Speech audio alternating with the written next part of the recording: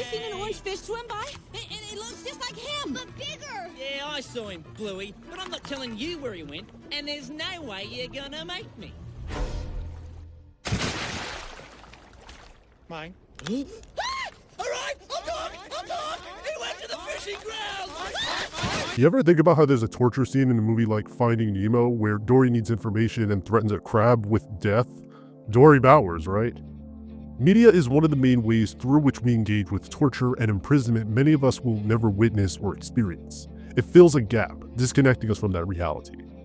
That then raises questions of the relationship of media reacting to real-world events, like a pool of water rippling in reaction to history unfolding. The US government and several other states also influence the media landscape, so how do we engage with that? I'm not here to discuss the effects of viewing torture itself or how graphic it is, like violence, blood, or gore. I'm sure that discussion about the imagery of torture exists. What I'm interested in is looking more into how torture is framed or envisioned within a story, and what ends it serves in the process. Oftentimes, torture scenes don't even register that they are even that to the viewer, like how movies primarily designed for children like Finding Nemo and Zootopia both feature scenes of one of the main characters, a police officer mind you, torturing someone for information played as a joke. We could easily just say torture bad and call it a day. But as this video plans to discuss, it's not so cut and dry how torture is imagined and constructed within media. Another question is who has the ability to make and influence that media? There's also a lot of discussion as to what even counts as torture in the first place. For example, there's a great deal of discussion in reaction to the third season of Invincible's torture scene, discussing who was right. Many argue that this scene is not torture, and instead an act of self-defense. What this ends up communicating is that something isn't torture if the victim did something to warrant or deserve what happened, as if it doesn't even register as a form of torture at all. This government does not torture people. You know, we stick to U.S. law and our international obligations. The techniques that we use have been fully disclosed to appropriate members of the United States Congress. There are highly trained professionals questioning these extremists and terrorists. It's not torture if it's self-defense. It's not wrong because what we did complied with the law. We have professionally trained people. What all this does rhetorically is still obscure exactly what happened and at whose orders. Torture isn't just a physical act. It also includes psychological trauma, including forced standing, emotional stress and isolation, sensory deprivation or overloading, stress positions, blackmail, or mock execution for the purpose of exerting power over another. Quoting Spirituality and the Ethics of Torture, the few empirical studies we have on psychological torture suggest that it damages the victim as much, if not more, than physical torture. Victims report negative effects for years after they're tortured, and some we should avoid relying on our vague sense of what constitutes torture. Unlike those endorsing torture light, we should carefully consider the moral act structure to ascertain whether an act is torture. Nevertheless, those opposing torture should avoid focusing too much attention on whether it is efficacious. Suppose we somehow show historically and scientifically that torture produces reliable information most of the time. We would then be forced to concede that it is morally justifiable. By concentrating on the empirical question of whether torture worked, its opponents played a consequentialist game. Now, I'd like to qualify the use of this particular text. Jeffries fails to center Palestinians in his work, which severely undermines how effective it can be at discussing torture. Jeffries' application of the logic described can only fail if he ends up centering Israel even while providing analysis on the War on Terror. In this very book, he directly cites and recommends a passage on page 165 titled Regulating Torture in a Democracy, Death and Indignity in Israel by Michael Gross, which repeatedly frames the conversation of torture in such a way that still centers and justifies the occupation and genocide of Palestine. I'd like it to be clear that I do not endorse his perspective and primarily use this text as a means of grabbing case studies to apply my own analysis, and to have a shorthand text to establish the psychological and physiological consequences of torture. I ask about definitions because it's valuable to understand the power of playing the semantics game with the definitions and what really counts as torture, or as the US government puts it, enhanced interrogation. Like, who cares if you call it something different if it's still awful? Think about what torture means in the face of the greater media focus in the ongoing occupation and genocide of Palestine. One of the main reasons we're seeing the focus on it we do right now is because we saw the video footage of it happening in a way the state couldn't get ahead of. Same thing happens with media focus surrounding the murder of George Floyd in 2020. Even pictures or photos of violence, torture, murder, and so on cannot fully capture how horrific, cruel, and unacceptable that all is. How can it? How can that possibly capture the full scale of genocide, of erasure?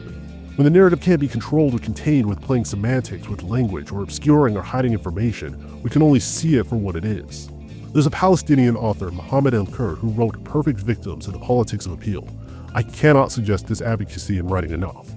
Our massacres are only interrupted by commercial breaks. Judges legalize them. Correspondents kill us with passive voice. If we are lucky, diplomats say that our death concerns them, but they never mention the culprit, let alone condemn the culprit. Politicians, inert, inept, or complicit, fund our demise, then feign sympathy, if any. Academics stand idle, that is, until the dust settles. Then they will write books about what should have been. And the vultures, even in our midst, will tour museums glorifying, romanticizing what they once condemned, what they will not deign to defend, our resistance, mystifying it, depoliticizing it, commercializing it. The vultures will make sculptures out of our flesh. I'm not anti-violence, nor against depicting torture per se. Instead, I'm asking that we dig deeper about how torture gets framed, especially considering the role governments play in influencing the media. Depending on the framing, torture can be exciting and fun. It can be erotic and sexy. It can be barbaric and horrible. It can be seen as complicated, satisfying, or deserved. Often, it's not seen as a good thing, but a necessary thing. I'm not trying to argue that everything is a direct result of the government's machinations, although that is straight up the case sometimes. Instead, I want to point out how this is such a pervasive and internalized problem that even people with no government ties will still perpetuate these narratives uncritically. It can still serve as a form of manufactured consent when we look at how the media uses torture in its narratives. It's about what real-world historical events happen and the kinds of media that shows up in reaction to them that shape and contextualize the public consciousness. I think the far more interesting conversation about torture in media is who is allowed to be violent? Who is allowed to torture? What is even considered torture in the first place? What should we as people do when we see others be violent, and how do we rationalize it not only as allowable, but inevitable? When we try to challenge this thinking that torture, violence, and genocide are inevitabilities, we're told that we only care about satisfying our own moral purity. We're told about the trolley problem to no end.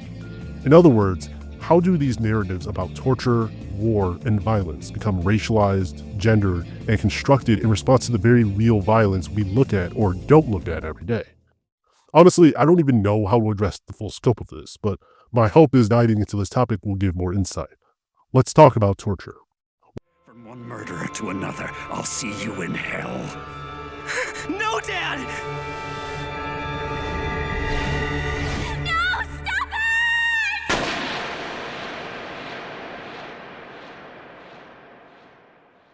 One of the most important images associated with Christianity is the crucifixion of Jesus Christ.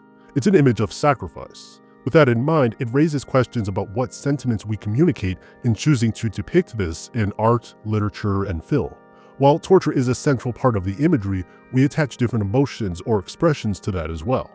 In Screening Torture, the author discusses these feelings and the framing of how Mel Gibson's The Passion of the Christ depicts crucifixion, and in doing so, how it presents a theme of, quoting the book, masculine endurance as unsurpassed virtue, and how Christ is perceived. It's the idea that the body of the tortured hero gains purity through enduring pain. Also, obligatory reminder that Mel Gibson is a horrible, bigoted-ass man because it is relevant to thinking about his sentiments toward torture.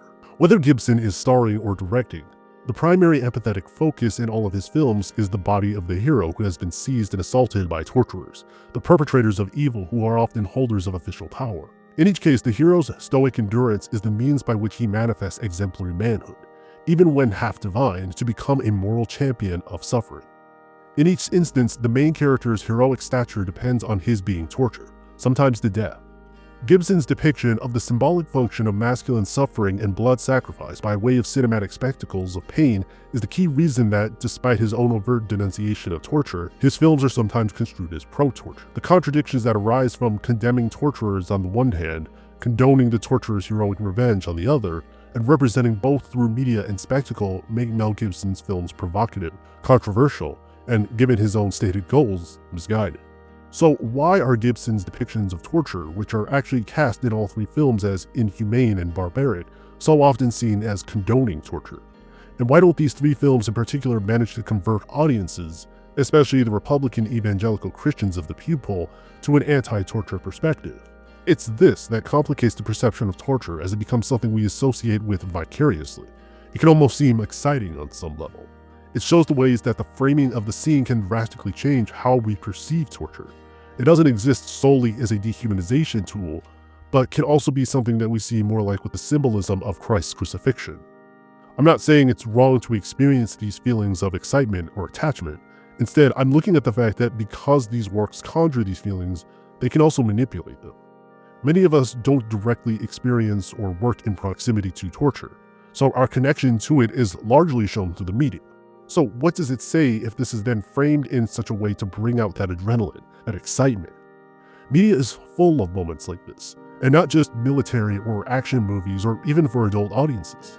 Legend of Zelda Majora's Mask turns the spectacle of emotional pain into a game mechanic, down to the animation for Link's transformation masks.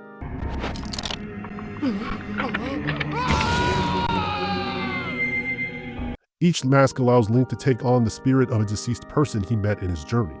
An interview confirms that Link screams because he experiences the rush of boundless sorrow every time he puts on a mask. The sound and visual design uses noises of bones creaking, the close-up of Link's face, the pained expression on the mask all brings together this package of briefly experiencing intense emotional pain so that Link can solve a puzzle for you. It's a game full of moments like this.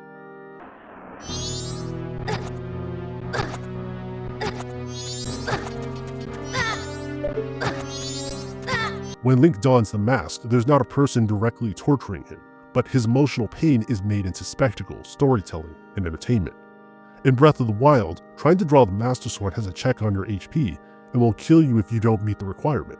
The moment of attempting to draw it places focus on experiencing the feeling of enduring the damage caused to you, in a form of strength and purification. The entire concept and lore of the Master Sword is itself lifted from Shinto purification rituals of Harai and Masoki to imbue the Master Sword with magic. The game turns the self-inflicted torture via the Master Sword into both a game mechanic and expression of purification and virtue based in Shinto principles. One of the biggest genres that utilizes this concept of intermingling pain and torture as an expression of identity of some kind, as an exciting spectacle, is shonen. The most exciting moments aren't always overpowering someone else or launching the strongest attack, but instead showcasing their durability, surviving the impossible attack, the one who's still standing. In other words, pain and torture, which doesn't always need a dedicated torturer, can be made into an exciting moment, one the viewer almost wants to experience vicariously.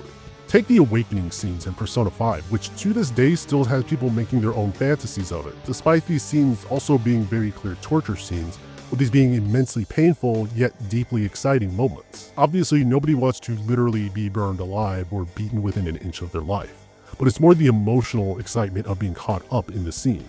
That part fascinates me.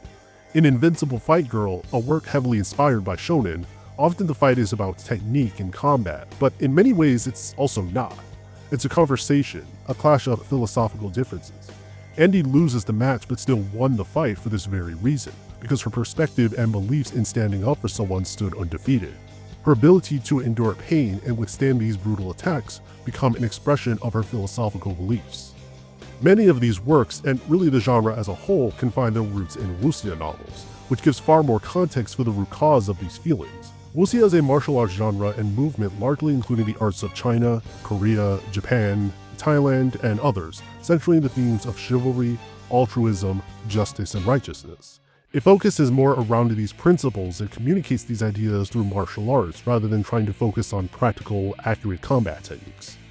One of the earliest depictions of the concept can be found in sci-fi writer Shunro Oshikawa in the 1902 novel Bukyo no Nihon, or Heroic Japan. It's also important not to reduce it purely to an expression of masculinity, as the genre historically expressed different notions of femininity. The genre plays with different ideas of gender in ebbs and flows over the years. Works like A Touch of Zen in the 1970s come to mind, and later works envision ideas of gender in various ways that shift with authors and time periods. Short answer, it's not solely a manhood or masculinity thing, as it's easy to reduce wuxia solely to that idea. The genre can also imagine death as a form of fulfillment of self, which is valuable to consider in the context of expressing these feelings through violence, pain, and of course, torture. Whether works are framed in a way to serve more individual purposes versus more nationalistic ideas of the state as central themes in these works varies by time period and author.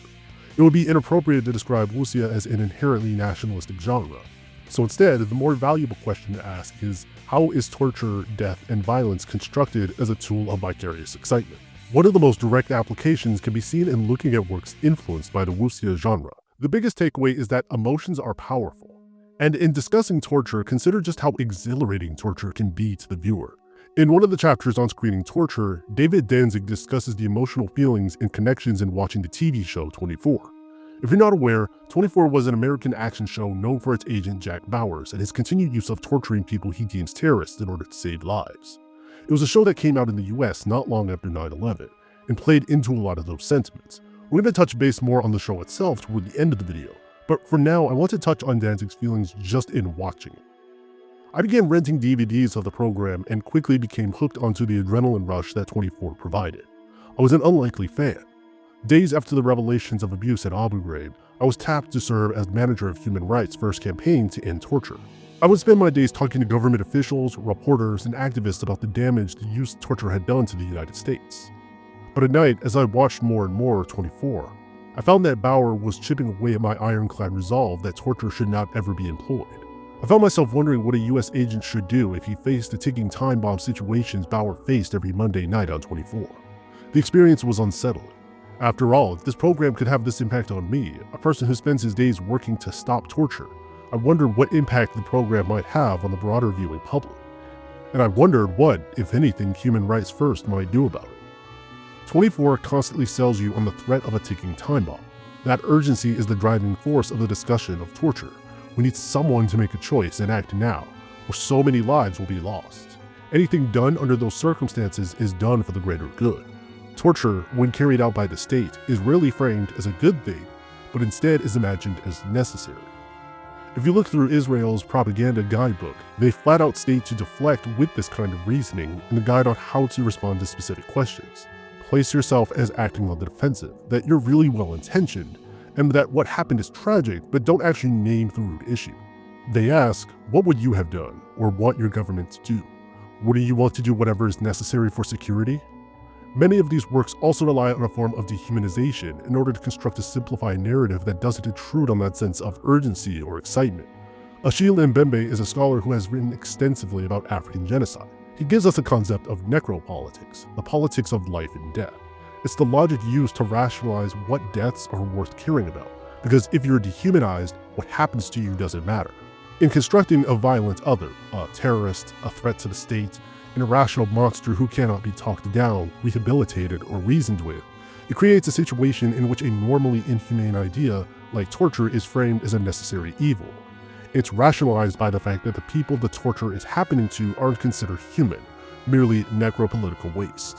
The media, both non-fiction like the press and fictional works in the film, TV, book, and music industry, all play a major and active role in the process of manufactured consent.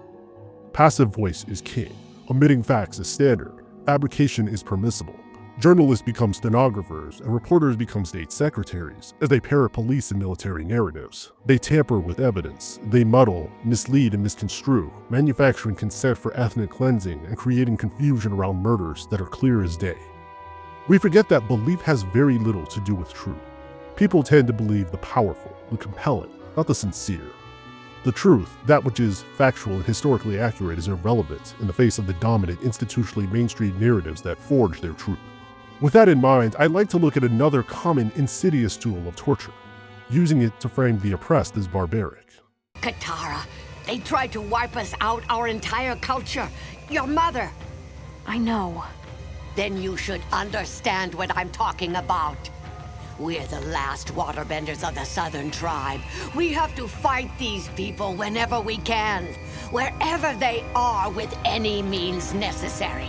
The use of torture in context like we'll discuss in this section conveys a very clear idea. Simply put, there exists a binary of oppressed people as defined by the settler class, a well-behaved, respectable victim, and a violent, militant, angry extremist who must be subjugated and silenced. Torture serves as a dividing line between the civilized and the savage, and highlighting the inherent barbarism colonizers see in us. It can be used in the context of Orientalist works to show how backwards and evil the barbaric other is. Look how quickly they are to even torture their own people, especially women and children. The narrow and selective conception of violence no doubt has an adaptive function in both the psychodynamics of the individual and in the maintenance of the status quo. The fact remains, however, that violence is more pervasive in life than we commonly believe, and that it undergirds more of our cherished ideals and institutions than we care to admit. A Manichaean view is one that divides the world into compartments and people into different species. This division is not based on reciprocal affirmations, but rather on irreconcilable opposites cast into good versus evil, beautiful versus ugly, intelligent versus stupid, white versus black, human versus subhuman modes. Reliance on intent may be useful in defining individual violence, but less useful in defining systemic violence. Many actions and conditions that cause harm may not necessarily be intentional, but the consequences are no less devastating. Indeed, it is one thing to emphasize intent, hence the perspective of the actor and perpetrator, and quite another to emphasize consequences, hence the perspective of the acted upon and victim. In a world of powerful perpetrators of violence, it's hardly surprising that in law, as in behavioral sciences, intent gains primacy over consequence. Let's bring that idea into how Avatar: The Last Airbender and Legend of Korra both utilize torture. Hama has been talked about ad nauseum, but I haven't seen as much discussion from a torture lens. She's usually discussed alongside Jet and juxtaposed with the portrayal of Zuko and Iroh. These two are given full seasons of care, dedication, and nuance, while we can quietly still okay the fact that they are both war criminals. Iroh is no ordinary man. He is a high-ranking general and was a major part of the Fire Nation's imperialist conquest. We literally watched Zuko aid in occupying a refugee city for the Fire Nation. But hey, he felt bad about it and eventually did the right thing. Many times the conversation of Hama's actions simply reduce her to hurt people. After all, she's just attacking civilians, and people defending this portrayal will often cite that we see the gang do acts of violent resistance all the time. What she's doing isn't activism, after all. Here's my problem with that read. Bloodbending serves as a direct representation of the feelings of minorities having power in response to their oppressors. That's then written from the perspective of authors who in the real world are racialized as those in a privileged class. Hama doesn't do much in her war efforts and would be more effective organizing with others. The point isn't about the practical application within the context of the story, and instead backing up and looking at what assumptions the others have in constructing them in the first place. Like who is allowed to be violent, how violence even in the same works are framed in other settings, and how often power in the hands of colonized people is imagined as dangerous and no different. Bloodbending is very intentionally a form of torture. From a sound design standpoint, the noises when someone bloodbends helps accentuate how gross, painful, and horrific it is to do to another. When Hama first demonstrates her discovery of the ability, we first see her testing it on a rat. Amon and Tarlok are forced by their father to learn by torturing animals. The problem is that Hama utilizes torture as a means of liberation from her imprisonment, but it's contrasted with Katara being forced into learning it but eventually controlling herself and not letting her fall into the same state that Hama did. Hama is properly recognized as a victim of violent torture, but rather than centering her experience and looking into the root cause issues and transformative solutions, the narrative instead opts to condemn this and subjugate her to the same violence that caused the conflict in the first place.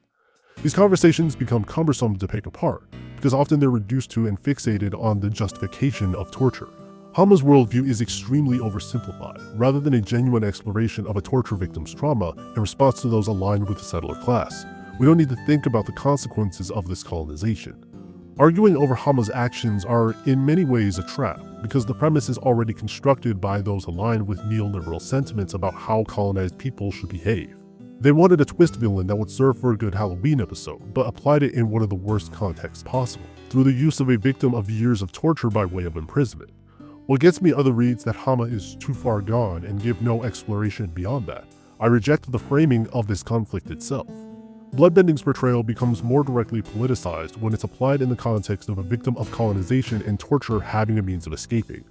Bloodbending is frequently a tool wielded as a way to draw a binary between those that wield it, a problem that also comes up a great deal in Amon's portrayal of bloodbending in Legend of Korra. Kay and Skittles has a great video series about this, and you should go check out their work. Also, you get to see Skittles in action. It's a sight to behold. This is also why we get these arguments about how Hama didn't save the others, she only took out her anger on civilians, end of conversation, with no interrogation beyond who constructed this narrative in the first place and whose interests it served. The point isn't whether or not in-universe Hama is right, but how she is subjected to this framework and contrasted to Katara, who is seen as an acceptable wielder of power and anger. I also want to acknowledge how gross and violating it is that these setups often utilize children to accentuate the good character in the binary to further cement an adult strawman and child character. For example, a major part of the Puppet Master follows Katara's realization that she gets to reconnect with an elder in her community, someone with intimate history and knowledge of their culture, their practices, of their family and tribe. As someone victimized by genocide, Katara is getting to live a dream that can only be a fantasy for a lot of us. To have what are essentially white-led authors then violate that won't ever not have me side-eyeing this whole thing. I'm not convinced that they intentionally wrote her for this purpose based on looking through details like the art book notes for the series as well as several interviews I could find. But this entire concept and the way it not only frames Hama but violates Katara is really gross to me. The same art book and interview material also indicates that they didn't even really think through the socio-political context she occupies in the episode, which is still an issue. And I understand how this episode happened, because a big thing to remember is that The Puppet Master originally aired at the start of November in the US and in late October in the UK. It's a ghost story episode. It would come not long after Halloween, so they wanted a scary holiday special. It's why the gang is telling ghost stories at the start. It's why so many of the shots and sound design choices evoke a horror or thriller movie. Zuko in the comics canonically opposes land back measures for the refugee city he personally helped occupy. They are never delivered any form of recompense, which is what sets the stage for Legend of Korra. Considering the franchise's consistent resistance to more restorative forms of justice, like land back discussions, it can only envision a binary of the status quo and violent agitators that deviate from it. Hey, remember that episode where Aang returns to his home and sees a group of refugees desecrate what are very sacred religious spaces, his home? Then the guy who's leading the place is working alongside the very nation that genocided his people, and then Aang is treated like he's bugging. Likewise, we never had to entertain the conversation the group initially suggested of reconnecting Hama with others in her tribe. If they were really about resisting occupation, we'd address the matter of restoration of damage done to the spaces and homes people occupy, about removing the institutions that occupy and continue to oppress the people the Fire Nation colonized. Everything is mostly fine because we replaced the bad leader with a good one. Avatar is an interpersonal journey, and most of its conversations about war can largely work in incidental cases, but by and large, it is often reduced to aesthetic. The fact that Hama was imprisoned for decades, only to be returned to prison, doesn't matter. Prison doesn't matter, nor is it envisioned as torturous until people we're told to care about are affected by the system. If we're really supposed to see the gang's actions as revolutionary, violent resistance against the Empire, then what does it say that the final conflict is resolved by Aang wielding the prison system? To be clear, I don't think Avatar would be a better series had Aang killed the Fire Lord, but I do have to ask. After all, the conflict isn't about Aang deciding if killing is right or not. In fact, at one point he outright agrees that, the world probably would be better if he died. The conflict he's dealing with is cultural erasure, especially as a victim of his people's genocide. To kill someone would be to erase another major part of his culture. My question is instead more how the solution to Aang's dilemma is incarceration. To many who depict these things, prison is an aesthetic, not an institution with its own interests.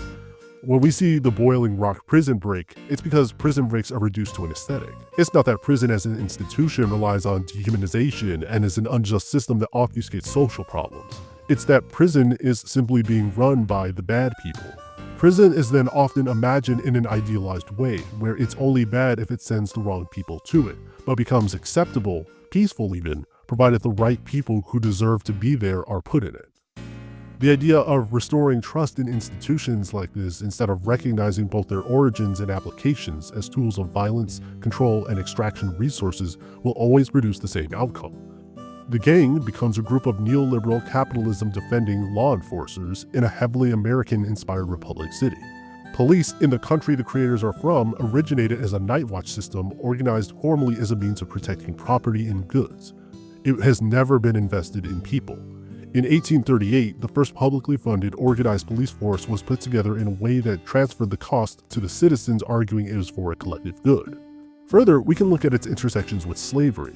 As in the South, slave patrols that served some of the earliest policing institutions existed to chase down enslaved people and quell revolts. The military acted as the primary form of law enforcement, and during Reconstruction this then shifted to local sheriffs, who then served a similar function of segregation and disenfranchisement. Now, obviously, Avatar: The Last Airbender is a fictional TV show, with its own setting and history, and isn't just a thinly veiled reference to 20th century United States. For now.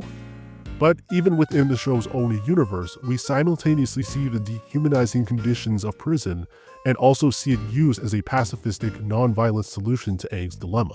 He doesn't have to kill. He instead just uses the prison system. He condemns the use of bloodbending, which is a form of torture, but prison itself relies on torture and dehumanization. It's a selective focus on when violence matters and when it doesn't, direct versus indirect violence. The lie that police exist to protect people or as a public safety tool also obfuscates the way that prison serves the interests of companies that exploit people for labor. Not only are prisoners often forced into doing jobs to account for labor shortages and perform some of the most dangerous jobs in unsafe and unhealthy working conditions, but there are also high rates of physical and sexual abuse, including abuse perpetrated by the corrections officers. Women and people of marginalized genders also especially face this type of violence. Prison labor is responsible for billions of dollars worth of the agricultural supply chain, and it's predicated off the central idea that these conditions are justice toward people who did something to deserve these conditions. It is slavery. Furthermore, we know that prison disproportionately profiles non-white, disabled, and queer people, and prison itself is also disabling. Many of these people are innocent, and even those who are not are thought to deserve to be enslaved because slavery as a system is inherently inhumane. There is no circumstance that would justify these conditions. Hama was forcibly kidnapped by imperialists, tortured for years in prison with others, and the resolution of the conflict is for her to be re-imprisoned by the people who colonized her and erased her culture, never to be seen again. After all, she's a barbaric monster who hurt civilians, even though we also established in an earlier episode that those in the settler class are still propagandized people who are not neutral agents. Citizens of a settler class can never be neutral people toward those they colonized. It becomes clear that this is not a nuanced portrayal critiquing how to approach radical action and trauma, and more a vicious caricature of what is, for all intents and purposes, an eunuch woman lashing out against her oppressors and imprisoned by them once more. Aang, in contrast, is cast as far more sympathetic for utilizing and wielding the power of prison over society. By having Aang instead use prisons, and to frame this use as the pacifistic alternative to murdering the Fire Lord, prison is imagined as a neutral institution currently wielded by an unjust power.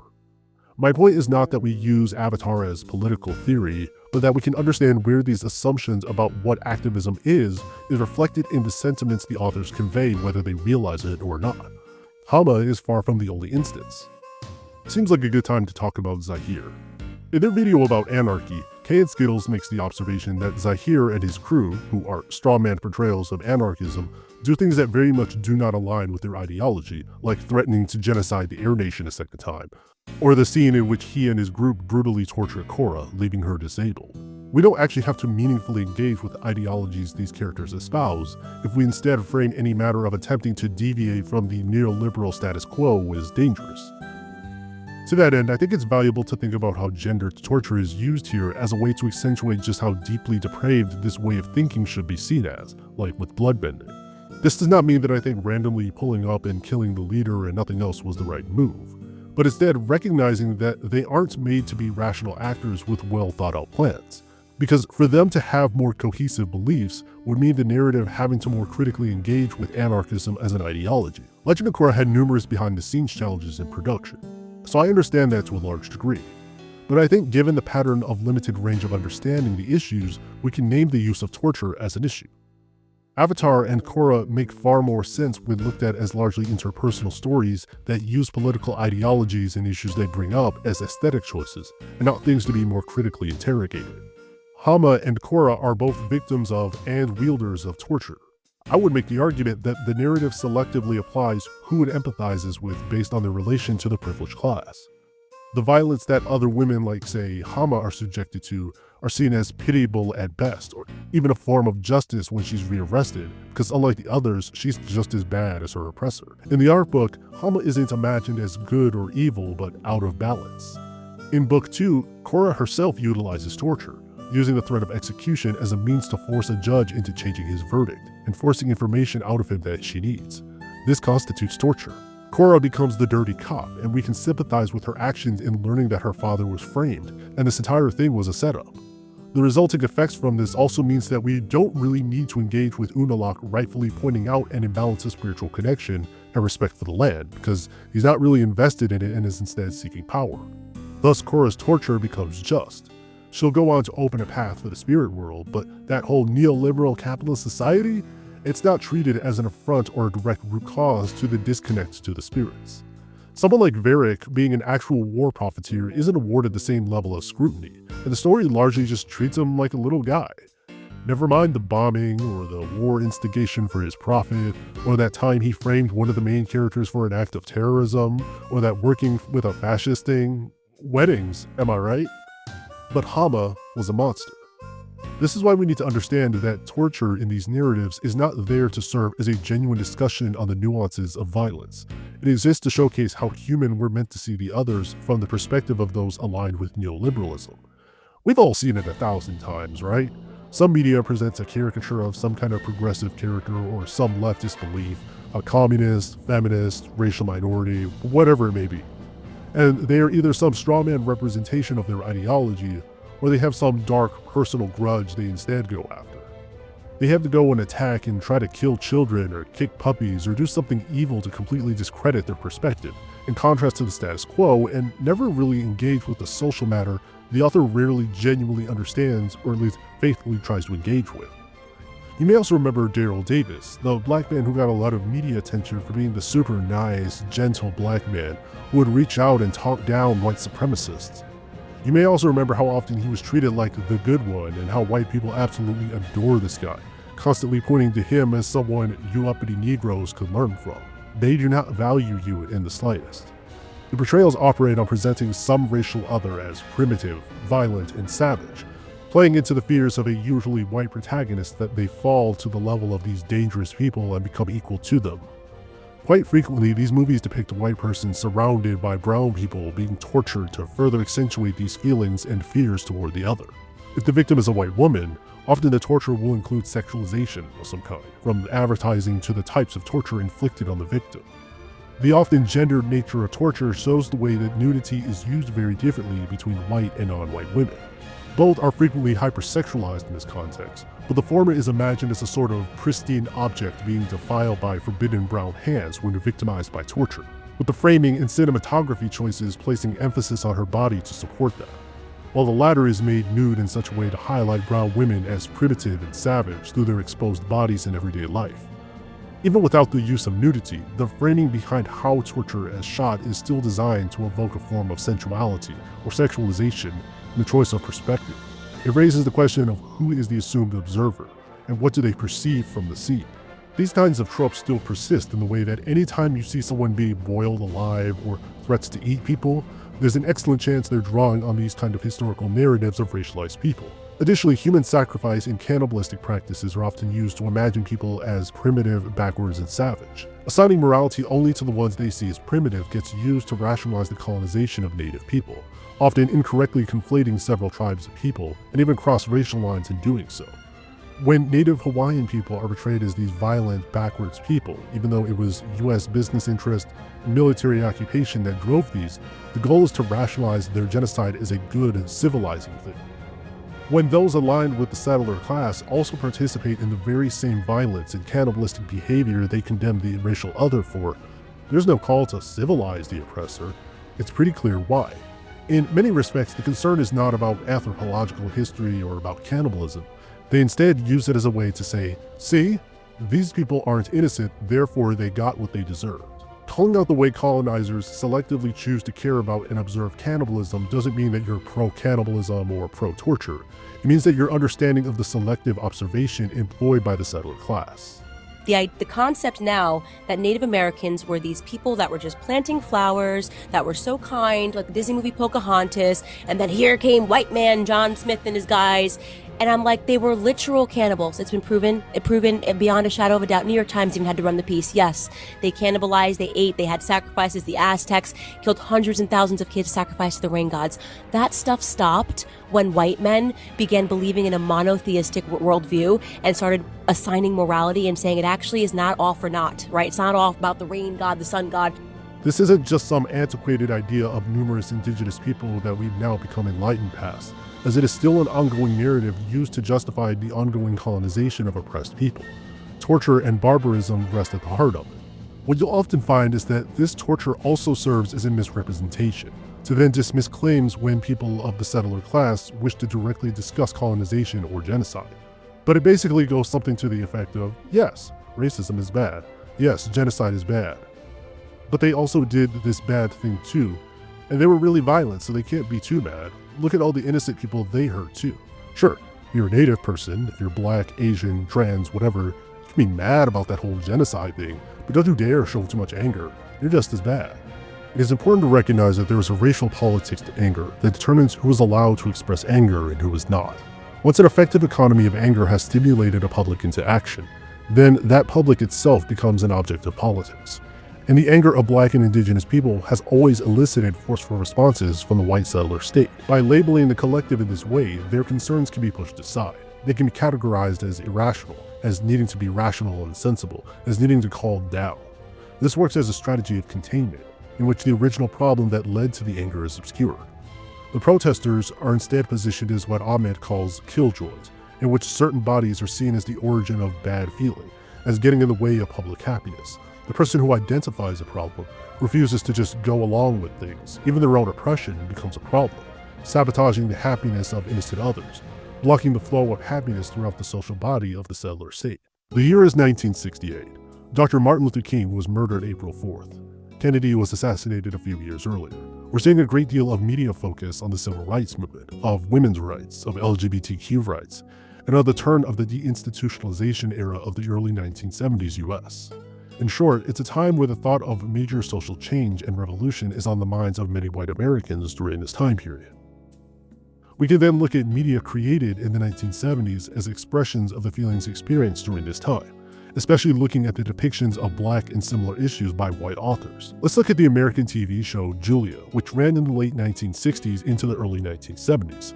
It's noteworthy as being one of the earliest television shows that features a black woman lead character, following in line with radio and later TV series Beulah. Julia was one of the top 10 programs going by Nielsen ratings in 1968. Julia was created by author Hal Katner. It's about a black working-class single mother living with and raising her son. It features more than a few episodes about prejudice, which is never properly attributed in these works as opposed to racism. It becomes very clear that the episodes that navigate misogynoir act in reaction to many of the sentiments held in reaction to the civil rights era. Lisa Anderson makes the argument that Katner treats prejudice as a personal failing, not as something structural or a core feature of the broader society. Also essential to Katner's view is that anyone can be prejudiced, and there are several episodes in which Katner ascribes prejudice to black characters. Almost always, it is something that can be overcome by the end of the episode, mostly by people getting to know each other. Julia herself is the idealized image of black respectability and black women white Americans desire. In an episode where white bigots in her apartment profile her son, they magically stop being racist through enough kindness, patience, and education from her. In an early episode, Corey is subjected to the racial profiling, who wrongfully assumes that her son Corey is responsible for crayon drawings that show up in the walls on the apartment buildings. Anderson also points out the fact that they're the only black family in the complex, and the reality of redlining at the time this work is set in. There's also the matter of the children playing a racist game they don't realize the implications of because they're children. We can play house. Okay, she can be the mother and I'll be the daddy. No, Earl will be the daddy. Hey, I got an idea. Let's take off our and we capture the white woman. It's absolutely shameful. This place is turning into a ghetto. Because of a few pictures on the... Now, Bernice. It had to happen sooner or later, and this is just a beginning. Beginning of what? Turning this house into a tenement. It always happens when those people move in. What people? I believe, Mr. Bennett, the reference is to me and my son. Julia herself is angry, and even her friend, a white woman herself, displays a similar anger. But Julia is only sympathetic insofar as her ability to endure blatant racism that they don't even name as such, instead simplifying it to prejudice with endless generosity. It implies that prejudice can be cured with education and a sitcom act of generosity from the oppressed, and assumes that Corey at this point has never experienced any racism up to this point. All that overlooks the fact that there were tangible benefits to maintaining racist sentiments toward black women, and misunderstands why people act the way they do. It's up to you, and me, and all of us, to help teach her and other prejudiced people how wrong they are. Yeah. What's prejudice? Let's say prejudice is when some people think that they are better than other people. Now yes, she's explaining the concept to a child, so she's going to simplify the concept for a young boy, but we see the respectability in full swing in a later episode. You see, the plot of this episode features Julia's son experiencing racism from the white mother of his friend Cindy. She racially profiles him, and rather than examining this or having any effort to perhaps explore her behavior as a symptom of a larger problem, the rest of the episode instead focuses on Jordan, a black man who Julia dates and is disgusted by his prejudice against white people. He takes note of the white people in her apartment complex, thinking them all the same. Mind you, the particular man he takes issue with is a LAPD cop. Can you perhaps think of a reason why a black man living in the late 1960s US might be a bit uncomfortable with a white cop? Any historical events that may have shaped those views? Instead, we draw an immediate contrast of a good, respectable black person in contrast to the angered, militant, and hostile black person, all of which is constructed by a white author, mind you. This is frequently done through the use of Corey, a young child the audience can quickly and easily assume is innocent and thus human. But instead, Julia decides to criticize this man for thinking all of them are like that. My point here isn't to support the belief that literally every white person is a frothing monster, but to look at the framing and how the show's white author constructs a binary through which blackness is only granted sympathy through respectability and docility, and endless patience and coddling in whiteness. It helps to obfuscate the power differential between black and white Americans through its belief that everyone can be prejudiced. It doesn't examine the system of power that separates the oppressor with the oppressed, and thus imagines a black man's anger as equal and opposite in power to the violence, funding, and influence held and carried out by police. That's the danger of white supremacy. Instead, it reduces racial violence to prejudice, and not an accurate concept of prejudice either, a sanitized version of it that can be applied to everyone without directly naming systems of inequality. Listen to how the scenes frame the way Julia reacts to Jordan. I also want you to keep in mind the political climate at the time this was written. Oh, I like your apartment, Julia. Thank you. I like the building, too. Except for the color scheme. Oh? Too much white. And I'm telling you, they're all alike, at least where we're concerned. You keep talking about they and them. People are individuals like you and me. Marie and Lenny Wagadorn and your friend Sam Barnes. Look, Julia, they may be individuals to each other, but to me, they're just they. And I don't dig them any more than they dig us. Jordan Hayes, you are prejudiced. I am not. Thanks for an interesting evening. And goodbye. Goodbye sounds so permanent. I told you about my pet prejudice, didn't I? I'm prejudiced against prejudice. Blind dates. Shall we drop in on the friendly neighborhood white folk? Jordan, maybe I better tell you that Leonard Wagadorn also happens to be a policeman. That figures white and fuzz. Prejudice against prejudice, that's certainly a sentence. Julia as a character is a black woman reduced to puppet status with a white marionettist in the way his sentiments about so-called prejudice come through. I also want to dispel the idea that this was simply a different time and people didn't know any better. Julia was criticized for elements like this even when it came out. The fact that Julia was a black single mother was one of the main points of critique as well, especially contextualizing it with the 1965 release of the Moynihan Report. Carol herself would even be hospitalized from stress multiple times over these criticisms.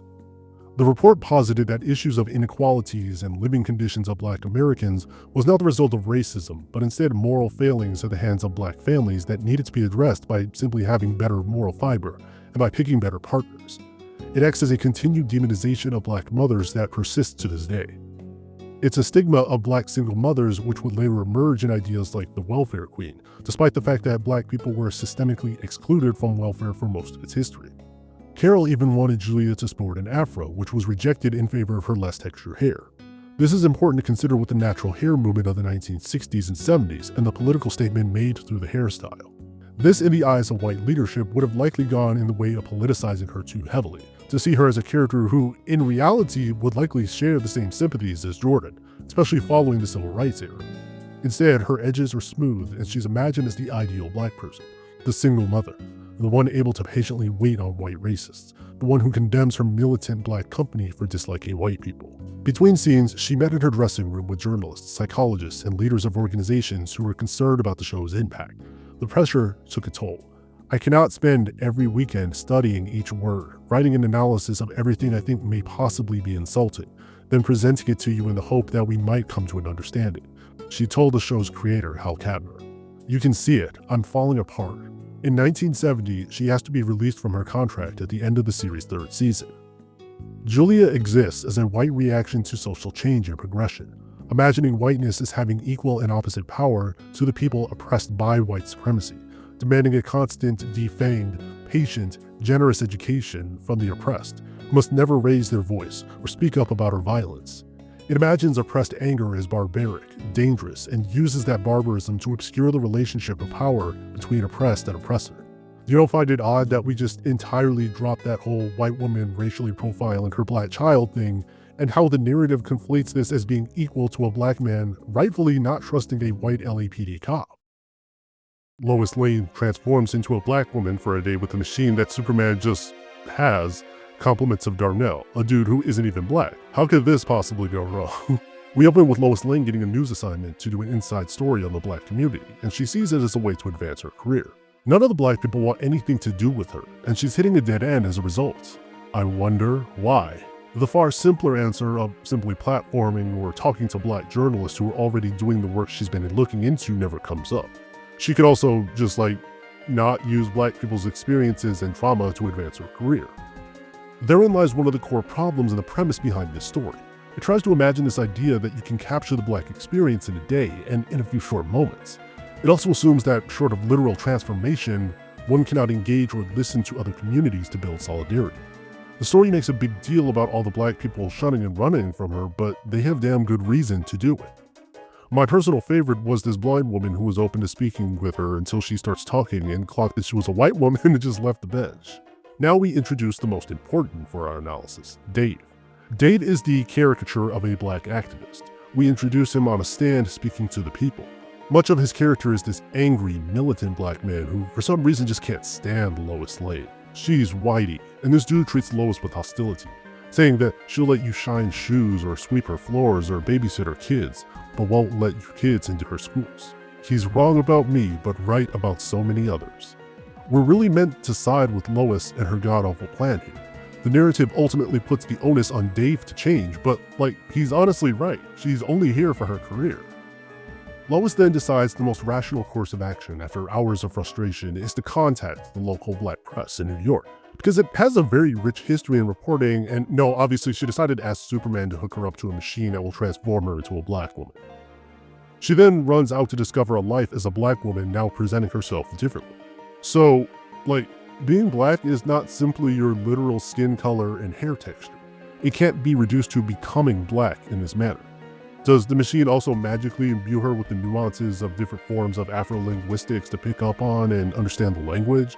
You know, like how the blind black woman clocked her the moment she started speaking? Black womanhood is far too varied by individuals and complex to arrogantly believe you can pick it up in a day. There's also something to be said about Lois's only interactions with black people largely in the community and presence of other black people. She's never had to contend with, say, how white people in these spaces treat them, how black people code switch and adapt to these situations without even thinking about it. Doc, this comic is fascinating. Furthermore, this idea that one can transform oneself into a black person and thereby become an authority to speak on and research the issues of blackness in such a fetishistic act of consumption is hardly even some fictionalized fantasy. Consider the real-life John Howard Griffin, author of the 1961 book Black Like Me, where he did exactly this. It wouldn't surprise me if this is where the author got the inspiration. John darkens his skin and poses as a black person. During her time as a black woman, she can't hail a taxi, and her monologue makes her sound like she's a character in a Beastars manga or something. Benny gave me my first lesson in the meaning of being black, so this is the way it is. The color of my money isn't good enough. This reinforces the notion that you have to experience things firsthand, and that such a thing can be done in a day. She ends up meeting this one woman who she talks with and sees all the shitty housing and has some coffee with her. But then we get this maudlin focus on how hospitable she's being, even though her housing is awful, like the falling plaster that falls in her coffee. She lives in misery, yet asks if she can help me. Dave Stevens comes in once more, sees a group of dropout kids that should be in school, and he tells her to stay behind and this is a man's business. The next panel we see has these shady dudes and they shoot Dave. Superman saves him and takes him to the hospital where they say he needs a blood transfusion. Dave pulls through and sees the black woman who saved him. Now, this shit is violating. Imagine you're a black man who got shot and you see this black woman who saved you, and then you see she was cosplaying for her job. He shakes her hand and happy ending. There's a very interesting, very telling line that Superman says when Lois is worried about how Dave will perceive her if he sees his savior as a white woman. If he still hates you, there may never be peace in the world. Isn't that an odd choice, given the circumstances? Like, if we're focused on addressing anti-black racism, then why is the onus on people like Dave to change? I already know the answer to this next question, but indulge me. Why is peace imagined as angry black people just chilling out about their anger toward white people, rather than material changes to address economic disenfranchisement, education access, and police abolition? Lane's voyeurism isn't something that she ever gets challenged on, because narratively, the onus is on Dave to change. Superman even explicitly says himself that things will never change if Dave doesn't change.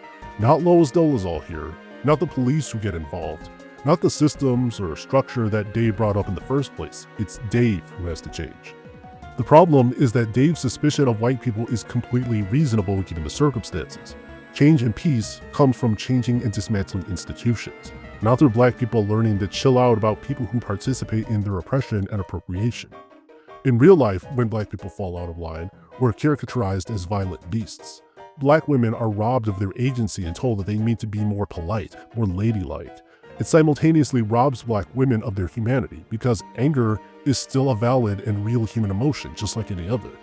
Black women have both anger projected onto them and are robbed of their range of humanity by stealing their right to anger. Docile black women are desexualized, subservient, and kind to be seen as human. The mammy and its evolutions are satisfying, stay happy and quiet. Only the grotesque, angry black woman dares to stand outside her assigned place in the framework of the colonizer. Fuck that. I'm not saying that marginalized people or leftist ideologies are above criticism. Far from it. There's much you could say about individualized, marginalized people aligning themselves with white supremacist, violent power structures under the pretense of changing the system from the inside or incremental change.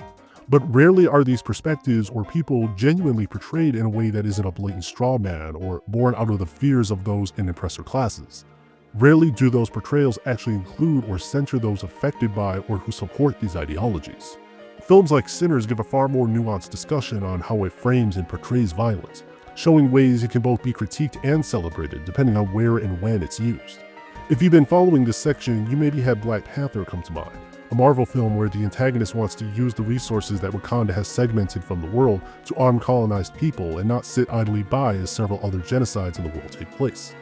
But because that's actually a defensible use of the resources and a legitimate critique of this royal family that literally aligns themselves with CIA, we instead have to demonize this perspective and avoid engaging with it by having Killmonger instead murder black women and decide to want to rule over those people himself. That doesn't mean we can't talk about the abuse that black men carry out toward black women. But if that's what the film is meant to be about a black man failing to censor those more marginalized than he, like black women, then why do we only shallowly address solutions like adding this one building in by the end? Why, again, is that CIA white man here? What interest does this defense of the status quo serve, knowing this is a Marvel movie in their history of constructing these types of narratives? Even further, we can also ask questions about how a fantasy vision of Africa is constructed not just through a Black American lens, but a Black American lens that is then made to answer to a company that repeatedly aligns with and makes agreement and input from the US military. You could also discuss the film through the lens of diaspora, both in universe with Killmonger's connection to Wakanda, or metatextually through how Wakanda and in turn Africa is envisioned and interpreted by different black people across the diaspora. Let's ask this question. Why is it that so many stories, presumably about prejudicial violence, place the onus only on the oppressed to change? Why do oppressed people that wield power and torture repeatedly need to be put down as tragic, pitiable people who couldn't see the light? If we're going to have a conversation attempting to supposedly give genuine critique and conversation about radical beliefs, why are Black, Native, and other non-white people who espouse these beliefs so frequently made monstrous? Why must they be killed, imprisoned, and sealed away from the narrative, only to barely or sometimes never show up after one episode? Is it really hurt people, or is it more likely that there are new iterations of drawing that line, the line between civilized and savage? Palestinian victims must be wounded and weak, too wounded to fight and too weak to frown or furrow their eyebrows. And if they are bereaved, they can only be the wailing widows whose grief is too inexplicable to contextualize, the orphans whose slain parents' obituaries omit cause of death. Their anguished cries exist outside of history and politics. Their injuries are reported without a culprit. Appealing to the moral sense of those who are oppressing us is not the nucleus of the politics of appeal. Rather, it is one facet among others. You need to be polite in your suffering should you be granted the right to a roof over your head. Crass statements are corrosive to your plight, even when statements are about those who first steal your home and then loot your tent. The violence inflicted upon our lands and our bodies, we are told, is secondary to the blemishes tarnishing our image. Our cause, as is imagined in this mythology, is no longer understood as a liberation struggle, but as a humanitarian crisis, where revolutionaries are not part and parcel of our nation, motivated by political aspirations and dreams of emancipation. Instead, they are interpreted as rogue actors, senselessly wreaking havoc to the dismay of helpless bystanders, the disinterested women and children, the impartial paramedics and journalists. In such ahistorical readings, which obfuscate the power balance between the occupier and the occupied, the militant is evacuated outside of the context that gave rise to him or her in the first place.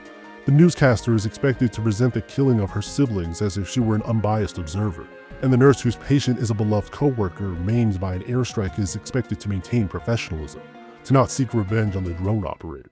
Flash forward to the era of A Different World, a series that openly and frankly introduced plot lines directly touching on issues like the HIV and AIDS pandemic, apartheid in South Africa, and the police beating and violence toward Rodney King and the LA riots. We can show racism is bad when a group of white boys have this racial tension with Ron over an American football game and paint a racial slur on his car, but not before putting the victims in their place. Many people may be familiar with or share this clip, but what's often left out is the full context and the scene that takes place after. Thank you. Now that is a black girl worth doing. Oh, hey, my grandfather came to this country with nothing. He couldn't even speak the language. But he worked hard, and he made a place for himself and his family. Now, why can't you people do the same? Hey, my grandfather built this country, man. He fought wars for it. And most places he went wouldn't let him sit down and get a cup of coffee. I can't even catch a cab in New York. You know, it doesn't matter how many degrees I get. All you people see is color. Your grandfather was an immigrant. You're American. My grandfather was born here, Duke. And you people still look at me as just another nigger. Riveting history lesson, Professor. Of note, you'll see how they prop up education. It's not just that Dwayne is educated. This happens with Ron too, where he's blamed for having just as much part in the altercation, because his comments during the talk with the white boy also reinforce negative stereotypes about black people, particularly reinforcing white supremacist attitudes that black people are inherently better at sports because of an innate physicality. There's also a conversation to be had about the sentiment of building this country, and what that means in the context of native peoples indigenous to Turtle life. Obviously, the sentiment is speaking to undue discrimination in the context of a white guy who is racist toward him and his friend, but like, which country are we talking about building? The point isn't whether what Ron says is right or not. It's true that Ron does this, but in using this as a way to diminish his victim status, he is condemned as being just as much of a problem. This is not imagined as an anti-black form of racial violence, but instead both sides being prejudiced. This approach intentionally obfuscates the relationship of power between black and white Americans. So let's play the other part of Dwayne's big moment where he too must be put in his place. You don't see your part in all this, do you? I'm the victim! More brothers on the team? Well, that's just the truth. Oh, so you're comfortable with the stereotype that all black people can do is run? Hey, look, we don't expect a fair shake from you, officer. That's right, I'm a white man. That's right. I could be a card-carrying member of the Klan. Never know. Or I could have marched with Dr. King. You don't know. Maybe you should look at me as an individual and not as a color.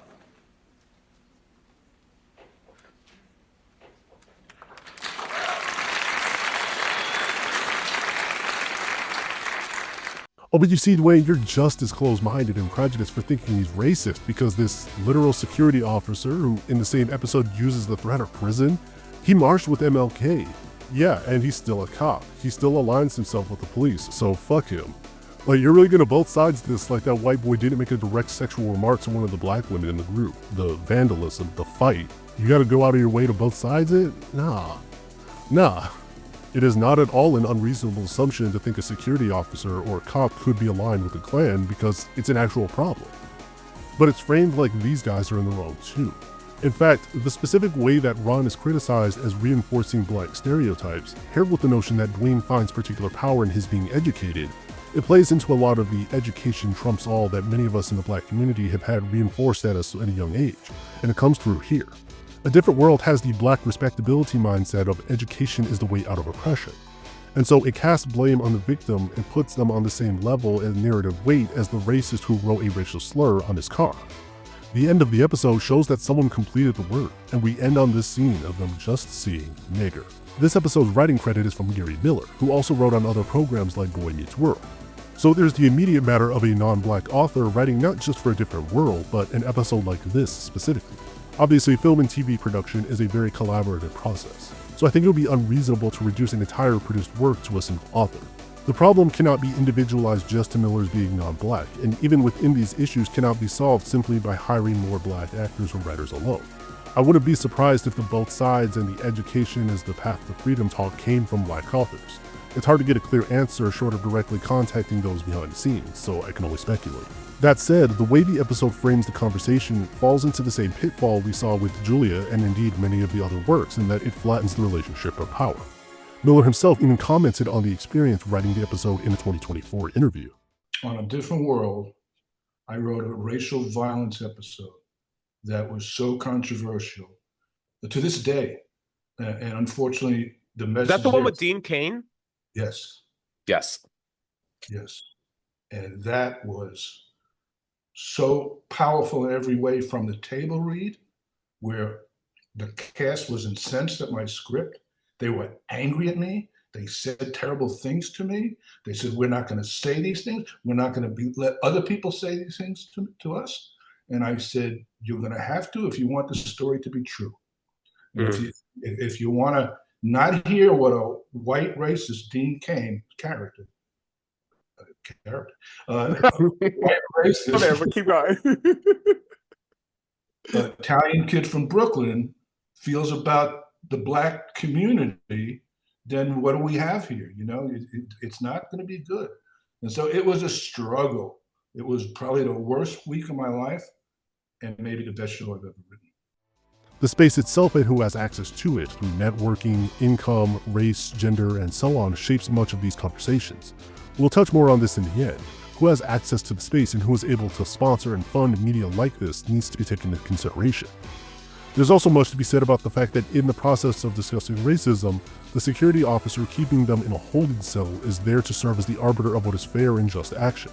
He is seen as both a mediator and, toward the end of the narrative, a victim unfairly profiled by Dwayne. It's seen as fine and dandy when he weaponizes the power of police and prison as a threat to get others to fall in line.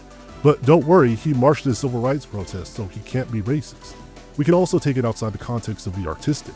The actor Dean Cain, who plays the role of Eddie, the racist white guy who leads the group and serves as the primary antagonist of the story, right now in 2025 has noted that he joins ICE.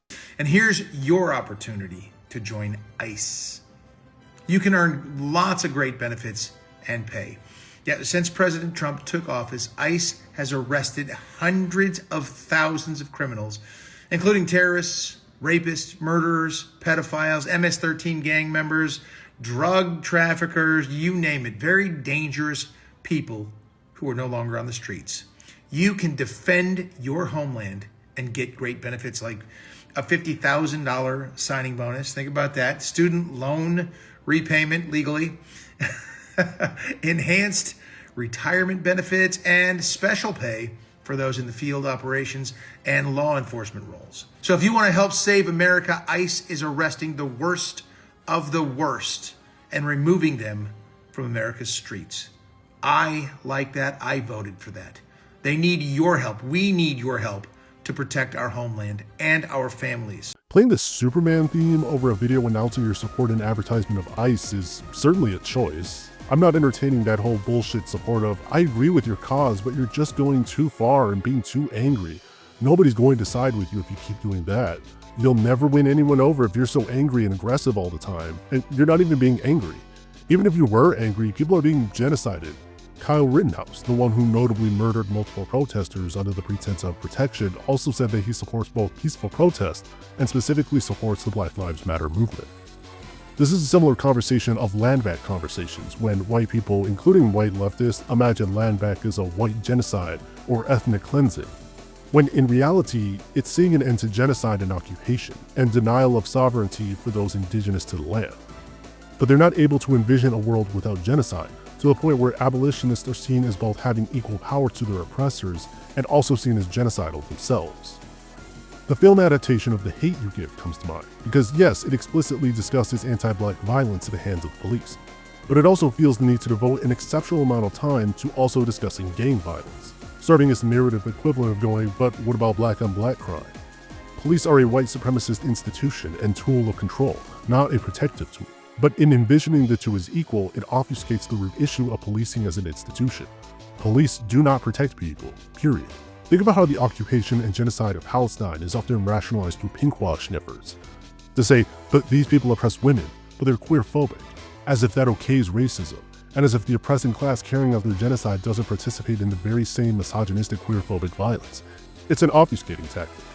It becomes very clear with these kinds of narratives that there isn't as much a rejection of torture as a concept, and more an affirmation of the settler class and their fear of the other. Because when the dynamic is flipped and torture serves the interests of the settler class, suddenly torture becomes more morally gray. It no longer becomes being just as bad as your enemy. It becomes unnecessary evil. It becomes naive not to do. It's the only reasonable last resort. In other words, we can be the good guys, or we can be the guys who save the world. We can't be both. All of this still leaves us with the question, why? Why were we attacked? And what would drive someone, anyone, to do this?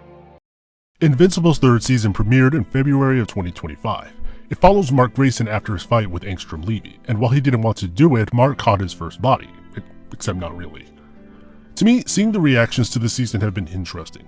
Season 3, Episode 2 led to a great deal of discussion and engagement surrounding Mark's fallout with Cecil. I think these conversations can be a little caught up in the wrong issue because, simply put, Cecil uses a device he implanted to torture Mark, while Mark destroys a bunch of reanimate and threatens to kill Cecil. The conversations in most cases often end in, who was right, Mark or Cecil? There's actually a few things going on. Notably, Mark's objection to Cecil putting a eugenicist who he told Mark he'd handle on and a murderer on his payroll, and not sharing this fact. There's the way this situation raises conversations about criminality and rehabilitation. There's also often just a conversation about who started what. See, my hot take is I reject the entire premise of this conflict. Season 3 wears the skin of a nuanced conversation about punitive action, but there are so many details to its premise that already misidentify the topic that go undiscussed in these who was right debates that I find it kind of an unhelpful conversation. Make no mistake, Mark, I'm not on your side or on Cecil's. In many ways, when we examine their behavior, there aren't sides. At the heart of this conversation is torture. Cecil tortures Mark here. I've seen people fight on this saying it's self-defense, so it can't be torture. I'd like to talk about why that's incorrect, and more broadly, I want to talk about the way that Invincible stacks the deck and the way it portrays the topics it discusses. To do so, we need to immerse ourselves in the historical space Invincible was born in. Most people know about 9/11 at this time. September 11th drastically shaped much of the political discourse in 2000s US politics. While Islamophobia and conversations about security and surveillance culture did not start with this moment, it certainly became an event and ongoing topic that would influence and accelerate both. There had already long been these sentiments and issues. To give you a sense of the sentiments at the time, I'd like to show a progression of Newsweek magazine covers from September of 2001 onward, As we went from this image with the headline "America Under Attack," the explosion and the tower, to "After the Terror, God Bless America," depicting firefighters raising an American flag, to this. Very quickly, we shift from rebuilding to why they hate us, the roots of Islamic rage and what we can do about it. That's a rather telling article paired with what looks like a kid holding this gun. It keeps going. Exclusive Trail of Terror, inside the 10-year hunt for Osama bin Laden. The magazine even comes with the target Afghanistan pullout map. The fight ahead, biological and chemical terror. How scared should you be? With a person donning a gas mask. Perhaps the most telling one to me is the November issue, Protecting America, What Must Be Done. It depicts a bunch of words like chemical plants, food supplies, and so on in the shape and color scheme of an American flag. Some of the articles in these reflect a lot of the initial feelings at the time. Unmasking bioterror. Terrorists are experimenting with pathogens and poisons, but they have failed before. Daunting technical obstacles stand in the way of biological and chemical weapons. A mother takes her son from school home early with the caption, "Will we ever be safe again?" If we jump to Time magazine in 2003, we see an image of someone painting over Saddam Hussein. Captured, how a 9/11 mastermind got nabbed, life after Saddam. An inside look at Bush's high-risk plan to occupy Iraq and remake the Middle East. Finally, this is Time magazine's cover in July of 2025. The new Middle East, Iran's threat, a regime on the brink, Israel's gamble. With it came these continued conversations about the use and ethics of torture, especially in the following years as more information regarding the US and its actions come to light. You're probably familiar with the phrase weapons of mass destruction, and perhaps shock and awe. But we'll save the former for a more fitting section after talking a bit about more parts of Invincible. For now, let's consider Abu Ghraib prison. The state tortured several prisoners in Abu Ghraib, including sensory deprivation, numerous counts of sexual abuse, and we have photographic evidence of this happening. The international press was informed as early as January of 2004 that a military investigation was in progress regarding the abuse of prisoners in Abu Ghraib. Although the investigation was made public in January and soldiers began to be charged in March, Abu Ghraib did not become a story in the United States until the photographs were made public. An analysis of the Abu Ghraib photographs is incomplete without giving attention to the fact that there were also women prisoners at the prison who were alleged to have been sexually abused and photographed. Because only one set of photographs of a woman prisoner has achieved any level of dissemination, and women prisoners rate only brief mention in official investigations such as the Tagaba report, very little is known about these women. The Tagaba report acknowledges that naked male and female detainees were captured on film and videotape, but only reproductions of male detainees have achieved wide dissemination. The one authenticated set of photographs of an Iraqi woman prisoner shows her in a variety of casual poses that seem to imply she was not a victim of coercion. The photographs can't fully capture the scope of everything that happened. I also can't convey the full scale of torture carried out in the scope of this video, so understand that this is only a small snippet of a bigger issue. For our purposes, these photos serve as a central point of discussion in the context of what the US should or shouldn't do, what is considered torture. And we see in real time US politicians construct a narrative to rationalize the use of torture and abuse at the hands of an imperial state like the US. Abu Ghraib was not an isolated incident. It wasn't just a single one-time thing, but torture that spanned over a year in some cases. It's one thread in a larger web of continued violence and torture carried out by the US. Torture, of course, is not only physical. Facial coverings, sensory deprivation, forced standing, and loud sounds were all weapons also utilized by the US under the pretense of going to the dark side. Multiple psychologists in several countries, including but not limited to American, Canadian, and British psychologists, have even received funding to conduct sensory deprivation experiments, including on children, disabled people, prisoners, and other exploited people. Even perpetual isolation causes hallucinations and cognitive challenges. The CIA infamously conducted sensory deprivations in Montreal in the 1950s and 60s. Dr. Ewan Cameron utilized sensory deprivation, electroshock treatment, and LSD injections, among other things. CIA funded. We have overwhelming evidence of sensory deprivation as torture used in Guantanamo Bay, Afghanistan, and Iraq. For example, 2 British citizens, Moazzam Beg and Faraz Abbasi, were put in isolation in 2003 and remained there for 18 months. In the following years, the media would have no shortage of films, television shows, video games, and comics that center discussing themes of torture and the threat of terror. Star Trek Enterprise, for example's 3rd season, focused a great deal around discussion of terrorism and torture. One of the most noteworthy scenes is removing air from the chamber holding a prisoner as a means of torture. And really, torture is carried out by heroic or sympathetic characters we're asked on some level to identify with is a pretty normalized thing, even in works that aren't considered overtly conservative by nature. For example, there's no shortage of more conservative portrayals of Batman where he's envisioned as doing what's necessary to bring order to the chaos, and reining in the chaotic, monstrous criminals out there. But even in Batman works where Batman is shown to look at root cause issues like Batman the Animated Series, he still engages in torture. This Batman is empathetic, he seeks cures, he listens, provides treatment options and resources for those victimized, disabled, or ruined by some greater threat. They don't shy away from the complicity of the wealthy, yet he still tortures. This iteration of Batman is well known for its multi-layered portrayal of its antagonists, showing a side of Batman who still tries to take action to support them when society has failed them, or devise solutions to their problems. Several of them are in many ways victims, and he recognizes that. This version of Batman also still engages in torturing people he deems criminal in order to secure information. He still works in tandem with the police and becomes an extension of them. There's literally a character named Lockup, a hyper-conservative law enforcement officer who despises criminals. He complains about how the liberal media is too soft, he actually says that, and sympathizes with Batman as a symbol of policing to critique this issue of Batman in its own lore. And yet, Batman still tortures people, multiple times with the threat of violence or mutation. I don't hate the Batman animated series by any means. There's a reason it's talked about as much as it is. My point isn't that the superhero genre itself is inherently bad or anything, but much of it can still be limited by our understanding in relationship to violence and torture.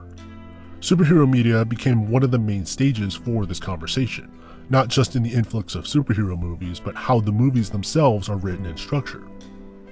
It becomes especially on the nose with superhero films set in New York, like Spider-Man, where even the unbelievably brilliant ham and cheese that was Raimi's portrayal, we still see many of these themes.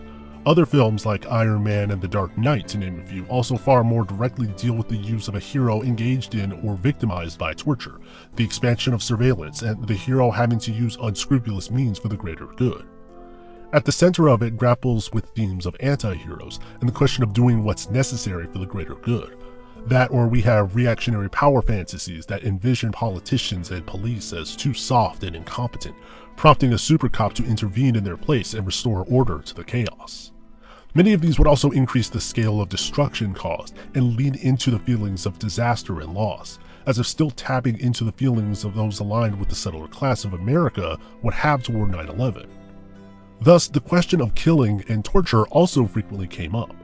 That one must do things that cross moral lines for the greater good. That's not to say their actions go uncriticized, and in fact, you'll often find stock liberal characters to go alongside them.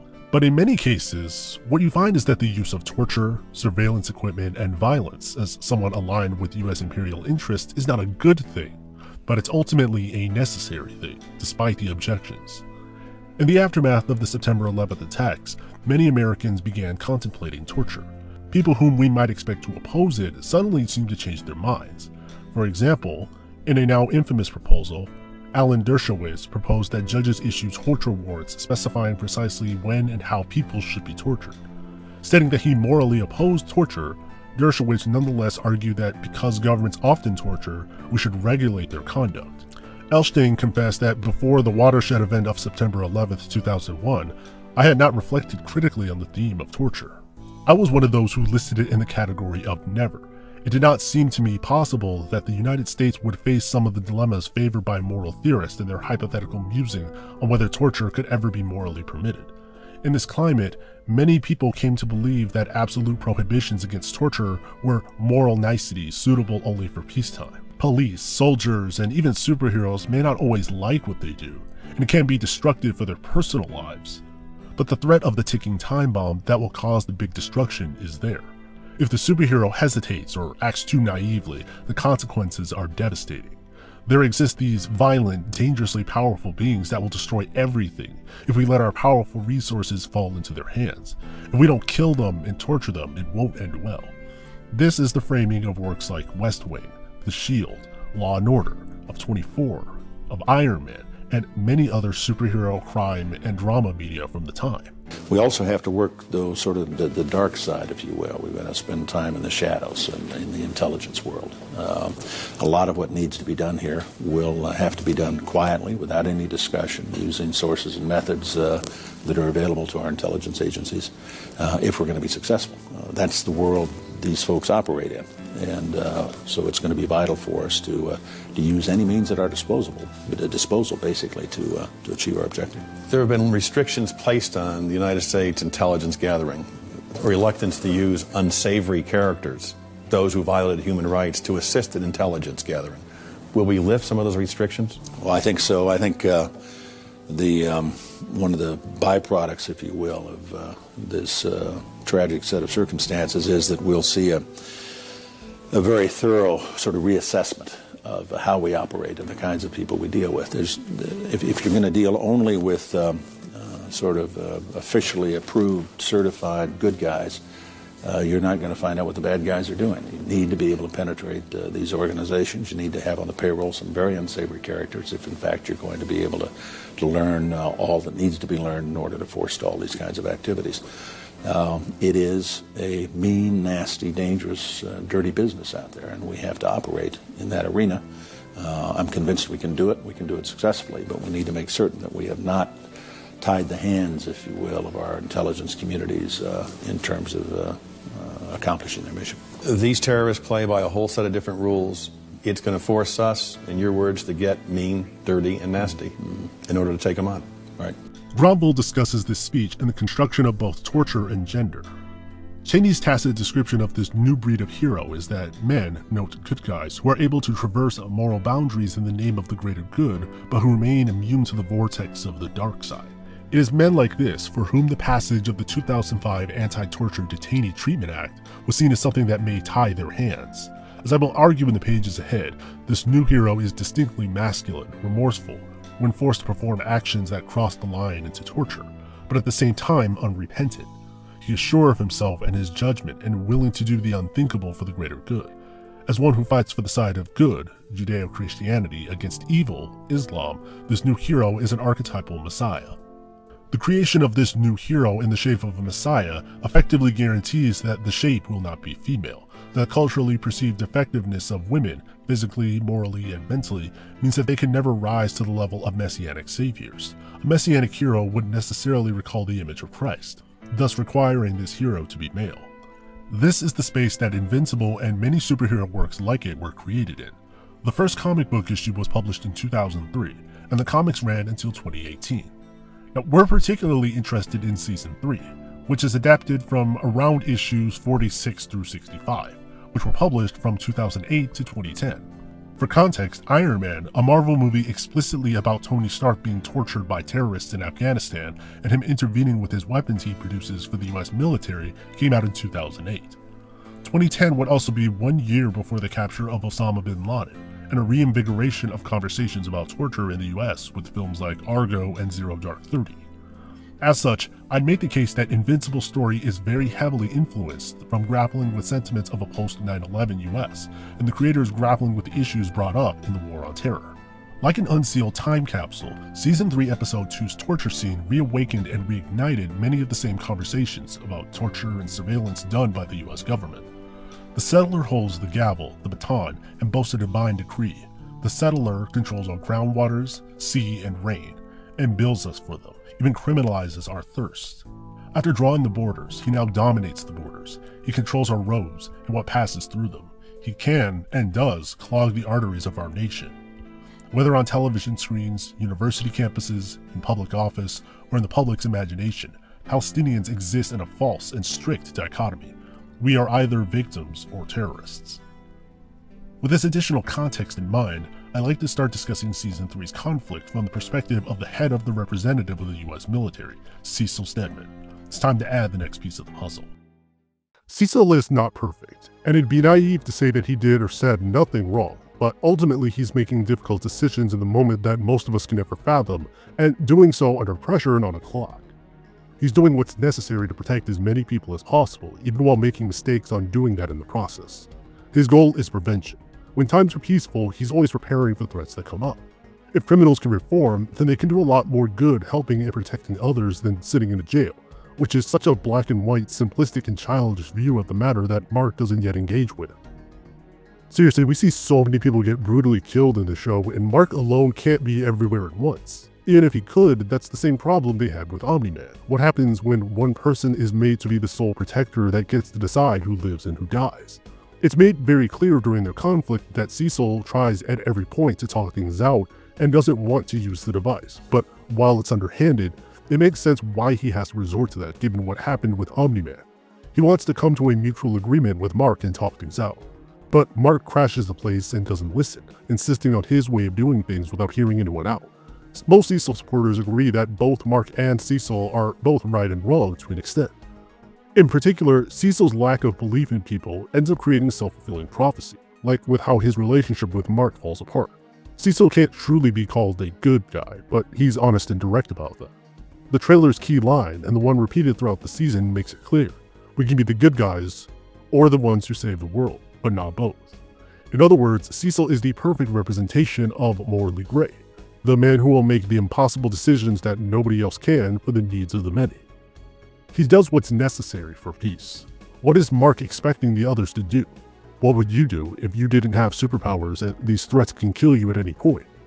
I did my best to summarize how people who side with Cecil tend to defend him.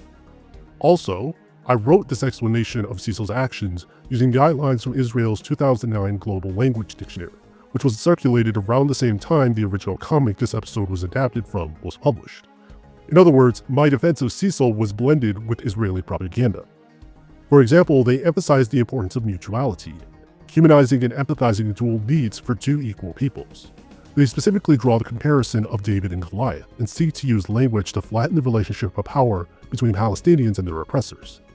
Both sides' language is one of the most extensively repeated lines in Israel's propaganda book, mainly to flatten the relationship of power between the two. Such phrases as, "we have all made mistakes, we're all in this together," and "working toward a solution" all feed into the same idea and are suggested forms of language. They even point out that Obama's speeches are so effective at supporting many of the same beliefs as Israel's genocide and occupation that they even use his words as starting points and guiding principles, as if he had taken from their own guidebook. They think he's that good at it. Obama himself in one speech, according to the handbook, states, "If somebody was sending rockets into my house where my two daughters sleep at night, I'm going to do everything in my power to stop them, and I would expect Israelis to do the same." In conversation with this, their handbook states that it is perfectly acceptable and even desirable to use peace and security in the same sentence. All Americans fundamentally believe that any democracy has a right to defend itself, and while many do not regard Israel as a democracy in the American sense, they will tolerate Israel's right to respond to these suicide bombers, as long as it is done in a defensive and preventative fashion, and in the name of peace and security. Discussing the War on Terror in the 2000s is incomplete without also talking about the ongoing genocide and occupation of Palestine, particularly due to the Second Intifada at the time. The two are not interchangeable with one another, of course, but they are interrelated, with a great deal of 2000s political discourse seeing these two at the heart of these conversations. For example, even narrated just to the world of comic books, we can look to a work like 9/11 Artist's Response. Not even 10 pages in do we have a direct reference to both September 11th and the ongoing genocide and occupation of Palestine. Incidentally, Robert Kirkman also has a comic in this very same book directly reacting to and discussing 9/11 from the perspective of a child. We're going to elaborate a bit more on this link in a later section as we talk about the Viltrum Empire and especially Nolan as a form of confessional cinema. For now though, let's just keep the focus on Cecil. To understand Cecil's position, we need to clear something up about the Global Defense Agency, the GDA. Invincible is far from the only series to do this, but it's the American military. We get that, right? They say global and use aliens or some outside supernatural force as a metaphor, but then it's shown entirely through an American lens. The first scene of the show is a group of superheroes protecting the White House. Cecil works in the Pentagon. There are several episodes of Mark defending American landmarks or documents at one time. The Reanimen literally have the American flag on them. Cecil's clothing is designed with red, white, and blue. It is told entirely through the lens of the American military, which in turn shifts all of Cecil's character conflicts to how the American military should respond to perceived threats to public security. As a result, much of the conflict makes much more sense when you pair its themes of American exceptionalism and a reaction to 9/11 with the kinds of enemies America faces in Invincible and how to best deal with them. When Cecil does things like use that nuke to slow Omni-Man and we see the animals in the area dropping dead, when he uses the reanimant and is working with Sinclair, and indeed when he uses the sound device to torture Mark, the framing makes it clear that these are tough calls Cecil really doesn't want to do. But given the circumstances, they come off as the most rational course of action. That push and pull is important, as if he's forced into taking action because we, the viewer, know Omni-Man is going to destroy everything or colonize the world, so what's he supposed to do, right? Nolan killed the Guardians, he killed Donald. He shrugged off everything I've thrown at him, and now I don't know if Mark is with his father or against him. So I can't call off the one thing that might stop them both. This is why I have always hated you. That's why I hate me too.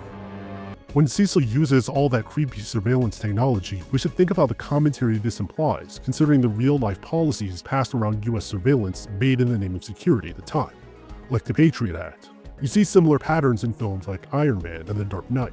You have this very specific use of the heroes using surveillance technology to police and oversee American society.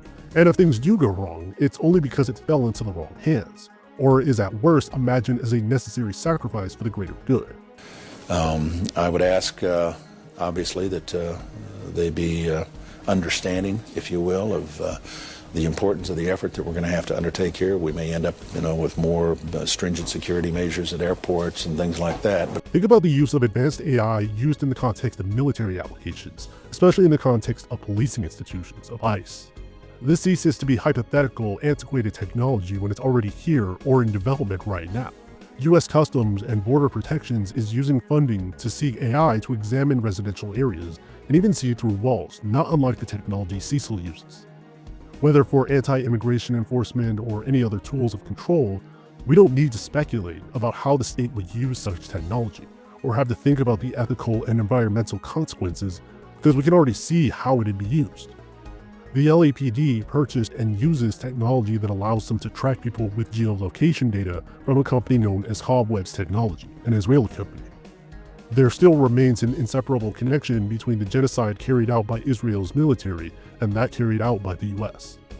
The belief that many who support Cecil reproduce, whether they realize it or not, is consequentialism. The ends justify the means. Despite this horror, many people believe that torture is morally legitimate.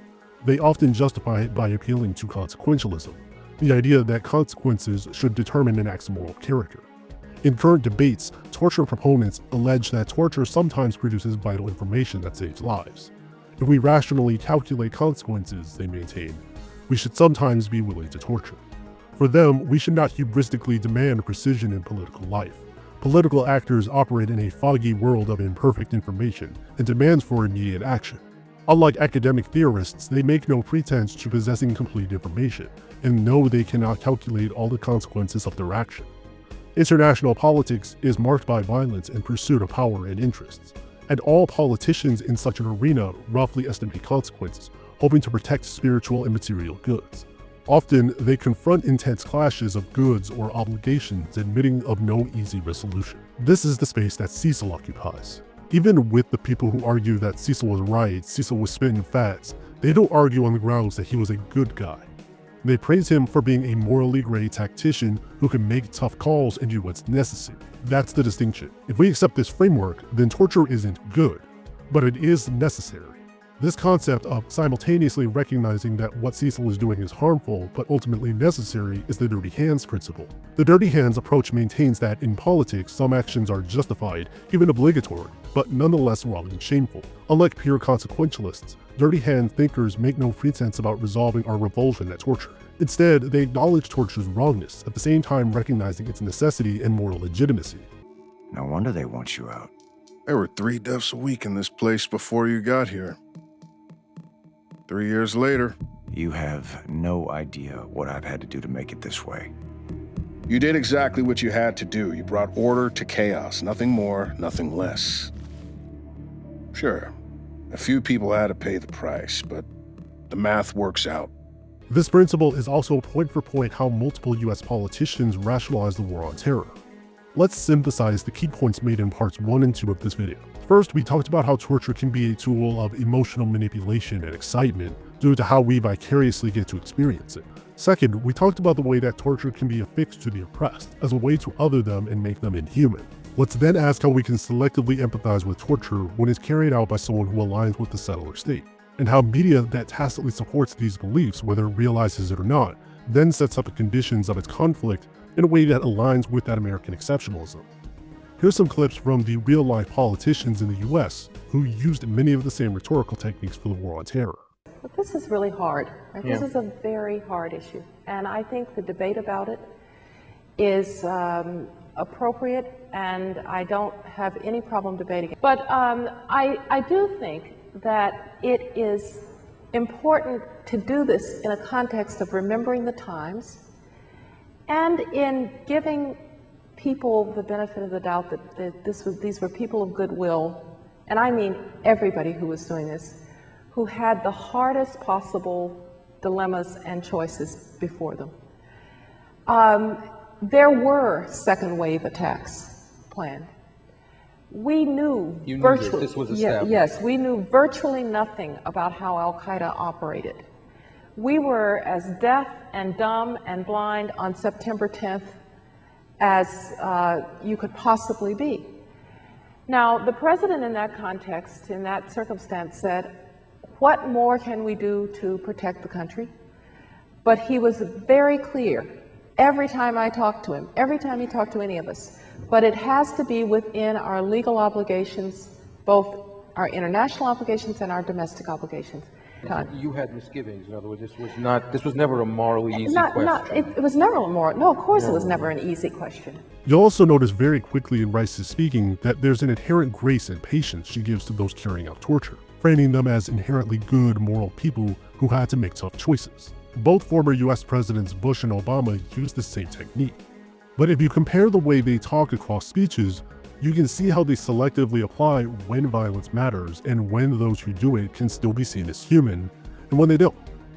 Let's listen to Bush talk about the US officials tasked with torturing people for information. Now, the court said that you've got to live under Article 3 of the Geneva Convention, and the standards are so vague that our professionals won't be able to carry forward the program because they don't want to be tried as war criminals. They don't want to break the law. These are decent, honorable citizens who are on the front line of protecting the American people, and they expect our government to give them clarity about what is right and what is wrong in the law. And that's what we have asked to do. These are decent citizens who don't want to break the law. Note the ways he humanizes the torturers and reframes the use of torture, which is not directly named as such and instead obfuscated under questioning, or language they would often use is interrogating by insisting they're decent, law-abiding people. Former President Obama would later make a statement with a similar framing device. With respect to the larger point of the RDI report itself, even before I came into office, I was very clear that in the immediate aftermath of 9/11, we did some things that were wrong. We did a whole lot of things that were right, but we tortured some folks. We did some things that were contrary to our values. I understand why it happened. I think it's important when we look back to recall how afraid people were after the Twin Towers fell and the Pentagon had been hit and the plane in Pennsylvania had fallen and people did not know whether more attacks were imminent. And there was enormous pressure on our law enforcement and our national security teams to try to deal with this.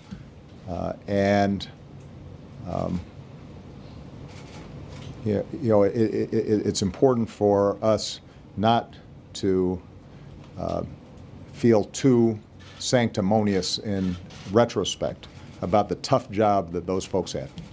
And a lot of those folks were working hard under enormous pressure and are real patriots. But having said all that, we did some things that were wrong. And that's what that report reflects. And that's the reason why after I took office, one of the first things I did was to ban some of the extraordinary interrogation techniques that are the subject of that report. And my hope is that this report reminds us once again that the character of our country has to be measured in part not by what we do when things are easy, but what we do when things are hard. And when we engaged in some of these enhanced interrogation techniques that I believe, and I think any fair-minded person would believe, were torture, we crossed a line. We're asked to understand what a difficult call it is to torture people supposedly in the name of the greater good. Yet he refuses to extend that same humanity to victims of American military and police institutions. Second, my thoughts are with the police officers who were injured in last night's disturbances. It underscores that that's a tough job, and we have to keep that in mind. And my hope is that they can heal and get back to work as soon as possible. Point number 3, there's no excuse for the kind of violence that we saw yesterday. It is counterproductive. When individuals get crowbars and start prying open doors to loot, they're not protesting. They're not making a statement. They're stealing. When they burn down a building, they're committing arson. And they're destroying and undermining businesses and opportunities in their own communities that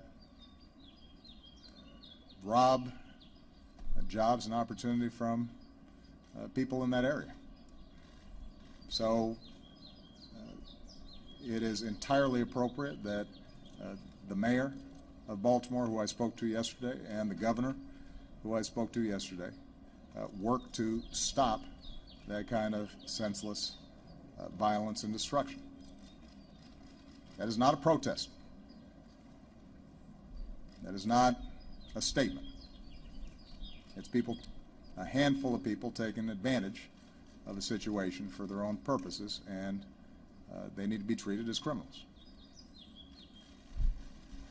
Point number 4, the violence that happened yesterday distracted from the fact that you had seen multiple days of peaceful protests that were focused on entirely legitimate concerns of these communities in Baltimore, led by clergy and community leaders, and they were constructive and they were thoughtful, and frankly didn't get that much attention. And one burning building will be looped on television over and over and over again, and the thousands of demonstrators who did it the right way, I think, have been lost in the discussion. My understanding is you've got some of the same organizers now going back into these communities to try to clean up in the aftermath of a handful of protesters, a handful of criminals and thugs who tore up the place. What they were doing, what those community leaders and clergy and others were doing, that is a statement. That's the kind of organizing that needs to take place if we're going to tackle this problem. In both speeches, Obama recognizes that the state has some responsibilities and isn't perfect. But you'll notice how he frames the ones who carry out the torture as patriots, as good people you can't judge too harshly. That'd be sanctimonious, without thinking about how hard and complicated it all was.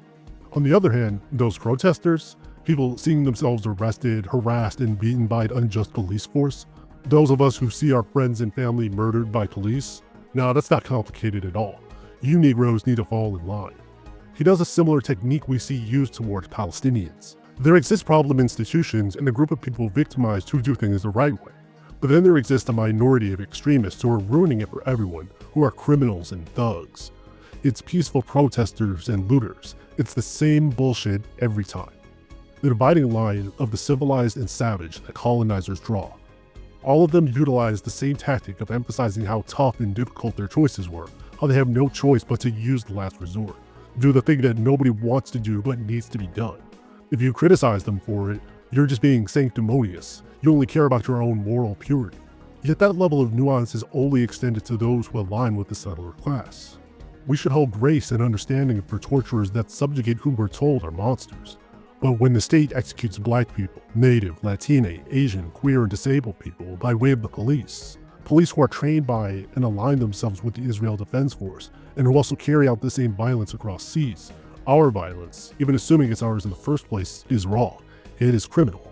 When black people are murdered by the police, those who fight back to prevent this from happening again are reduced to looters and thugs, are conflated with sensationalized violence, are scolded up and down about how we're hurting our own cause, even when proven we didn't do the violence in question.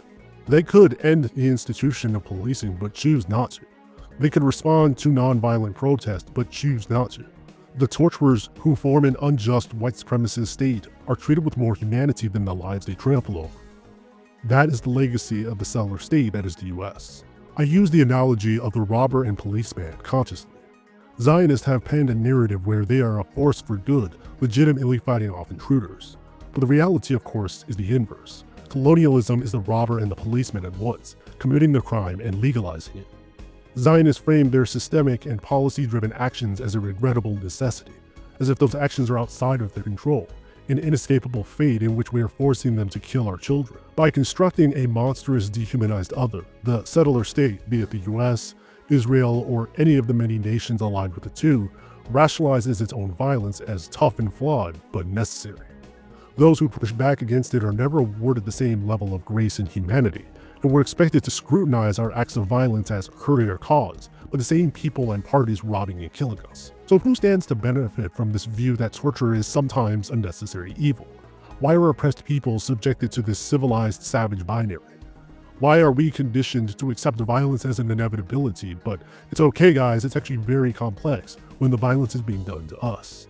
The overfocus on complexity and nuance gets used to frame calling attention to the power dynamics at play as being unreasonable, and that this conflict is too complicated to be oversimplified to that. This consequentialist viewing paired with a selective concern for violence is also what allows us to have a debate about who was in the right, despite Cecil carrying out what is unambiguously a torture scene. Cecil tortures Mark here. The entire scene is him writhing in intense pain that would eventually kill him for the purpose of Cecil subduing and controlling him if Mark acts out of line. It's what allows us to rationalize the violence behind this scene. After all, Mark is a superhero and can overpower anyone if he so wanted, and is the son of a man who already did. What are they supposed to do if he goes rogue? Mark was so angry and out of control. This isn't torture, it's self-defense on Cecil's part.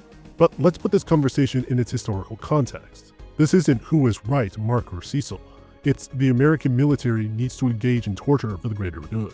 It's the American military needs to engage in surveillance for the greater good. It's the American military needs to hoard nuclear weapons for the greater good.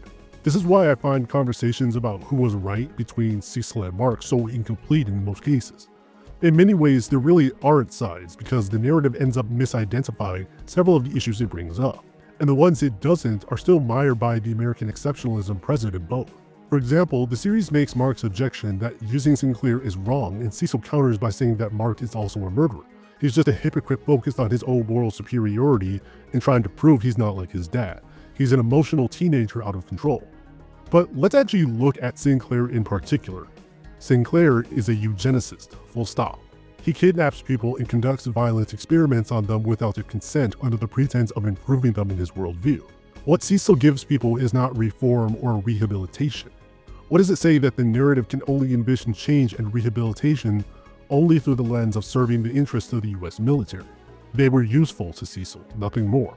In the Invincible universe, there exist violent, irrational criminals and people that are just naturally dangerous and out of control. And the scale of harm they cause if left unchecked is far greater than what Cecil would cause in siding with such bad people. Sound familiar? I'm sure at least one viewer is thinking, but wait a minute, Invincible shows you multiple perspectives. It doesn't tell you how to feel about them. After all, several people objected to Cecil's behavior here, and it's not necessarily saying he's a good guy. We're seeing a bunch of disagreement play out, and everyone has their own perspectives. The depiction is not endorsement.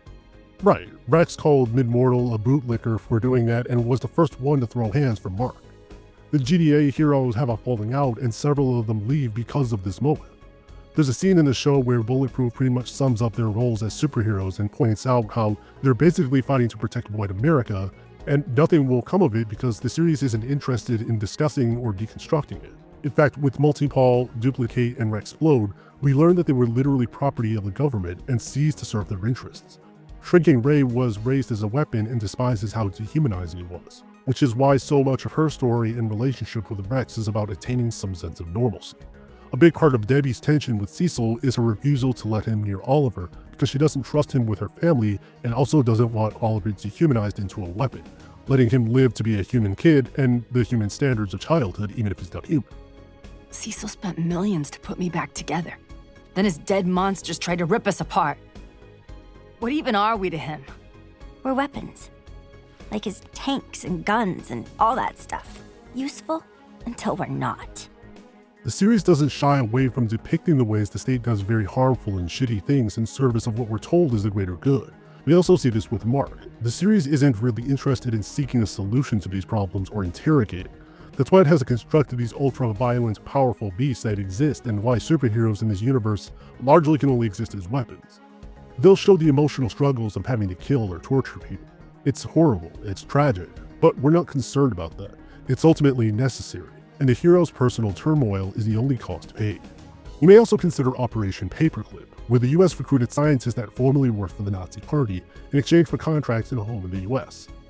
This also proved to be part of aiding the US in the space race, so when we see Cecil recruit the aid of a eugenicist in Sinclair, the idea of the American military recruiting others solely to serve their own interest is hardly fictionalized. Some Holocaust survivors were denied access to the country. This happened at the same time as the still ongoing exploitation and dehumanization of Black, Native, and other non-white people, queer and disabled people, Japanese internment camps, the colonization of Hawaiian natives that has still been ongoing. But because they served the US interest, these Nazis could be recruited. This is also why even when the show attempts to give more nuance and attention to different facets of complexity in people by showing that they don't exist in binaries of good or bad, we need to understand how they have selective interest and how much that matters. For example, we see a couple who try their best to leave a life of crime, but due to need to pay rent, income inequality, all demonstrable real-life issues we see, ultimately they're evicted and return to stealing to survive. It's tragic until Mark knocks them on their ass. In a lot of ways, this scene doesn't matter. Not because it has no meaning or it's unimportant, but because ultimately pretty much nobody is interested in addressing the conditions that led them to this. Instead, the narrative is using moments like this to let you know that nobody is entirely good or bad, so that we, the viewer, can be more warmed up to the turnaround we're going to be focusing far more on. Omni-Man. You know, the fascist from Viltrum. The people that did eugenics on themselves and enslaves and colonizes other planets out of their blood purity superiority. We don't care about housing or wage equality or anything that would address that. They're obviously going with the idea that Omni-Man can do far more good, not through just dying, but rebelling against the Viltrum Empire. But it says a lot that punitive action is only condemned for Omni-Man so we can focus on giving more empathy and understanding to a fascist who can serve the US military's interests. Put a pin in that for now because we're going to talk about it more in the context of the villains. There's a good article titled "Is Punishment Carceral Logic?" that discusses the ways people selectively use abolitionist language for only protecting abusers. I believe in both prison and police abolition, and it's a common talking point to misrepresent that stance as meaning you have zero belief in accountability or consequences for harmful behavior. Rex dies saving everyone by taking one of the Invincible variants out with him. It wasn't good. It was tragic that he was literally property of the US government and died serving their interests, but what were we gonna do if he didn't make that sacrifice, and by extension, if the military didn't collect him as property and do all those experiments on his body? It's not good, but it's necessary. The ends justify the means. So when we have these conversations about Cecil aligning with Sinclair and the use of the Reaniman, we later see during the Invincible War that ultimately they prove necessary alongside Cecil's torture device. The Reaniman end up stopping Invincible variants later on. In fact, the entire existence of the Invincible War, and in turn the threat of the Viltrumites, continually skews the conversation in a way that shifts it to rationalize the existence and use of these weapons and to do these unethical things. Even Mark at the end comes around and decides that he won't hesitate to kill them, that this was an awakening of sorts. I'll elaborate more on this in the section about Invincible's attitude toward change later, but while this isn't framed as a triumphant thing in the context of the episode, it still ultimately proved necessary.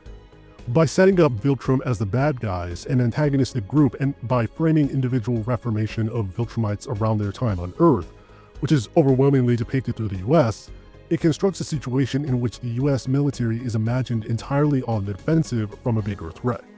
It imagines the US as a nation completely divorced from imperialism and colonialism, because those are qualities that exist solely in Viltrum but not in America, thus rationalizing their use and hoarding of weaponry, surveillance technology, and unethical reliance on those deemed criminal, and presenting it as ultimately a necessary evil. It's the guiding ideology behind speak softly and carry a big stick, which itself was used by US President Roosevelt. Take decisive international action as needed, but in doing so, it imagines the US as a nation that only attacks when provoked, placing itself on the defensive and removing all context of its military occupation and imperialistic violence toward others. My old man had a philosophy: peace means having a bigger stick than the other guy. Invincible selectively applies when it decides restorative justice matters. It defines restorative justice solely through serving the interests of the US military as its form of reformation. By distancing these fascist beliefs to just Omni-Man and in turn the Viltrumites, a force the US military serves as an active defense against, we can absolve humanity, read Americans, as distance from having to discuss that. In the real world, the US military is the closest thing to the Viltrumites. Fictionalized media commenting this will often adjust the circumstances the state goes through in order to guide the viewer to the conclusion that these things, while not good, are ultimately necessary. This is the case in a lot of superhero media that constructs aliens or terrorist monsters as the villains. The idea that people change isn't about the people victimized by American society, by the military or the government. They don't give a fuck about this couple being evicted. It's far more interested in having people like Cecil and Nolan humanized and treated with far more nuance and moral grayness than the people victimized by their actions. I don't feel Invincible is complicated, morally gray, or nuanced for how it depicts these issues. It's selective. Invincible is reliant on the assumption that police exist as a tool to contain and control dangerous people, even if it's morally gray in doing so. It relies on imagining the US military as on the defensive from super powerful fascist monsters that necessitate this level of weaponry and research. By constructing a narrative with the imperialists on the defensive, their actions become rational. By invoking consequentialist views of torture, their actions become rational. Weapons of mass destruction was a lie, but think about the rhetorical value behind why it was invoked, especially when the image of the broken sense of security dug deep in many settler-aligned Americans. The violent, irrational other who cannot be reasoned with. We have to do what's necessary against them in the name of security. It's not ideal, but naive to think we shouldn't use what we're told our morally gray means to do so. Let's take another real-life case. Elbridge Colby, who at the time of writing serves under the US Secretary of Defense for policy in the US. He wrote an article in 2015. Colby also served during the Trump administration from 2017 to 18. Terrible but justified. The US A-bomb attacks on Hiroshima and Nagasaki. In it, he argues the central idea that the bombing was terrible, but the alternative of continuing the war or doing nothing would have resulted in far more casualties. This framing first imagines the US as a passive body who was unjustly provoked, who did everything in its power to reduce casualties, and only did the bad thing to prevent more deaths down the line. This obfuscates all the interests related. Some argue that the Soviet Union's movements also influenced US interests, as the article discusses in further detail. It also assumes that the only lives that matter are American lives and nobody else's, while not also considering the US's actions in surrounding countries. It oversimplifies everything into a trolley problem. The people bombed are treated as a calculated loss. This also does not consider the forced removal of people already living in the space the bombs were tested at. Their homes were bulldozed, their livestock shot, and they were given little to no compensation, citing the accounts of the victims. They were given 48 hours, in some cases at gunpoint, to leave. This was done by the US Army. Reducing the situation to just flawed but necessary, and then disregarding what that implies for the real situations that happen, is just American exceptionalism at its finest. For example, the film Pearl Harbor frames the events that played out as a surprise attack, and it popularizes a real historical event while making it into entertainment. And wouldn't you know it, Obama used the same argument to rationalize drone strikes during his presidency. This is a targeted, focused effort at people who are on a list of active terrorists who are trying to go in and harm Americans, hit American facilities, American bases, and so on. So obviously a lot of these strikes have been in the Fatah and going after al-Qaeda suspects who are up in very tough terrain along the border between Afghanistan and Pakistan. For us to be able to get them in another way would involve probably a lot more intrusive military actions than the one that we're already engaging in. He argues it was targeted and organized. We had to do it, and this was the only way to do it. Doing it in other ways would mean more innocent people get hurt. Not good, but necessary. The violence spearheaded by the American military will always be criticized, even by the ones carrying it out. We need to engage not only with the goodness or badness of torture, but with the consequentialist logic that underpins and rationalizes its existence. We need to dismantle the bullshit lie that genocide is an inevitability. Propaganda and framing like this isn't meant to get your endorsement for torture. The state doesn't need your endorsement. When your conflicted feelings about genocide, your indifference and inaction work just as well. But this is Cecil's framing. It's time we talked about why Mark is in many ways the same as Cecil. I've seen a few reads now arguing that Invincible is a commentary on toxic masculinity. I see how others got there, but I feel it's a very incomplete read. Most of them focus on comments of the Biltramites in contrast to Mark, especially with the dialogue from Conquest about how lonely he is that wasn't in the comics. My issue is that this read doesn't really engage with the American exceptionalism in the series paired with Mark's role as a super cop/killer soldier. On one hand, Mark is someone who is strong because he doesn't surrender in his beliefs even when outmatched. He doesn't beat his father in season 1 by being stronger, but because Nolan can't beat the goodness out of him. But these reads don't really engage with Mark's views of criminality and prison. To that end, I'd like to compare how Mark's expression of violence in relationship to this binary of killing people or throwing them in prison aligns with similar heroes of other media from this time frame. Alongside Mark is Eve, who provides unwavering support in his actions. While Mark generally takes the lead in the central conflicts of what's going on, Eve is there to tell him he's doing fine and to assure him of his actions at every step of their admittedly boring relationship. The relationship of gender and torture is valuable to consider with regard to women participating. This is also a similar framing we see in works like NCIS and Zero Dark 30. In the latter, for example, the man doing the torture, who we are on the side of for the story, actively uses his colleague's identity as a woman to incorporate it into the torture. The TV series for Invincible is an improvement over the comics' portrayal of gender, which admittedly isn't saying much considering the bar is in hell. Let's be real, the TV version of Debbie is carrying, but even with the adjustments made to the story, the series is deeply steeped in an oversimplified framework of war that shapes the way Mark's masculinity is presented to the viewer. Let's start with the Mark-Cecil conflict in Season 3. I think a lot of times people intentionally misidentify Mark's actual grievances and some of the surrounding circumstance regarding why he and Cecil disagree. For one, Mark hugging his dad doesn't mean he forgives him. The man was still his father, and having conflicted and angry feelings to him, while also missing the person you thought he was, doesn't mean he forgives or endorsed his behavior. Mark had to be deceived into coming there to help the others in the first place, and even then he still had to be persuaded into helping them for their sake. Both Mark and Debbie missed the man they thought they knew, even if he was never real to begin with. It's disingenuous as hell to compare Mark's killing of Angstrom Levy, someone who intruded into his home and injured and threatened the lives of his family, to Sinclair, a eugenicist who kidnapped a bunch of people for the purposes of experimenting on them. Cecil doesn't put Sinclair on his payroll because he believes in rehabilitation. It is solely because it serves his, i.e. the American military's, interests. Now, having said that, I said from the start that both Cecil and Mark are both full of shit in this conflict, and I stand by that.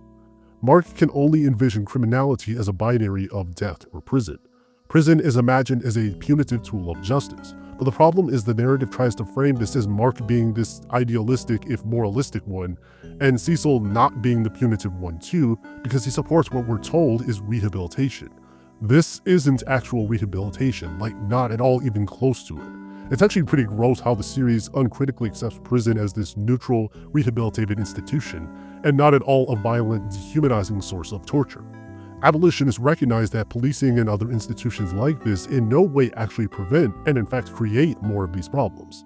A lot of the work of Angela Davis talks a great deal about this, so the sources give plenty more context if you want to break down on the case of prison abolition. A lot of propaganda regarding state violence, police, and prisons isn't, police are awesome, the military does everything right, and we should fully support it. Instead, it's more, this system is flawed, and our generally good-willed guy doesn't want to do this thing, but it's a necessary evil. It's not good and shouldn't be treated as good, but it's a necessary last resort. You're just interested in your own moral superiority if you think otherwise. We also have a plotline where Paul and Kate, both of whom were essentially given to the government as experiments, and Paul leaves by pointing out she's still controlled too, and their sides aren't that different. Let's talk about Invincible Inc., because Mark and Eve are diabolical. Bro killed a black dude, put that Blue Lives Matter suit on, locked the fuck in, and said, "I woke up wanting to throw me some niggas in jail." After no longer working for the US military, Mark and Eve make this business called Invincible Inc., and literally profit off the prison industry by using their superpowers to keep people locked up there. Titan really used the power of racism to his advantage by surrounding himself with a bunch of black people dressed like him. He is goated for this. Like, sometimes Invincible's relationship to police and criminality feels comical, like how the Coalition of Planets means they go around with cop written on their uniforms. Invincible Inc. not only defends the institution of policing, but profits from its existence. In the Invincible universe, prison is never imagined as anything but a containment unit for the irredeemable or a rehabilitative tool. You ever think about how Mark and Eve are both friends with Amber, who we're told is into fourth wave feminism? Activism and social justice is a huge thing for her life. We don't really have to touch with the fact that two of her friends are using their powers to support the prison system. We only use it to envision it as a space to contain those labeled criminal or potentially rehabilitated, aka the people who can use to serve our interests to fight for us. Even the framing Invincible gives us imagines a binary between rehabilitation, which it defines entirely through redeeming oneself by serving the US military, or killing in prison. Mark is our idealist, and his idea of a better society is still wielding the power of prison, a way of saying this is the humane alternative to murder. But prison itself is torture. Prison in the context of media is also a simplified way to keep characters out of the story but still in rotation to be used later. But it reduces a character to aesthetic. Someone will often be tortured in prison and show no reaction or traumatic experiences for it. That or the system of prison is envisioned as a tool of rehabilitation. When I say that prison is a form of torture, I don't mean that in a colloquial sense. I mean quite directly that it is a form of torture. This is sometimes dismissed by saying that prison being harmful is an exclusively American problem, often because it is a for-profit industry. But this also overlooks the fact that prison is not indiscriminate. For one, it obfuscates the history of eugenics and exclusions that shapes the makeup of non-American countries, as this is a talking point I often see cited pointing to prison systems in European countries as an example of prison not being inherently a harmful system, just the US for-profit model of it. US prisons don't target everyone equally and indiscriminately. It disproportionately favors several marginalized communities and acts as an extension of those interests, something European countries are not immune to. It can also offer a seemingly more humane notion of prison because it sees the people within it as worth humanizing. It doesn't get into how these countries still profit from the genocide and exploitation of other nations. Prison isn't just an individualized institution, but one that serves a broader arm of colonialism to control populations and enact genocide. Take for example the history of eugenics in Sweden, including the very recent 2020 decisions in failing to protect the elderly in the still ongoing COVID-19 pandemic, which was to basically do nothing but distance and practice good hygiene. Just under half of the 7,700 deaths were nursing home residents, noting that many had died because of these decisions. This also doesn't account for long-term complications that would also come from COVID, since this measure is only in the binary of COVID deaths. There's a lot you could say about eugenics in Sweden. You can also look to other institutions like the treatment and criminalization of sex workers, particularly to people of color. Many of the same institutions functionally produce the same outcomes. One org, Fuck Förbundet, which is by and for sex workers, even published writing critiquing the model of criminalization of sex work in Sweden and how it intersects with the police and prison system. It talks about how the 1999 Swedish Sex Act purchase has worsened the working conditions of sex workers rather than empowering them. The book Revolting Prostitutes, The Fight for Sex Workers' Rights goes into a lot of facets of activism from the perspective of sex workers, and I can't suggest it enough. You can also look at the treatment of the indigenous peoples of Canada in both Canada and European countries. The 60s scoop, for example, saw the forced separation of indigenous children from Canada for the purpose of racist assimilation beliefs, but framed as a form of child welfare. These problems of racism, gendered violence, ableism, and cultural erasure from prisons and police institutions do not begin and end with the United States. Nations that don't have the same history of policing as the US still end up perpetuating many of the same kind of violence in myriad ways. Kay and Skittles has a fantastic video about police training that illuminates many of these problems, including a discussion of a police training video that includes the lines from Hitler from an instructor that standardized in police training materials. Prison abolitionists are not anti-accountability or anti-consequences. We advocate for restorative and transformative action that centers victims of harm when it happens. Prison is not a means to that end. In fact, if you dare criticize the use of torture, you're being unrealistic and naive. You're just puritanical, bro. Peralta arrested and harassed an innocent man. Come on now, these are cops. They gotta make split-second decisions in life or death situations, and they can't be expected to get that 100% correct every single time. This was not a life or death situation. Sure, but next time it might be, and how can this one be expected to do his job when he knows that any teeny tiny lapse in judgment could end with you branding him a dirty cop and ruining his life? Oh, I've never seen this face before. Wait, is that? Yes. He's made me huffy. Do you know what happens when you refuse to punish cops for their mistakes? When police are treated as a separate class of citizen above the law? It breeds a lack of trust in the community, and that lack of trust means people won't help us with our investigations, or testify, or even call us when they're in danger. It makes them more scared of us than of criminals and gangsters. It makes them run when we approach, even though they've done nothing wrong. It makes the people see us as the enemy, which leads to more confrontation, more distrust. You wonder how Peralta can do his job when he's held accountable for his actions? How can you expect people in high-stress, dangerous situations to make perfect judgments 100% of the time? It's just not feasible. In fact, the police are just underpaid working-class Joes like the rest of us. Law enforcement is often paid less than minimum wage, so they're just extra stressed. If we want to reduce police corruption in safer communities, we'll have to just increase police spending and give them even more money. Wouldn't it be awful if, say, politicians were to lie and say something to this effect to justify the continued use of increased police spending in the face of continued violence at their hands? If, say, these were then used to say that individual police are just flawed and need to be held accountable but never actually abolished as an institution? Well, Stacey Abrams did exactly that. Between Mark and Eve, the two have an absurd amount of power. Even if all we care about are just their individual needs, no societal issues they can address, just focus on Mark and Eve making rent. It really doesn't work as a legitimate conflict given the abilities they have both demonstrated. Eve can literally restructure matter. Mark, for example, could single-handedly revolutionize the transportation industry and get the bag in a matter of minutes. The only reason that scene with the collapsed building Eve helped with even exists is to justify why Eve doesn't use her powers in more transformative ways. They're not challenging the system, and their expression of gender is also shaped by the fact that they are extensions of the military. There's a trick a lot of action and superhero movies do. It's everywhere in film, TV, games, you name it. You start by introducing some supernatural threat, a monster, your main bad guy, whatever. They then have the police or military show up and they shoot at them, and their bullets are useless or they get overpowered very quickly, thus prompting the intervention of the hero. This isn't really presenting police as ineffectual or the military as weak and pointless. It's showcasing that superheroes, envisioned as extensions of them, are necessary. We need more. We need to bolster these people because these supernatural dangerous beings necessitate the use of more drastic measures. As a result, Invincible as a series is mostly interested in characters using powers in the context of serving the US military. It has to twist together these reasons for why characters wouldn't use their powers in more imaginative or transformative ways for their society.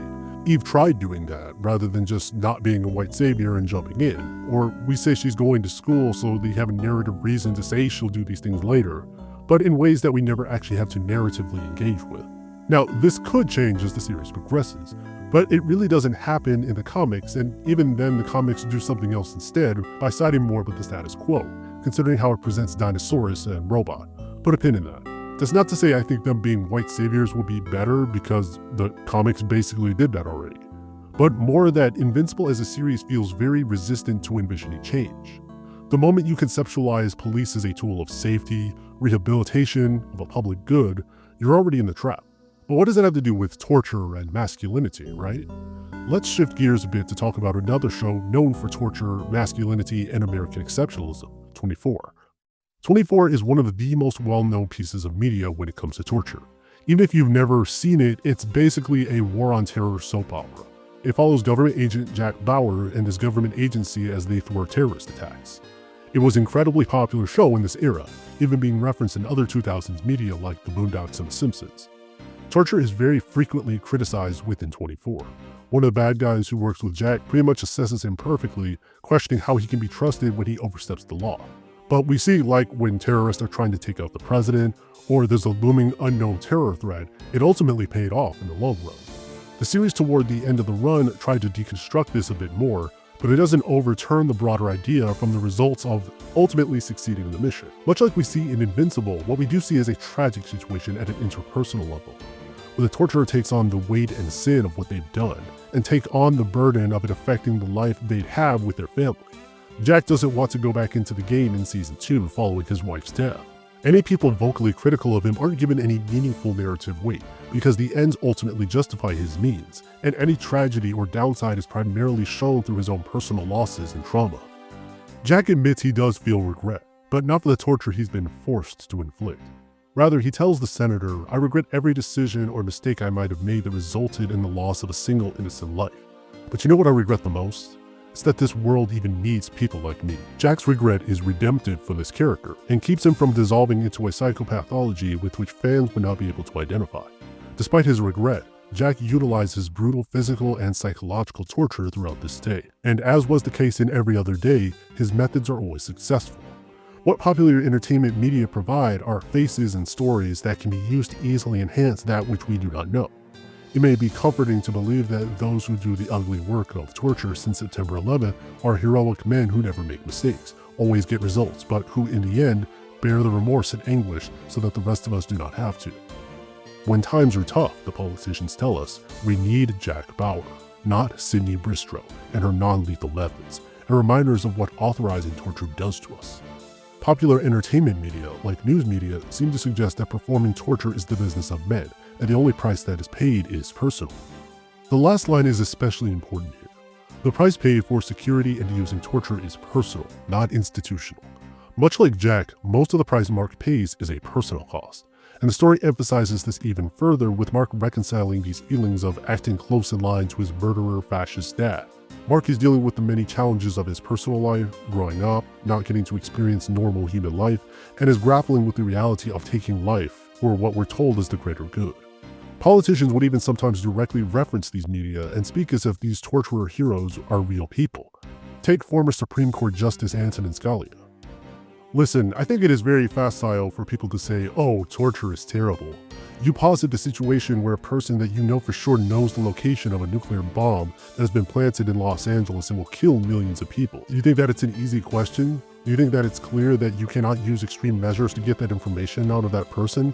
I don't think that's so clear at all.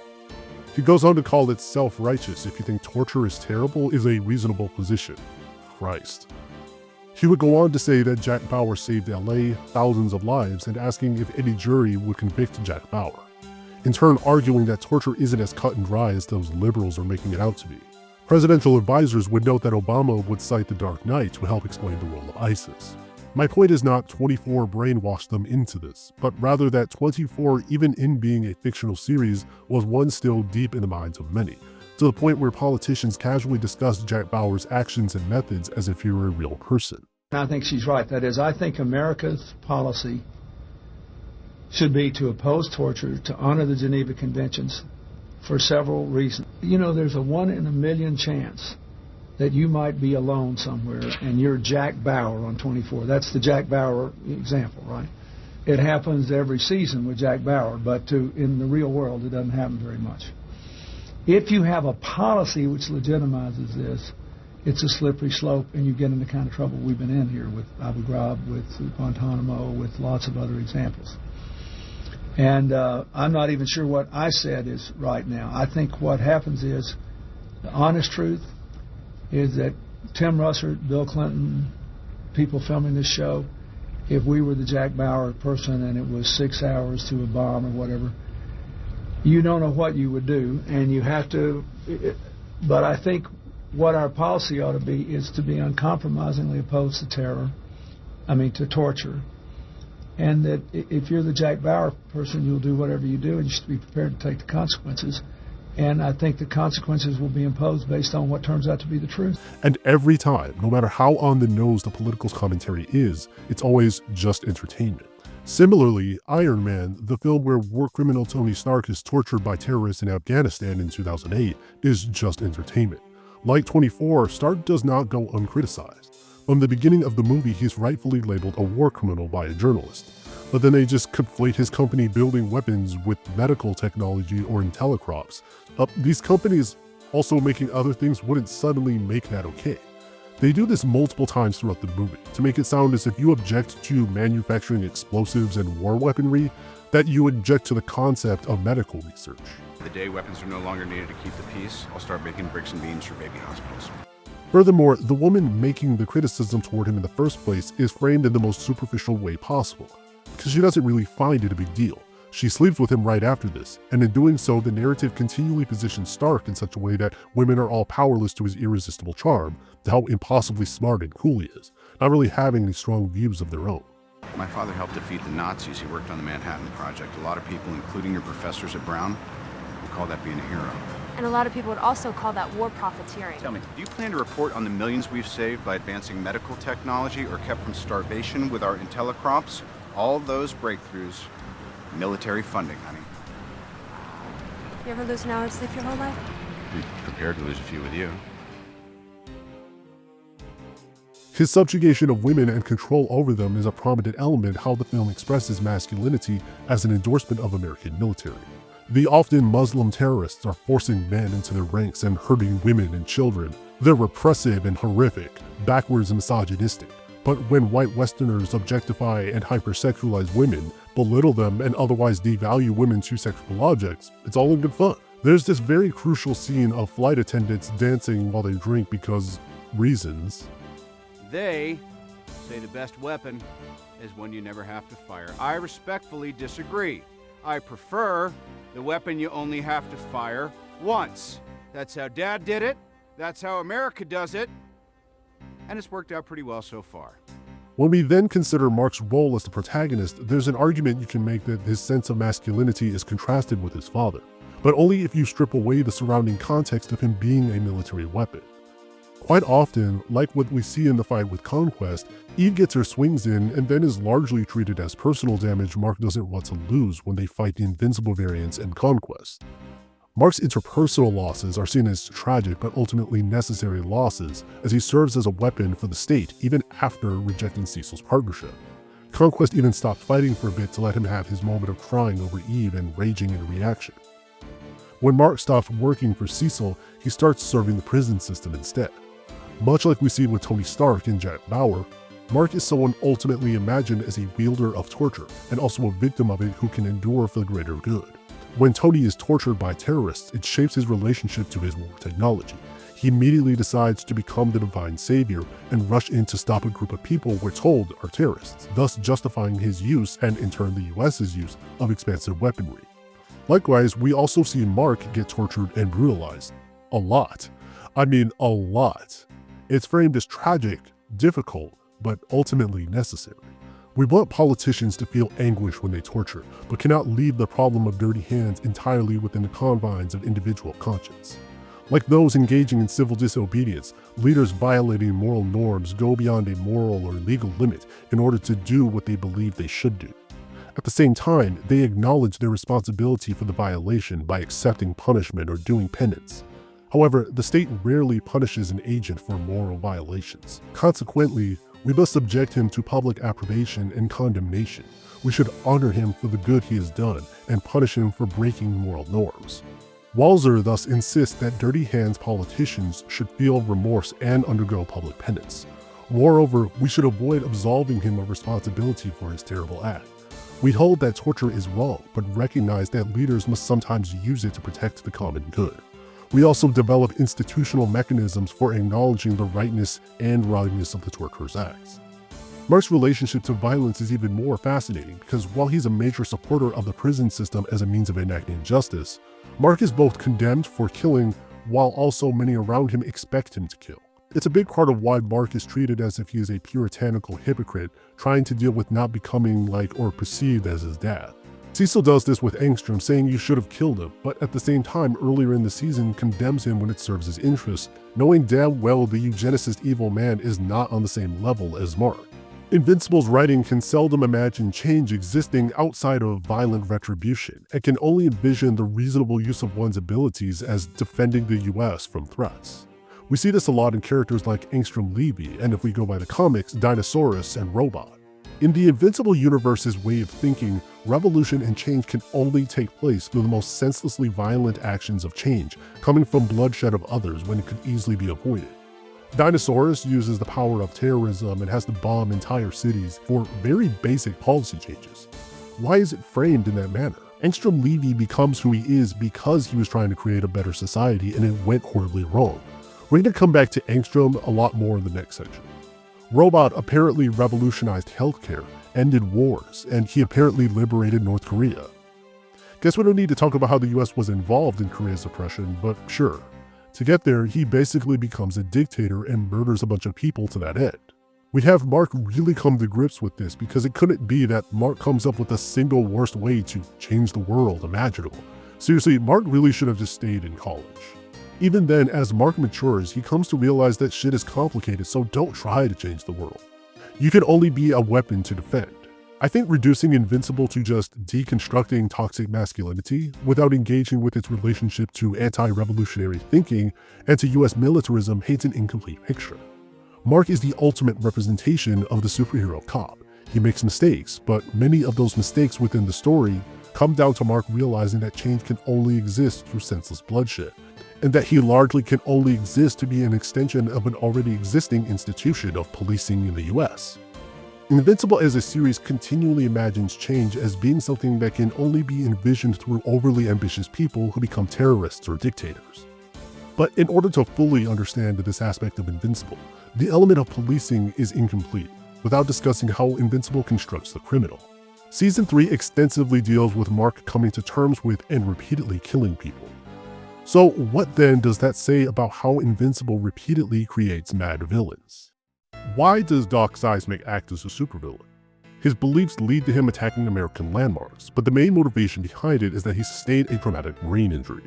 Plenty of people have pointed out the fact that he's this caricature of a leftist with how he brings up genocide, misogyny, racism, and so on. That's part of it.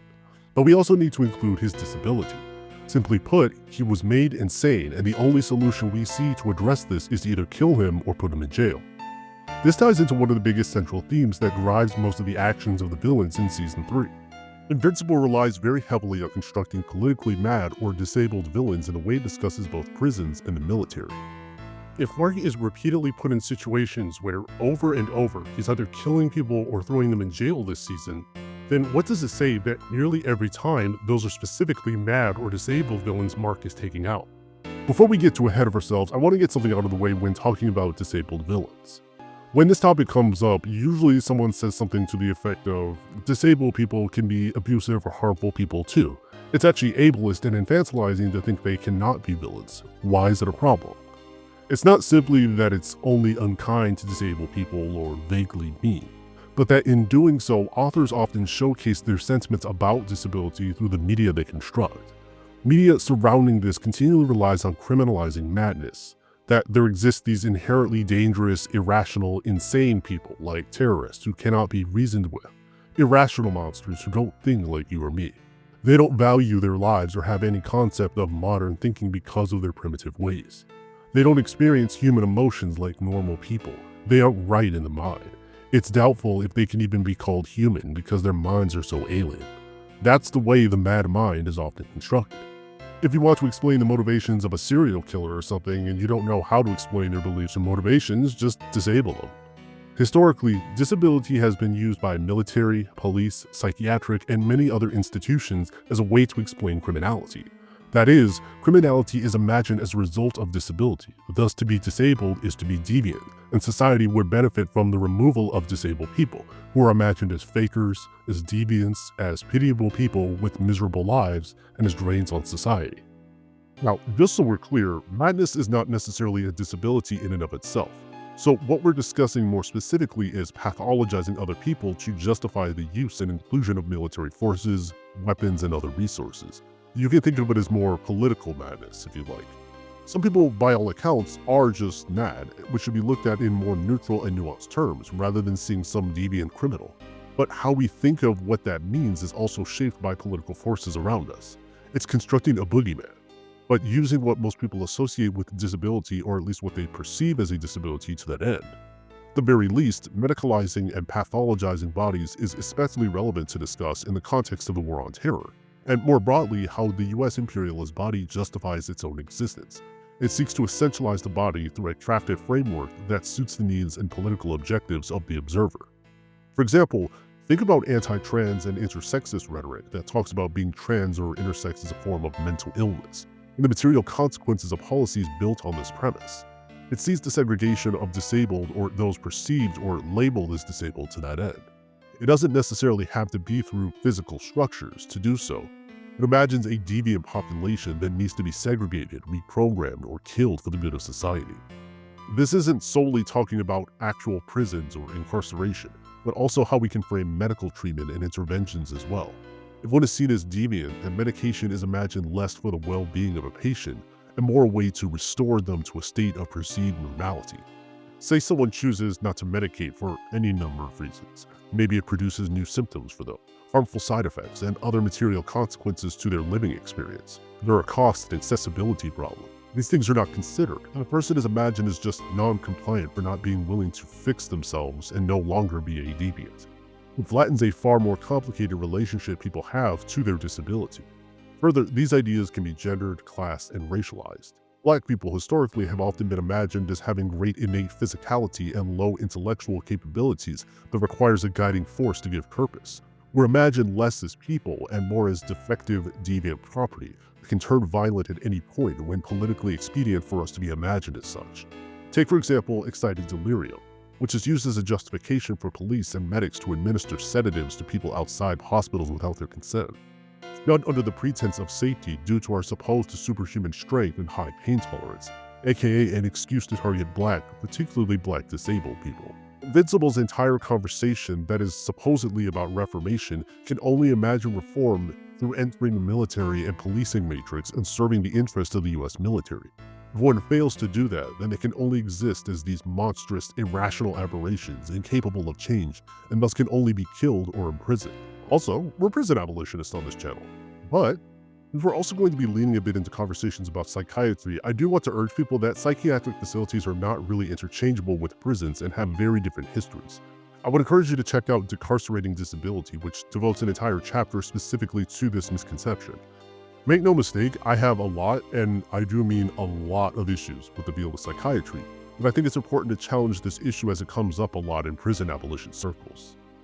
For example, Henry Maudsley worked in the field of psychiatry.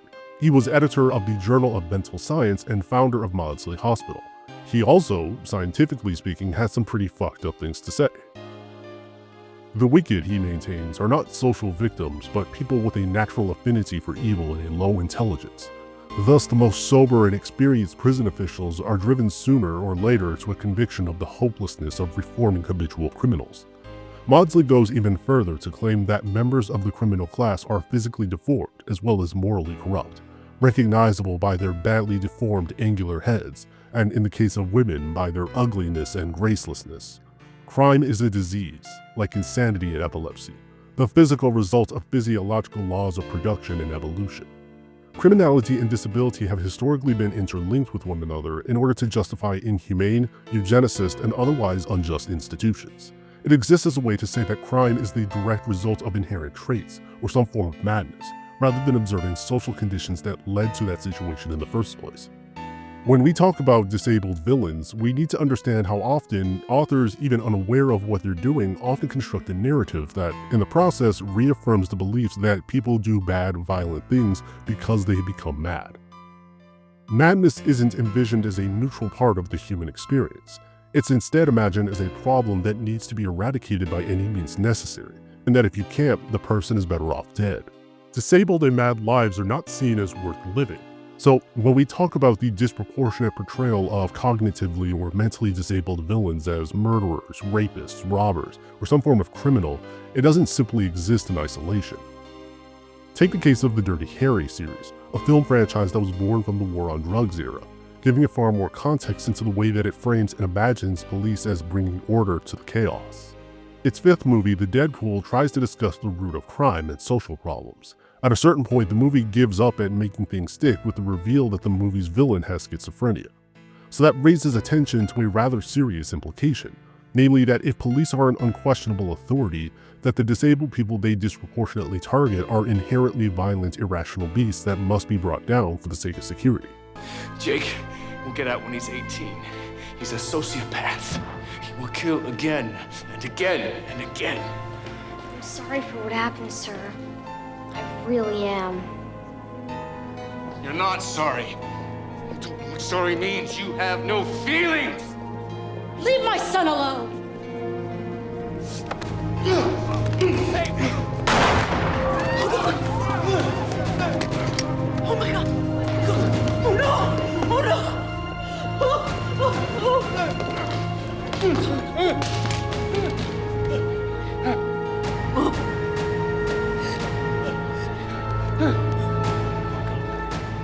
Dr. Morton, would you please read the first highlighted passage? If we fail to incarcerate these killer kids for the rest of their natural lives, they will surely kill again. And now the second one. The American Psychiatric Association does not let us label these children as sociopaths. But that does not change who and what they are. They are born that way, and we must take whatever measures are necessary to protect society from these amoral predators. Who wrote that, Doctor? I did. But that was nearly 15 years ago. My views have changed. Have they? Because what you told Detective Stabler right before you shot Jake O'Hara sounds like the passage you just read. All I meant was we should find a way to protect people from sociopathic children. And you found one, didn't you? I didn't say we should kill them.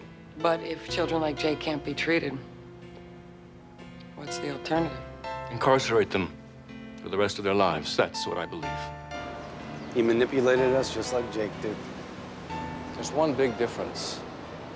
Jake would have killed again. I won't.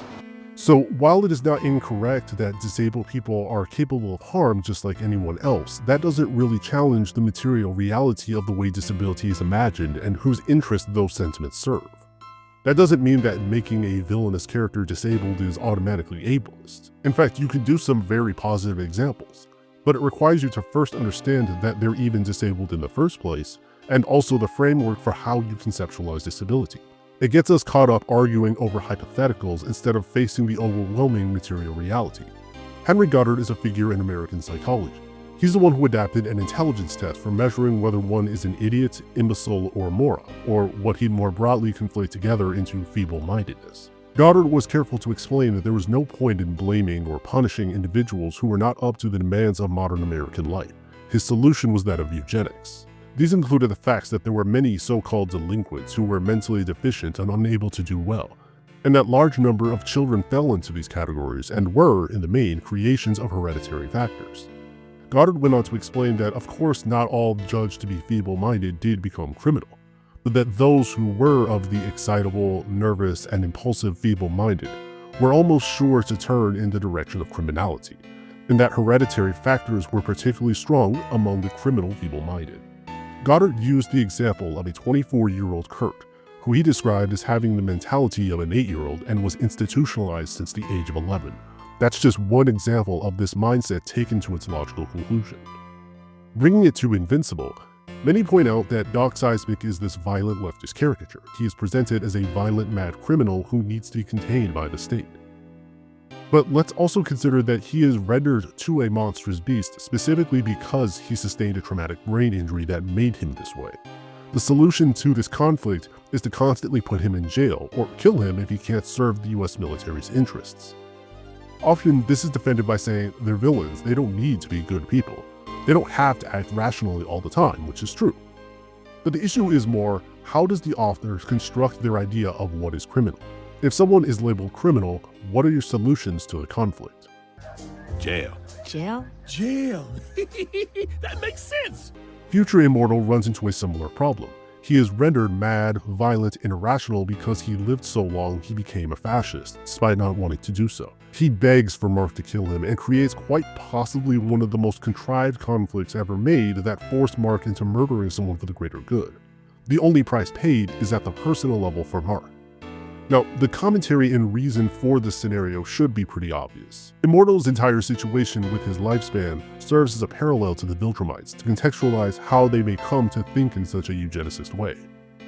They live for thousands of years and all, and don't see others as worthy in part because of that. It's contrasted with the Flaxans, who have extremely short lifespans relative to humans compared to Viltrumites. We also see that this episode discusses Earth as a whole. It discusses everything primarily through an American lens, especially when showing this shot of the US flag. Imagine a ruined America where you live in fascism, where you have police who kidnap dissenters or execute and imprison them, forcibly separate them from their families. Even so, the progression still follows the pattern and focuses on his mental state. A descent into madness led to his fascist actions. Centuries ago, the planet was on the brink of collapse. Then one man was made ruler of Earth. And he ruled well for a while. The legends say his brain worked better back then. Then something changed. We don't know what happened exactly. It was before our time. But slowly, he went mad. They reference the king's madness multiple times. I'm not saying outliving everyone you love is some easy thing that wouldn't be traumatic. What I'm instead saying is how the episode interlinks Immortal's fascist rule with what we're told multiple times is changes to his brain and his madness. It's really hard to stomach the idea that the Earth, or really more specifically America, became this horrible dystopian place, when every single thing they list as being so horrible already exists here.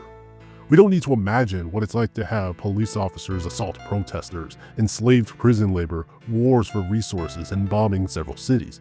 America literally does all of those things right now. We have concentration camps, ICE, beating and killing protesters, all of it. America aids in and directly leads the genocide of several other nations. There is nothing this fictional scenario brings up that the US isn't already doing. Yet we're told the Earth's ruin, this dystopia, is the result of madness, a man going insane and becoming inherently criminal.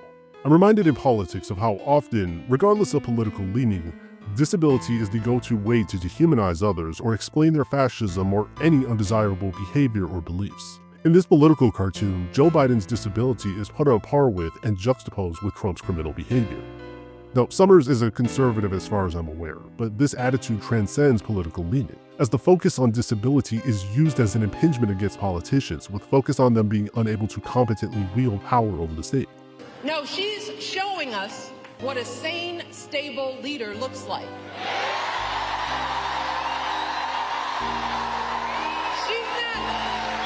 She's not losing her train of thought or stumbling over her words. And she's doing it all with vigor and with grace. Trump is a horrible fascist man. The issue is not his sanity or his stumbling over his words. Michelle Obama does this multiple times in this speech, positioning Harris as a sane individual in contrast to Trump. How often have we heard that speculatory panic over several politicians that he's so old and feeble, what's he gonna do if he has access to nukes? Like, respectfully, we've seen exactly what they do, and they do it with a clear and conscious mind. When Biden supports genocide, it's not because he's too old, feeble, or disabled to know or be any better. Same goes for Trump when he's supporting the same policies. They support these things because they are aligned with fascism. This is also the underlying belief behind establishing age limits for politicians. We can look to someone like, say, AOC, who ends up capitulating to the same genocidal beliefs surrounding Zionism, and is far younger than the same people in question. Old age does not make you fascist. Disability does not make you fascist. The logical conclusion of age limits is that they will set a precedent to normalize ageism and in turn ableism in most other professions, not just politics. I see it doing nothing but further supporting the same systems of oppression and mostly deny access to the most marginalized people of our society. It's built on a foundation of ableism and can go nowhere else as a result. It's comforting for some of us younger people, teens, 20 and 30-somethings, to frame fascism as a generational problem fixed with the removal of the elderly, and that madness and proximity to disability explains fascism. Using ageism and ableism allows us to avoid naming the more direct issue of white supremacy and those aligned with it. My issue is not them exploring the grief and cruelty of not just loss, but outliving everyone you love. It's a theme that's been done many times in art. My problem is more in how it uses this as a way to establish how and why someone would become a fascist, as if it requires a form of madness and not aligning with it for material benefits reaped from inequality. My problem is that the only answer the series can give us to address this problem is the killing of a mad individual.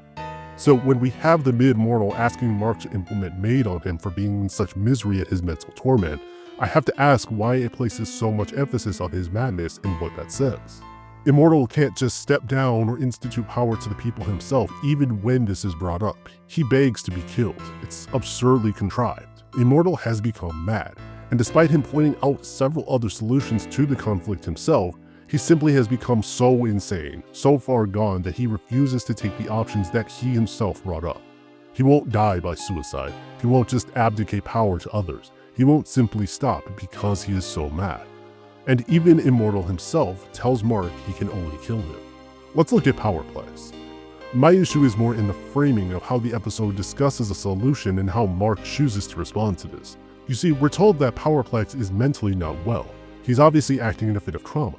He's acting out and acting violently as a result. So what then does it say that Eve's idea of a solution is to send a mentally unwell man to prison to find help? Are you serious, Eve? The big US military is going to do this, really? The police and military don't have what I call a great track record with this kind of thing. I'd even argue that Powerplex plays into a lot of the 9/11 commentary given the focus on it, and it's really hard to take it seriously when you talk to people on the regular who are actually going through this. But we have to see bodies in rubble used to rationalize the actions of the US, who is one of the most adjacent to the Viltrumites in the real world. When imperial powers and those aligned with them do this, it's gross and uncomfortable. Not because it's graphic or gory, but because it imagines the US in a situation on the victim end to justify the use of the US military. The imagery of seeing countless bodies in rubble, endless violence and genocide, this fear is a reality. Mark and Eve basically go, well, he's unwell, so let's do what we always do, take them to jail. Look at how violent and carelessly destructive this mentally unwell and disturbed man is. Eve's right. That man is disturbed. Eve admits he needs help, but her solution is that that help is found through jail. Again, this is the same woman who made Invincible Inc. and decided to make rent money from the prison system. I don't mind the episode ending in tragedy, and I don't mind if characters fail to properly help like what was done here. But it never bothers to properly explore what it means to deal with someone who is actually disruptive and in need of resources. Fictional or not, I can't in any way buy into the idea that the US military or the prison system will in any way rehabilitate others, and instead groom them into weapons if they are someone who is selectively useful to them. I get they have to pry the device off him without killing him, but in this episode we make another direct link to madness. Speaking of people who will in no way be helped by Cecil in the military, let's talk about Darkwing. Season 2 builds on the follow-up of the first season, where Mark spends most of it cleaning up after his father's actions, like with Aquarius and Darkwing. There are several instances throughout this season where Mark isn't even referred to by name. He's not called Mark or Invincible, but instead son of Nolan and as the Viltrumite, and he doesn't have any agency over his perception. When he confronts Darkwing, he actively leans into the threat of becoming like his dad to try and subdue him. In the comics, when Mark and Cecil have their fallout, Mark even pathologizes Darkwing in the way he talks about him. He says that Darkwing is a murderer, a psychopath. It's one thing to not want to tolerate murder, but when you put it in the context of the way Mark conflates this and his solution is to see Darkwing in prison, well, call me Marvin Gaye because what's going on? Darkwing is clearly disabled, down to them noting that he hears voices. He then joins the GDA, and we're told that the US military rehabilitated him. This is one of the main ways I feel both Mark and Cecil are really on the same side, despite the story trying to frame this as a morally gray conflict. What a premise, a black disabled man experiencing auditory hallucinations, right? There's no subtext to this. What first comes to mind is the real-life history associated with the US government, like the history of CIA torture. The CIA also used sensory deprivation in secret prisons in Europe and Asia, where it transferred at least 100 detainees. It hid these so-called high-value targets from the International Committee of the Red Cross. And we know they existed only because of media exposure and European investigations. Khaled El-Marsi, a German citizen, was mistakenly kidnapped by the CIA in 2004. The mistake was due to a similarity in El-Marsi's name with that of a suspected Al-Qaeda agent, Al-Marsi. A bag was placed over my head and a belt around my waist. My hands were chained to the belt. They put something hard over my nose. Because the bag, breathing was getting harder and harder for me. I struggled for breath and began to panic. After his capture, El-Marsi remained in prison for 149 days, even though he was completely innocent. Sadly, he was only one of many prisoners the CIA treated this way, some of whom were simply in the wrong place at the wrong time. Sensory deprivation profoundly damages the person. In the 1950s and 1960s, researchers discovered that short-term isolation produced an inability to think or concentrate, anxiety, somatic complaints, temporal and spatial disorientation, deficiencies in task performance, hallucinations, and lack of motor coordination. Effects include depression, anxiety, and difficulty with concentration and memory, hypersensitivity to external stimuli. hallucinations and perceptual distortions, paranoia, and problems with impulse control. It's also kind of sad because it changes the villains from showing great ideas to Mark's character, prompting him to change his beliefs, and instead Mark having to contain or control these violent, dangerous criminals. A superhero show like Static Shock uses a similar arrangement with Maureen, aka Permafrost. Now, most people may have heard of this episode because of its commentary on housing insecurity, something the series as a whole discusses on several occasions. Maureen is a disabled, homeless character with ice powers. Like Darkwing, she too experiences auditory hallucinations. Initially, Static is only focused on containing a problem, because she ends up causing blackouts, traffic outings, and is initially reduced to just a disruption to the status quo. The narrative is very clear that treating disabled, homeless, and unhoused people as people is the only way to properly address the root issue.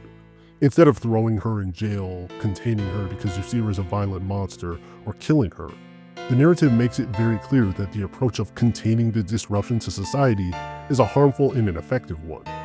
Virgil instead has to engage with her, get advice from someone with more knowledge, and provide her with resources so she can succeed. It very plainly and directly tells us that not only are many homeless and unhoused people disabled, that has no bearing on if they are deserving of support. That's not to say that Static Shock always handles the issues it brings up perfectly, because it has its own share of flaws, including its relationship to policing. That said, the theme is very clear. Disabled, homeless, and unhoused people are deserving of resources even if you see them as disruptive. Angstrom Levy is the perfect example of this problem. Levy is a collection of all the worlds where Mark does turn on them, but because he's reduced instead to just a violent, mentally unstable monster who jumps through the most ridiculously over-the-top violence imaginable, we don't actually have to engage with them. It's not that I need villainous characters to be rational actors all the time, but using madness also flattens them in many ways that bypasses how to address the problems the characters highlight. Every time we confront Angstrom, we know Mark didn't actually do anything despite his hate, but we can't reconcile the injustice. So when you have everyone begging Mark to kill this insane monster, what beyond the spectacle of the fight scenes is there? It's action, but interrogating any of it beyond surface level only has the worst implications. The comic does go into this to some degree, with Mark finding him at a later time, but still leans into this. It still leans into the idea that Angstrom just lost his way. Behind the scenes footage in an Amazon interview from season 2 has the production describing Levy as being corrupted, and that realistically turns him into being a mad villain for most of the series' run. These sentiments result in horrific abuse and treatment of disabled people completely rationalized as normal safety actions outside of these fictional spaces. Really, the first person who comes to mind is the real-life case of Sonia Massey, a black disabled woman with schizophrenia murdered by the police. The intersection of misogynoir and ableism makes the state's thoughts towards such people very clear. Consider the very real and still very recent practice of torturing disabled patients, like those with autism and other disabilities, and shock therapy. There's been an ongoing effort to discontinue the use of the Graduated Electronic Decelerator, or GED, as a treatment method. In 2002, they restrained Andre McCollins for 7 hours and shocked him 31 times for refusing to remove his coat. Even with the ban carried out, the issues haven't meaningfully changed anything for the residents currently approved for treatment at the time this article was written. These sentiments about disabled people aren't some archaic idea we've moved past, but are still very real and ongoing issues right now. It is torture. The next clips I'm about to show you are extremely distressing and triggering. First is footage from one of the people in the JRC, dubbed Charlie for anonymity. Second is 2002 footage of Andre being electrocuted. It's torture footage. If you want to jump ahead to the timestamp and skip this, I completely understand and will give you a second to do so. You do understand that there are people who care very much about children with disabilities. Yes, as do we. Who hear that you're using painful skin shocks and say, what are you doing? They've never been here. They don't know what we're about. They don't know the behaviors that our kids exhibit. Young people like this who are blurring his face at his parents' request. He said hello? I'm Cynthia. Hi. We'll call him Charlie. He's nonverbal, and before he arrived, he spent all day alone in a padded cell. This is JRC's video when Charlie first arrived. His therapist says after a short time on the GED, he's what he is, just a happy camper. Mistakes were made, but that happens in every treatment program in the country. You will have people say, I did not have a good experience there. They didn't treat me right. But this isn't just like they didn't treat me right. This is tying someone down to a restraint board and shocking them 31 times. I mean, nobody could defend that, correct? You're not defending that. The treatment for that client worked beautifully. On that day, it didn't work. And they should have, with hindsight, they should have stopped the treatment earlier that day. But the treatment, he did extremely well here.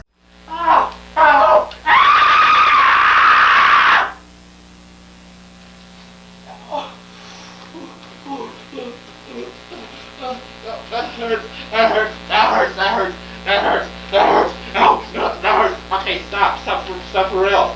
Stop. Ow! Ow!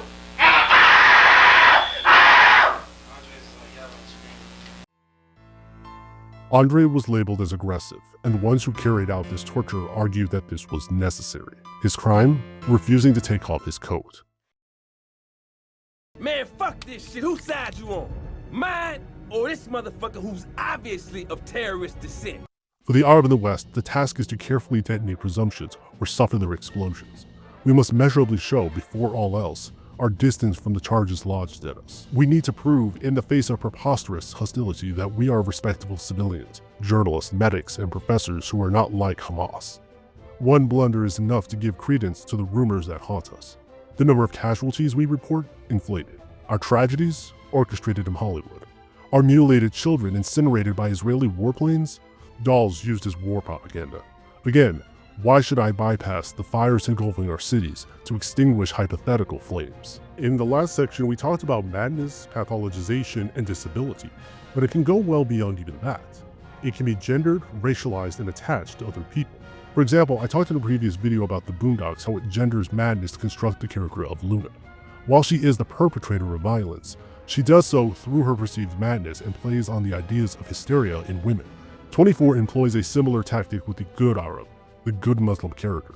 The series makes an explicit point to separate individual Muslim people with terrorist organizations, but in doing so, it still keeps the framework of suspicion, profiling, and madness. It's just this fringe group, and we're still going to do the same bigoted things we were already doing.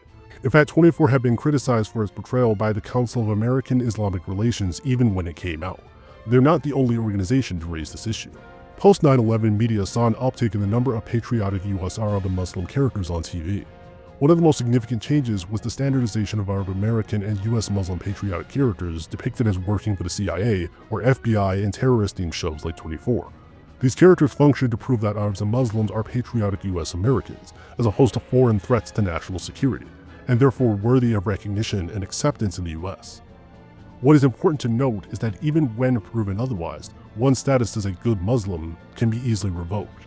Although the figure of the good Muslim represents a departure from stereotypical representations of harem girls, oppressed veiled women, rich oil sheiks, and terrorists, it continues to define Arabs and Muslims as being good or bad in the context of terrorism, and presents a limited notion of patriotism, namely that Arabs and Muslims can be patriotic only by wholeheartedly supporting and serving the US government.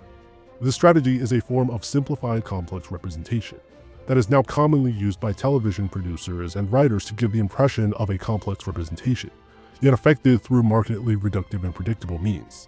In the 2 decades since 9/11, terrorist themes have persisted in stories that include Muslim identities, and even though patriotic Muslim characters are now included in these stories, these seemingly positive figures remain limited in that they are confined by their response to the stereotype. Madness is the other end of the equation that completes the relationship between criminality and police. If there is a need for authority, there must also exist a demonized other who cannot be reasoned with, who is inherently violence that justifies their existence. To be marked mad by such institutions is to be rendered non-human. Person doesn't necessarily have to be a literal Arab or Muslim person, and this speaks more to the general Orientalist idea behind the geopolitical territory of what is broadly understood as the Middle East. This is a big part of why language matters a lot here, by referring to a group of people as Swana, Mena, Persian, Arab, and so on. A group of people don't necessarily have to actually be either Arab or Muslim, Rather, they just need to be perceived as such from an outsider perspective to be conflated into the Orientalist matrix of understanding. Barakani, in An Imperialist Love Story, which talks about Orientalism, desert romances, and the War on Terror, uses the term Arabistani for this reason. When we talk about the psychologizing of terrorists through the lens of Islam, when filtered through an Orientalist understanding of the concept, we need to understand the need to give the general vibe of an evil, dangerous other, imagined as uniquely mad because of their culture. We can look at the way that Islam, not just during the War on Terror, but historically gets used and constructed to be a source of madness itself, hence the birth of the mad terrorists. What we then see in more modernized forms of media is the simplified complex representation, which still enforces the same binary understanding of scrutiny toward the same people, but still uses it to rationalize torture. We're shown heroic Arab and Muslim characters, for example, but their heroism and humanity is conditional on their allegiance to the imperialist state. Even then, it can be revoked at any time, and such people will still be scrutinized and interrogated. My point here is not that we should not feel outrage at human rights abuses and injustice. Rather, my point is that pity for the oppressed Muslim woman has been strategically used to advance US imperialism. This highly mediated evocation of outrage for the plight of the oppressed Muslim woman inspires support of US interventions in Arab and Muslim countries. Sympathy for Muslim women operates to justify withholding sympathy for Muslim men, because they presumably deserve to be in Guantanamo or Abu Ghraib. Arab and Muslim victims emerge as particularly important to simplify complex representations because they allow viewers to feel for the enemy. The growth of this effect comes in turn to symbolize multicultural progress. Rather than demonize all Arabs and Muslims, having sympathy for some of them reflects an enlightened culture that can distinguish between the good and bad ones. The continued support of US empire after 9/11 has been made possible partly through the use of disclaimers, native informants, and other simplified complex representations that signal that the US has achieved a post-race society that no longer discriminates. I actually made a whole video about how the Legend of Zelda franchise employs this binary and its portrayal of the Gerudo women. They may be heroic characters, but their heroism is conditional on their serving Hyrule's interests. If it wasn't blatant enough, their original symbol before the adjusted version was literally a flipped symbol of Islam. Naburu at one point expresses how she hates Ganon for how horrific he is and what he does to women and children, which feels so gross she could easily get a job at the New York Times sounding like that. Iron Man and its relationship to torture also plays a great deal with madness, and the way it intermingles that with racialization and religion. This is why Hamas is such a rhetorically useful point of focus in conversations about Palestine. It gives a fringe group to impute responsibility onto, and makes supporters of Israel's genocide sound like they care about ending what they call a conflict or a war, while positioning themselves with a victim status. So in the context of the War on Terror, and media constructed around this time frame, what we often see is torture employed to help communicate to the viewer that we shouldn't see all Muslims are people as inherently evil people, but that there exist these violent, mad, fringe people. Tony Stark is set up as this American hero. And sure, he has people like this woman who think of him as a war criminal, which he is, for making and selling war weaponry, but he's just such a brilliant genius and cool dude that he hooks up with her. We have a moment of him demonstrating the use of explosives that his company produces, while invoking the language of American exceptionalism to justify their existence. Tony is then kidnapped by terrorists in Afghanistan and tortured. Much like the similar relationship to Mark and the violence he experiences at the hand of mad individuals, Tony is an American patriot, cruelly being tortured by the barbaric monsters, torture that the US government itself was doing and rationalizing, by the way. He's saved by Dr. Yinsen, a man we're told is from Gomera, Afghanistan.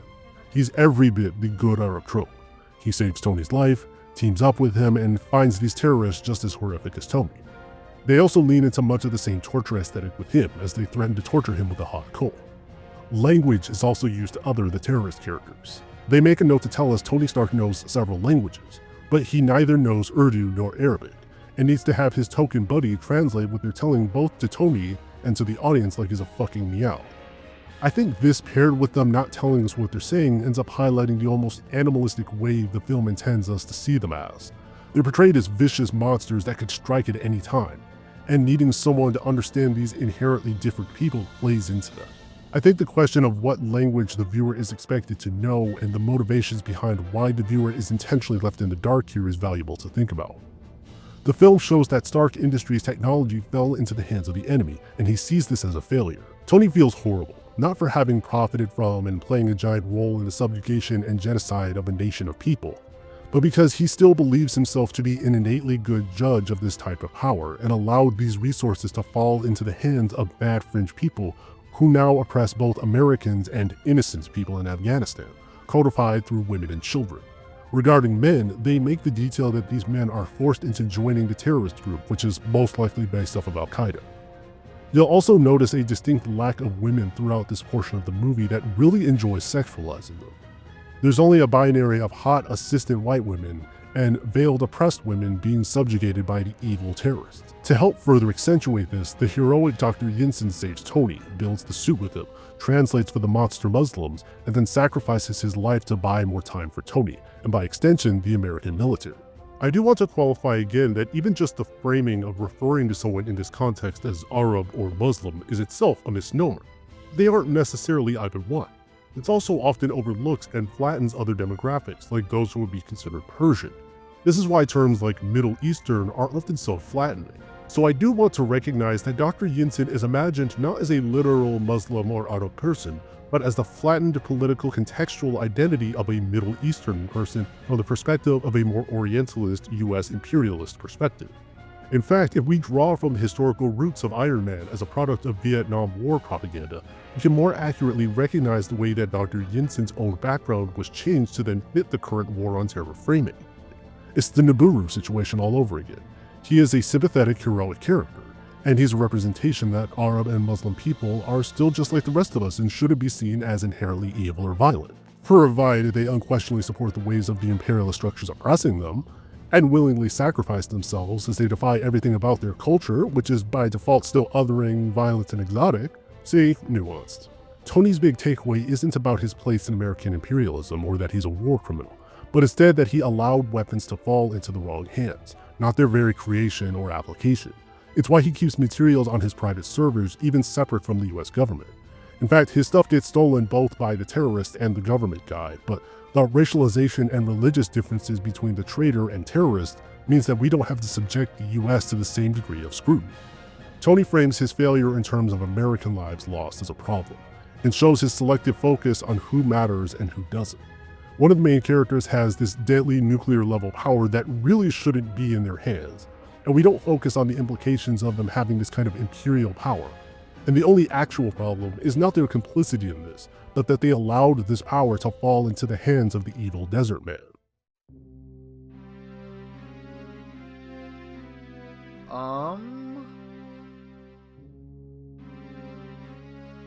Man, shut up, you asshole tree. Yeah, I know he's from the desert, but you don't gotta call him a desert man. There's also a lot of gender commentary on positioning weaponry as manly and masculine when Tony mentions that they build other things to, in his words, shut the hippies up. We build manly things like war weapons, not just those womanly things like baby bottles and hospitals. Hospitals? Yeah, the film does this a lot, where they have this oppressive terrorist group in the same movie that also has some of the most grossly misogynistic men in the US imaginable, including but not limited to a transphobic joke in all the ways Tony is a complete piece of shit even to his own employee. He harasses her, oversteps her boundaries when she sets them, calls her in to perform surgery on him completely unprompted, and they still have a thing together even though he's done nothing to show himself as a decent person to her. The movie really likes to remind you over and over that this guy is the worst with women, as much as it likes to remind you that Stark's Industries doesn't just make war weapons, so you can't be too mad at it. That's not a joke or exaggeration, by the way. So this is where Tony goes and takes out a group of terrorists himself and frees a bunch of oppressed women and children. He cares about the destruction of Gomera not because of the genocide he personally helped cause, but because those terrorists got his weapons, and that guy he personally knows was from there, which is why Tony needs to intervene. There's also something deeply horrific about the fact that Tony's power suit has a civilian checking feature. It informs him in binary terms of who is a civilian and who is the target, which gives the implication that his intervention can perfectly distinguish the two, a line of thinking actual politicians try to use when arguing that their bombing of real places is totally fine. We're only killing the bad ones. Like, this level of technology and the implication that Tony somehow claims to find a good way to pick out good and bad people is horrifying for how much it mirrors real rhetoric used by politicians. The reveal is that the traitor dude sold weapons to both sides and locked Tony out of his company to protect him. He's an evil war criminal, not like Tony who only sells to the American government who is assumed to have inherent goodness, More to the point, this villain gets to be an individual and not a representative of his entire culture. In fact, the film even sees the terrorists as these backwards people incapable of making their own innovations and relies on the genius of this white guy. It's always been your Achilles heel in this part of the world. Absolutely diabolical line. Remember, the problem is not the existence of these weapons, Tony's vast wealth, or the fact that he hoards and still uses this tech for himself. It's that he created tech that he allowed to fall into the hands of crazy, evil, dangerous terrorists. Madness and torture rest at the heart of this film's conflict. There's a bad guy who wanted to get rid of Tony Stark out of a personal greed, but not because the concept of policing or American militarism is bad. In fact, nuclear weaponry is taken for granted as an inherent good, provided it's in American hands. When the US military attacks Tony, there are obstacles but not villains, as it's a reasonable misunderstanding in terms of framing. You really think that just because you have an idea, it belongs to you? Your father, he helped give us the atomic bomb. Now what kind of world would it be today if he was as selfish as you? I actually think one of the most fascinating things about Iron Man is the role of the media. They constantly know exactly what happens with the things they're reporting on, and every time they mislead the public about what actually transpired. Even the pro-US military propaganda still admits that, yeah, the media industry we have here is designed to craft whatever narrative we need, and it's fine actually. It's also valuable to think about Tony's surveillance equipment. Tony spies on everyone, and it's imagined as just fine as long as it's a good figure doing such a thing. At the very least, it's a necessary if tragic action. You see this similar trope in a lot of early 2000s superhero media. Iron Man, Invincible, and The Dark Knight, to name a few, all actively bring this up in some way. Let's put into context the passing of the USA Patriot Act. The USA Patriot Act, passed by Congress in October of 2001 and renewed in 2005, 6, 10, and 11, legalized the following previously illegal acts and thus enabled anti-Arab and Muslim racism. Monitoring Arab and Muslim groups, granting the US Attorney General the right to indefinitely detain non-citizens whom he suspects might have ties to terrorism, searching and wiretapping secretly without probable cause, arresting and holding a person as a material witness whose testimony might assist in a case, using secret evidence without granting the accused access to that evidence, trying those designated as enemy combatants in military tribunals as opposed to civilian courts, and deportation based on guilt by association, not on what someone has done. The exceptionalism doesn't just exist in the form of weaponry used toward the other, but the use of detainment and surveillance domestically. That marginalized people pay the price is a feature, not a bug. Iron Man's suit is based on a real suit developed by Raytheon for the US Army that was noted at the time this film came out, so the line is non-existent at this point. So if we were to apply this to Invincible, we should consider that when Mark is brutalized by villains and sitting in that same hospital bed over and over, that this is often the result of madness. These insane, psychotic monsters who can only be cured, contained, or killed. Granting marginalized people probationary humanity and only trusting them if they align with imperialism is not nuanced. Imprisoning and executing mad individuals and attributing terrorism and criminality to disability is not morally gray. Call it what it is. We're a kind nation, we're a compassionate nation, we're a nation of strong values, and we value life. And we're learning people in this world, want to terrorize our country by trying to take life. They won't succeed. This country is too strong to allow terrorists to affect the lives of our citizens. Since it came out, Season 4 expands on a lot of the themes of torture and pretty explicitly spells out many of its themes. Consider this a Season 4 addendum. The first episode's opening sequence explicitly shows superheroes working in tandem with police as a means of containing criminals. We got, that scene of Eve doing work around the world in Season 1 only for things to go right back to business. This pretty strongly and more directly illustrates the point brought up before about how superheroes are frequently imagined in a role of being extensions of already existing systems of US police and military force, not a way to render their existence obsolete. Even as early as Season 1, when Mark first acts as a superhero, the link as a military story or a police story is made apparent right away. This scene of him experiencing the shock and trauma that comes with doing this wouldn't be out of place in the scene of a war movie, because it's an analog for being part of the police or military, albeit in a supernatural context. Invincible's foundation is built on the concept of perpetual war, an idea that plays on the fears and anxieties of its population. An idea that peacetime is merely a state of military alertness for the next conflict, where at any point we are under threat from some dangerous other, necessitating the constant preparation and use of defensive measures in weaponry and the military. There's also the detail that Mark and Eve are still running Invincible Inc. and still profiting from the prison industrial complex. Only here they have a throwaway comment that we're taking the corporation's money and donating it just like you wanted, which honestly is out of pocket. The problem here they seem to have is that they're taking money from regular people, and not the implications about criminality and containment we already talked about in the Invincible Inc. section. As mentioned, Invincible Inc. not only defends the institution of policing, profits from its existence. In the Invincible universe, prison is never imagined as anything beyond a containment unit for the irredeemable or a rehabilitative tool. The fact that Mark is taking from corporations in no way addresses the underlying problem of how Invincible imagines crime and criminality, as well as the role of police and policing institutions. Mark happily works hand in hand with the police and military to supplement and amplify their role, then makes money off of it in the process too. When he has this overwhelming guilt and says there has to be some way to not kill or torture people, we never really question or think about the fact that Mark has a whole-ass business that profits from and sees people brought to prisons, which, as we discussed in a previous section, is an institution predicated on torture. We already talked about Dinosaurus in a previous section that focuses more on the comics, so we won't retread it here. The main meat of the first half of the season focuses on Earth, or really as we say, the United States. Mark is repeatedly put in a situation where he feels he has to kill any threat in his way, personally feeling that dilemma when he's holding someone by the neck. This isn't the same situation as Angstrom Levy, but after that moment he comes to accept that so many more people would be alive had he just killed him.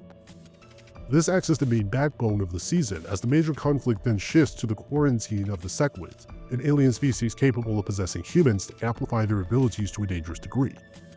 This ends up creating another ticking time bomb situation. They're quarantined in a barrier which is being damaged.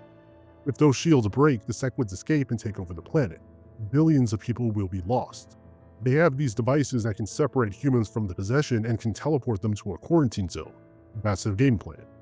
They take the time to tell you that shields are at 4%, 3%, 2%, 1%. However, the climax of the operation is when Mark once again has someone's neck in hand, just like he did before. Someone is rushing to get him a device as we count down the shield's integrity. We know what's at stake, and we have to do something to stop them. Mark is put in a Jack Bauer scenario, a situation in which torture or murder is the only rational course of action. It's certainly not good, nor is it presented as such that he would think to do this, but it's necessary and more lives will be lost if he doesn't. It's further fueled by the fact that Mark is repeatedly put in the same situation he had been with Angstrom Levy, who was still out there, holding the dangerous threat by the neck, and carrying the guilt from the Invincible War, feeling that he personally caused this. Dome integrity at 1%. We're seconds from collapse.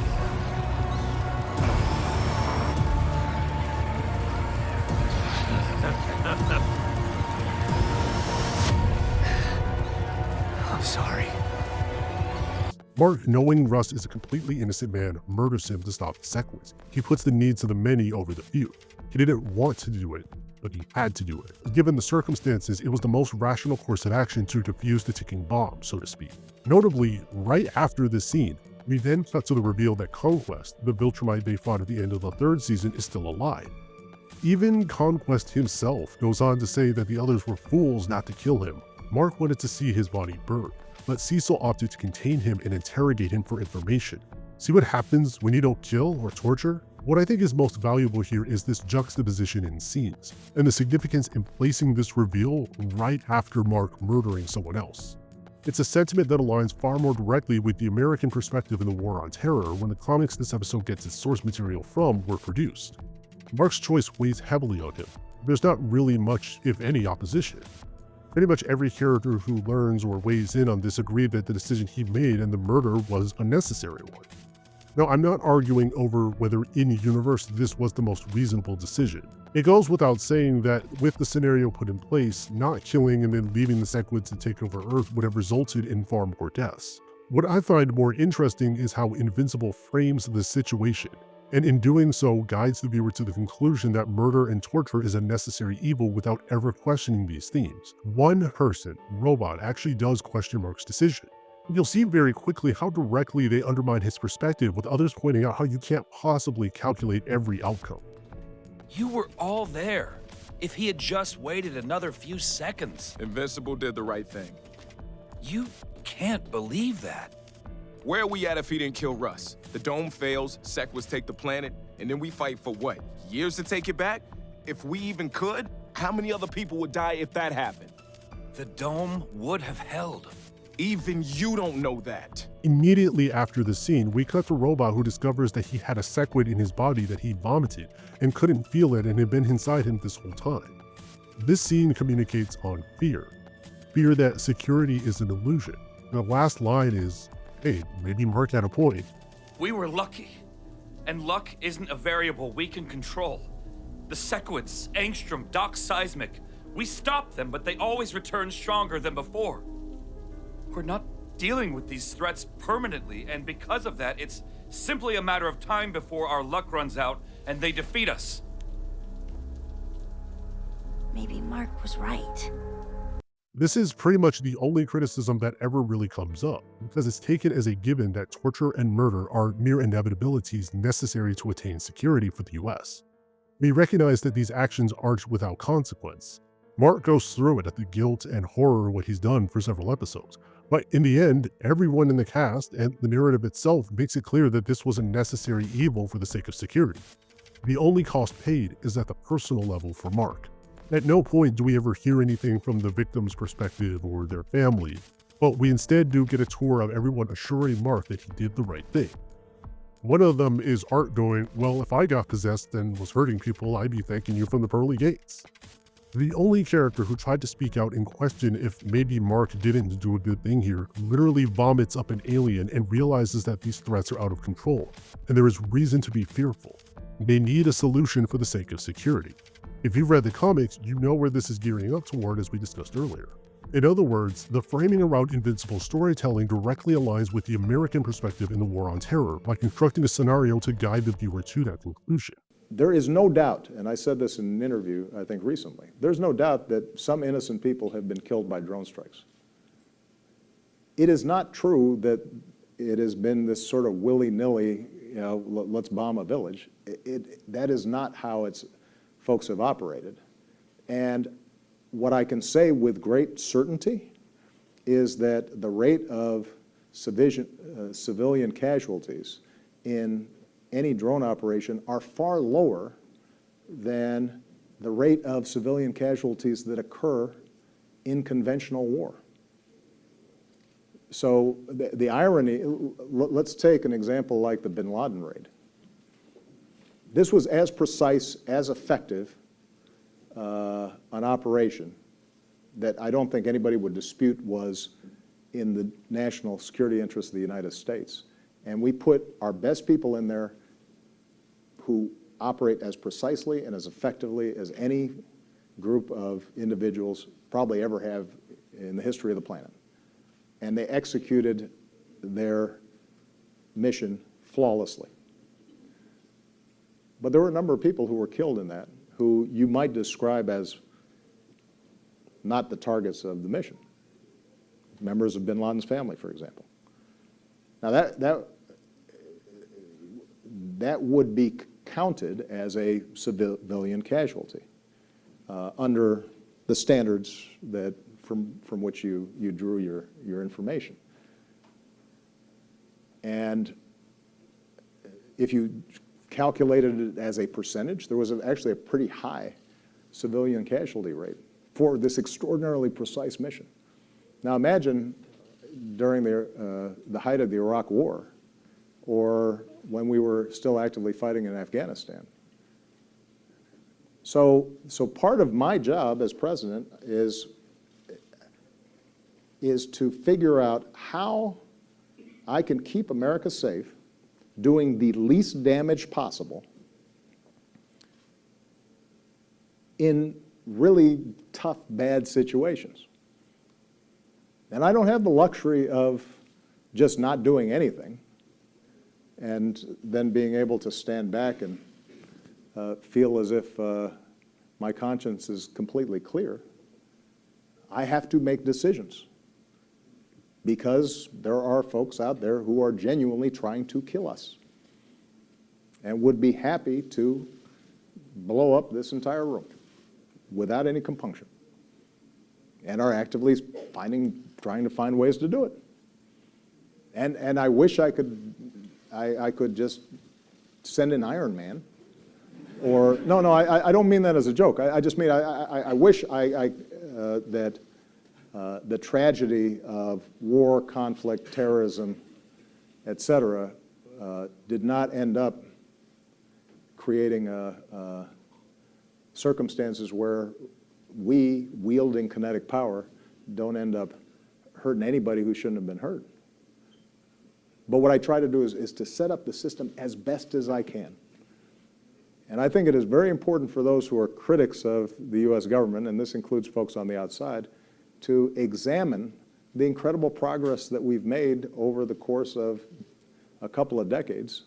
Cecil wants to bring back many of the members of the Guardians to show the world after a big attack in state of insecurity that the military's might is still there to protect them. As we discussed in previous sections, these rationales are point for point the exact talking points invoked to rationalize the war on terror. When Cecil and Mark discuss killing Russ, Cecil makes the point that you're a walking nuclear bomb. Don't do that. Don't act like I was going to kill him. Let's not pretend that thought didn't cross your mind. You hate Sinclair. Shit, I'm not exactly his biggest fan. But his reanimant are one of the greatest military inventions in human history. They're already saving more lives than most heroes do their entire careers. So? That doesn't give him a free pass for torturing and killing people. He came in here to apologize to you. Even after he saw what you did to Russ, he's just trying to make good. This debate doesn't materialize into anything. That man is literally a eugenicist who apologized for torturing and experimenting on people's bodies, including lobotomizing them. This is basically Operation Paperclip, or the rationale used for Hiroshima. You need to have on the payroll some very unsavory characters if in fact you're going to be able to learn all that needs to be learned in order to forestall these kinds of activities. It is a mean, nasty, dangerous, dirty business out there, and we have to operate in that arena.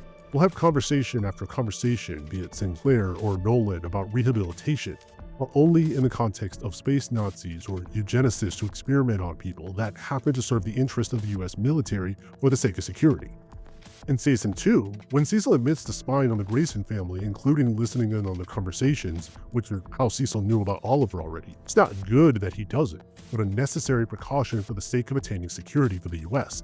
A line especially relevant given how Cecil's surveillance technology used directly parallels the Patriot Act, which passed at the time of the comic's production. That isn't even the best part. There's an episode where we establish that hell exists in the Invincible world, and Mark is summoned by Damien Darkblood to help Satan, and then the actual Satan to help overthrow a League of Legends champion. This episode is the one that focuses more deeply on Mark still dealing with the guilt and trauma he carries of having murdered an innocent man, supposedly in the name of the greater good. They also establish that Satan actually helps the Earth in the long run, and that their demon society is predicated on the systematic torture of countless creatures we hear screaming in pain. We actually have to keep that going. This is overwhelmingly considered the worst episode of Season 4 for a number of reasons, but I haven't seen this particular aspect discussed much, if at all. I want to ask why we juxtapose these two particular ideas together. Mark dealing with the guilt of murdering someone in the ticking time bomb scenario for the greater good, when the Lord wrought that there's a whole society where we just have to torture people, and this is just taken as an unquestioned fact of life. Let's listen to how Damien assures Mark that he's not an evil dude and what rests at the heart of this narrative. Path of good, difficult. Sometimes must choose least of two evils. Demons torture vile.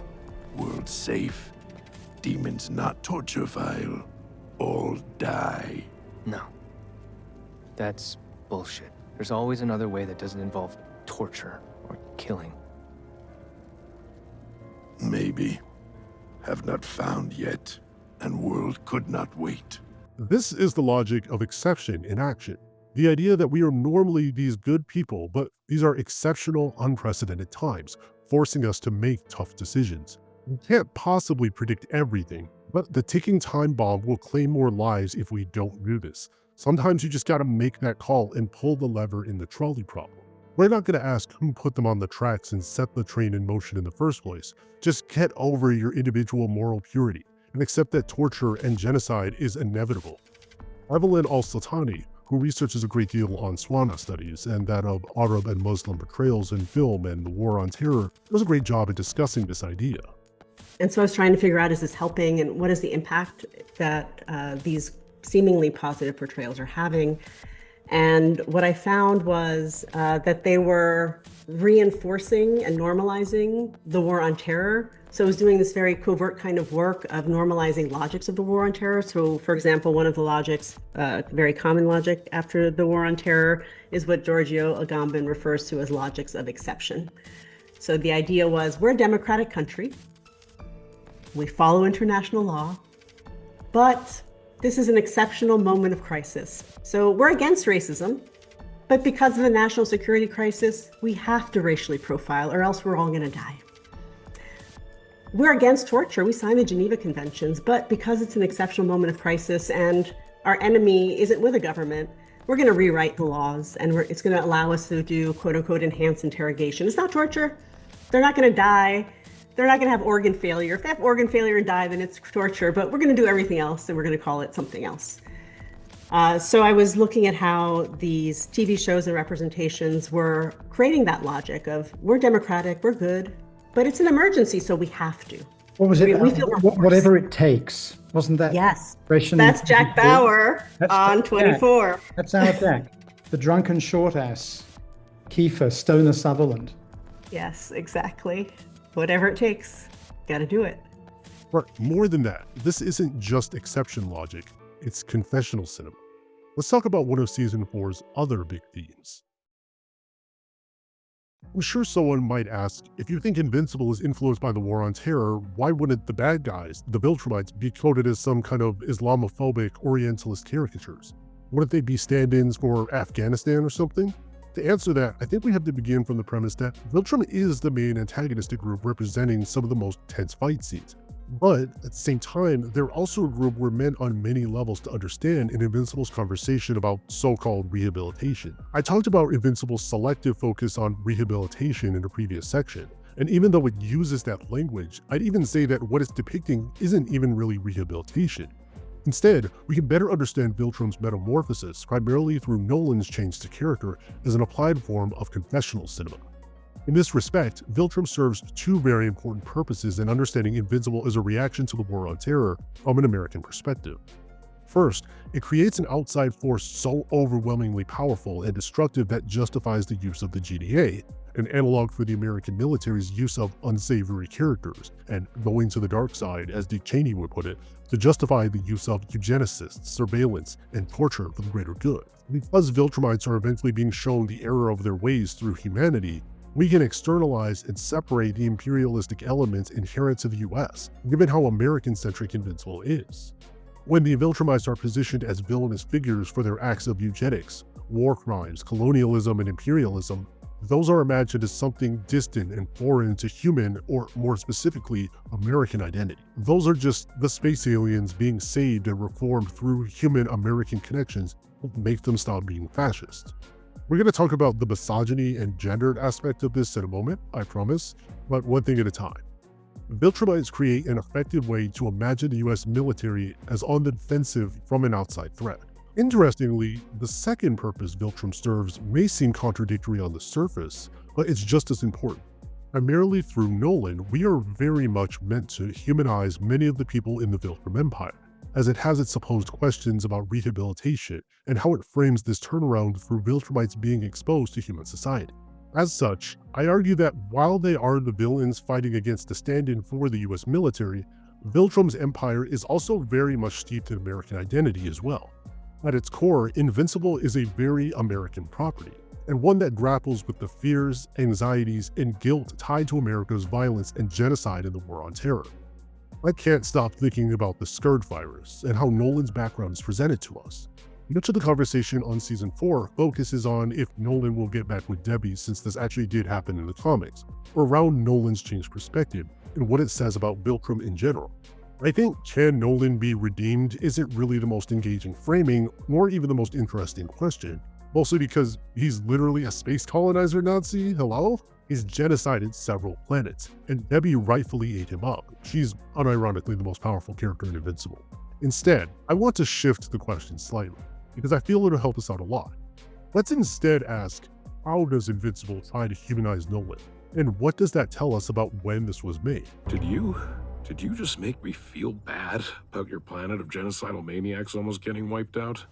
Season 4 gives us the lore drop that Fate has created this bioterror virus called the Scourge virus to eradicate most of the Viltrumite population. We devote a significant portion of an episode of this from Nolan's perspective, giving insight into the eugenicist underpinnings of Viltrum with this bioterror event, and we just see bodies. So many bodies being shoveled out, with the tone focusing on the sheer loss and illness. Out Nolan seeing and shoveling out the bodies of his own family. The Viltrumites were victims of genocide.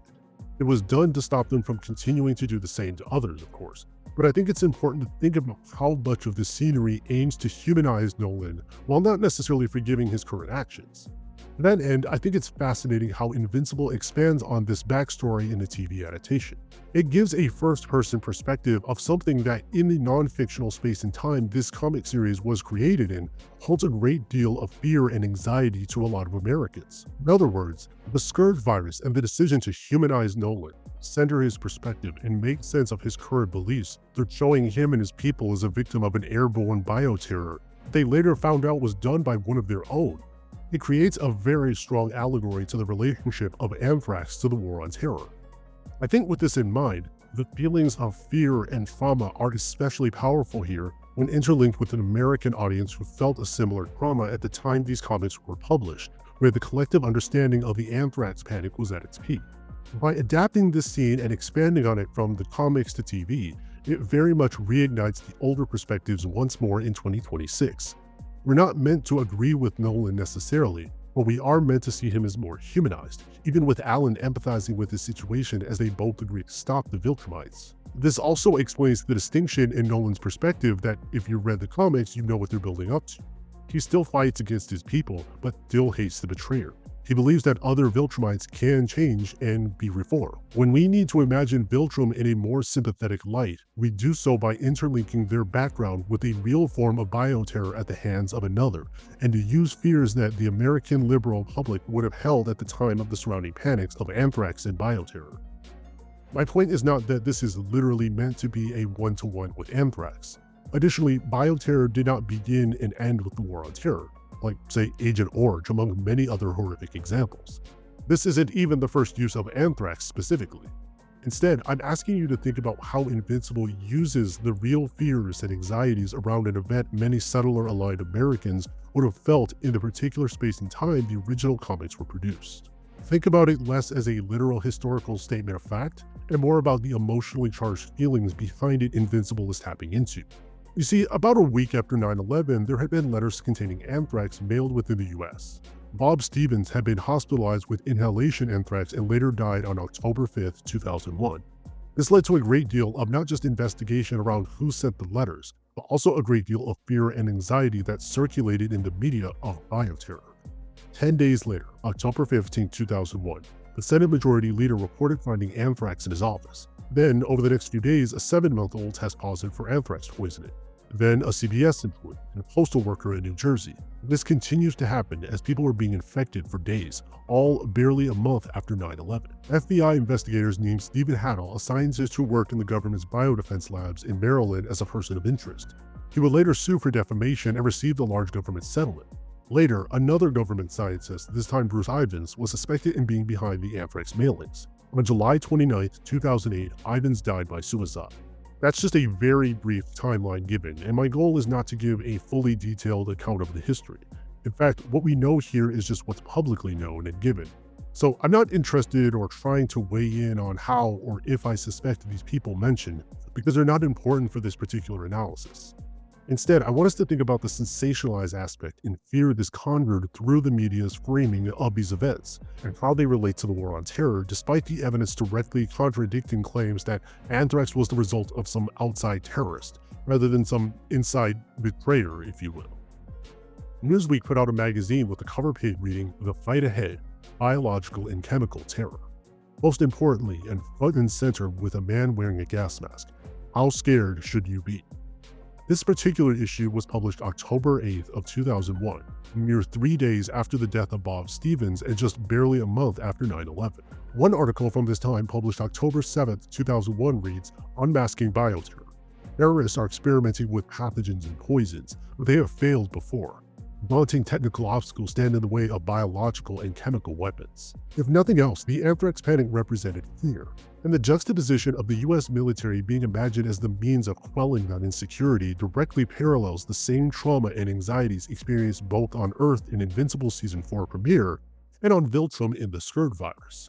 Anthrax was very quickly attributed to coming from terrorists in Iraq, which, in tandem with the rhetoric around the weapons of mass destruction, created a scenario in which the US imagines itself as on the defensive from a greater outside threat. First, you will recall that it took UNSCOM 4 long and frustrating years to pry an admission out of Iraq that it had biological weapons. Second, when Iraq finally admitted having these weapons in 1995, the quantities were vast. Less than a teaspoon of dry anthrax, a little bit about this amount. This is just about the amount of a teaspoon. Less than a teaspoonful of dry anthrax in an envelope shut down the United States Senate in the fall of 2001. This forced several hundred people to undergo emergency medical treatment and killed 2 postal workers just from an amount just about this quantity that was inside of an envelope. Iraq declared 8,500 liters of anthrax, but UNSCOM estimates that Saddam Hussein could have produced 25,000 liters. If concentrated into this dry form, this amount would be enough to fill tens upon tens of thousands of teaspoons, and Saddam Hussein has not verifiably accounted for even 1 teaspoonful of this deadly material. And that is my third point, and it is key. There's no question that anybody who would mail anthrax with the attempt to harm American citizens is a terrorist. And there's no question that Al-Qaeda is a terrorist organization, so it wouldn't put it past me that they're, it wouldn't surprise me that they're involved with this, but I have no direct evidence. I do know that this country is strong enough to endure the evil ones. Anthrax itself is captured in the Militainment matrix. Even coverage on it in many places is very easy to have this sort of true crime framing to it, and has been made into spectacle and media of its own, separate from historical facts and realities of the who and what. For example, there's Netflix coverage on it. Really sit with the artistic choices here, the framing, the cinematography, the editing. All of it in service of evoking a specific emotion out of reality and constructing it into media. An invisible enemy killing Americans one breath at a time. I saw this letter. Investigators have been searching for the culprit in the anthrax by mail attacks. As far as high-profile cases, I can't think of anything as big as this. Inside was what appeared to be sand. It said, "Death to America, death to Israel, Allah is great." The big fear was this is the second wave of a terrorist attack. Do you know how much mail, how many packages I've opened? These terrorists must be pursued. They must be defeated. We started comparing it to our databases, and it matched up with this strain called the AIM strain. The person that we were pursuing was one of us. We really did have to rely on the people that were the experts. It makes itself seem harmless, slips past the defenses. How do we know that they were being helpful? Each one of them became a suspect. It created a lot of fear and paranoia. I am not the anthrax killer. Quickly, you want to figure out how to rule people out and how to rule people in. They were happy to have a patsy. Nothing justified the treatment that he received. His reputation had been sullied. You're saying it was me? That I'm some kind of terrorist? The global whodunit is now shrunk to one flask in one lab, created and maintained by one guy. Let's then return to our first question. How does Invincible try to humanize Nolan? And what does that tell us about when this was made? For one, this scenario isn't really analogous to, say, the COVID-19 pandemic, as it is specifically a form of bioterror levied against the people we're now being asked to humanize on some level. We also place the focus less on Nolan as an individual and more on him as a collective within a fascist society, one that centralizes all of its evils to just being led by Thrag or Argal. When people wish to humanize Nolan, they usually frame it through the lens of he was propagandized for centuries, or often points to the fact that we also see children on Viltrum who are victimized. I'm less interested in asking, is murdering a society that has genocided and colonized billions of people right? And asking you to look at this less as merely an isolated fictionalized scenario, and one directly tapping into the specific emotional fears point of history it was created. Nolan at one point directly flies right in front of Debbie and says like, hey, you believe in rehabilitation, don't act like you don't know me. The reason we get this is because Invincible isn't a story about deconstructing or understanding the underpinnings of fascism and colonization. It's not even really a story about rehabilitation, as what we're depicting is in no way a proper understanding of either restorative or transformative justice, not even close. No, we're humanizing the Viltrumites because Invincible is a story that, referencing screening torture and its own references, is very similar in structure to confessional cinema. As David Dessler shows in his discussions of American Vietnam War movies, this is an ideological tendency characteristic of war films, be they Israeli, American, Japanese, or German.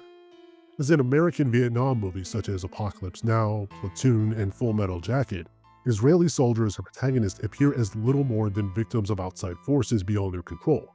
In this respect, the Viltrumites are imagined as cattle under the spell of an unjust leader, and people are just way too cool with them having committed acts of genocide on a galaxy-wide scale beyond any degree of comprehension. Confessional cinema is a concept discussed in Screening Torture, which itself cites Inventing Vietnam, the War in Film and Television, and draws out a conversation about the framing of violence toward a devalued victim in the context of war film. It discusses this in context of Israeli and American war films around Vietnam specifically. What would often happen is you have a protagonist tied to Zionist beliefs who maybe no longer believes them, entering their state of confession and rehabilitation in reaction to having killed a Palestinian person, or reckoning with their complicity in ways that still are largely sympathetic to the genocide and occupation by the imperial class. Confession and forgiveness in this genre of Israeli cinema take place outside of the official space of state practice and institutional structures. Confession unfolds between individuals and the recording lens of the camera, between former soldier and filmmaker, and finally between the latter two and audiences.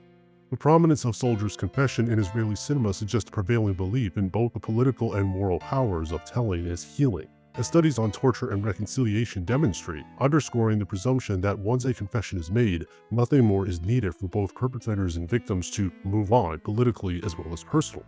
It is a process that strikingly excludes victims and concerns itself with appealing to Israeli audiences, or at most, the international community.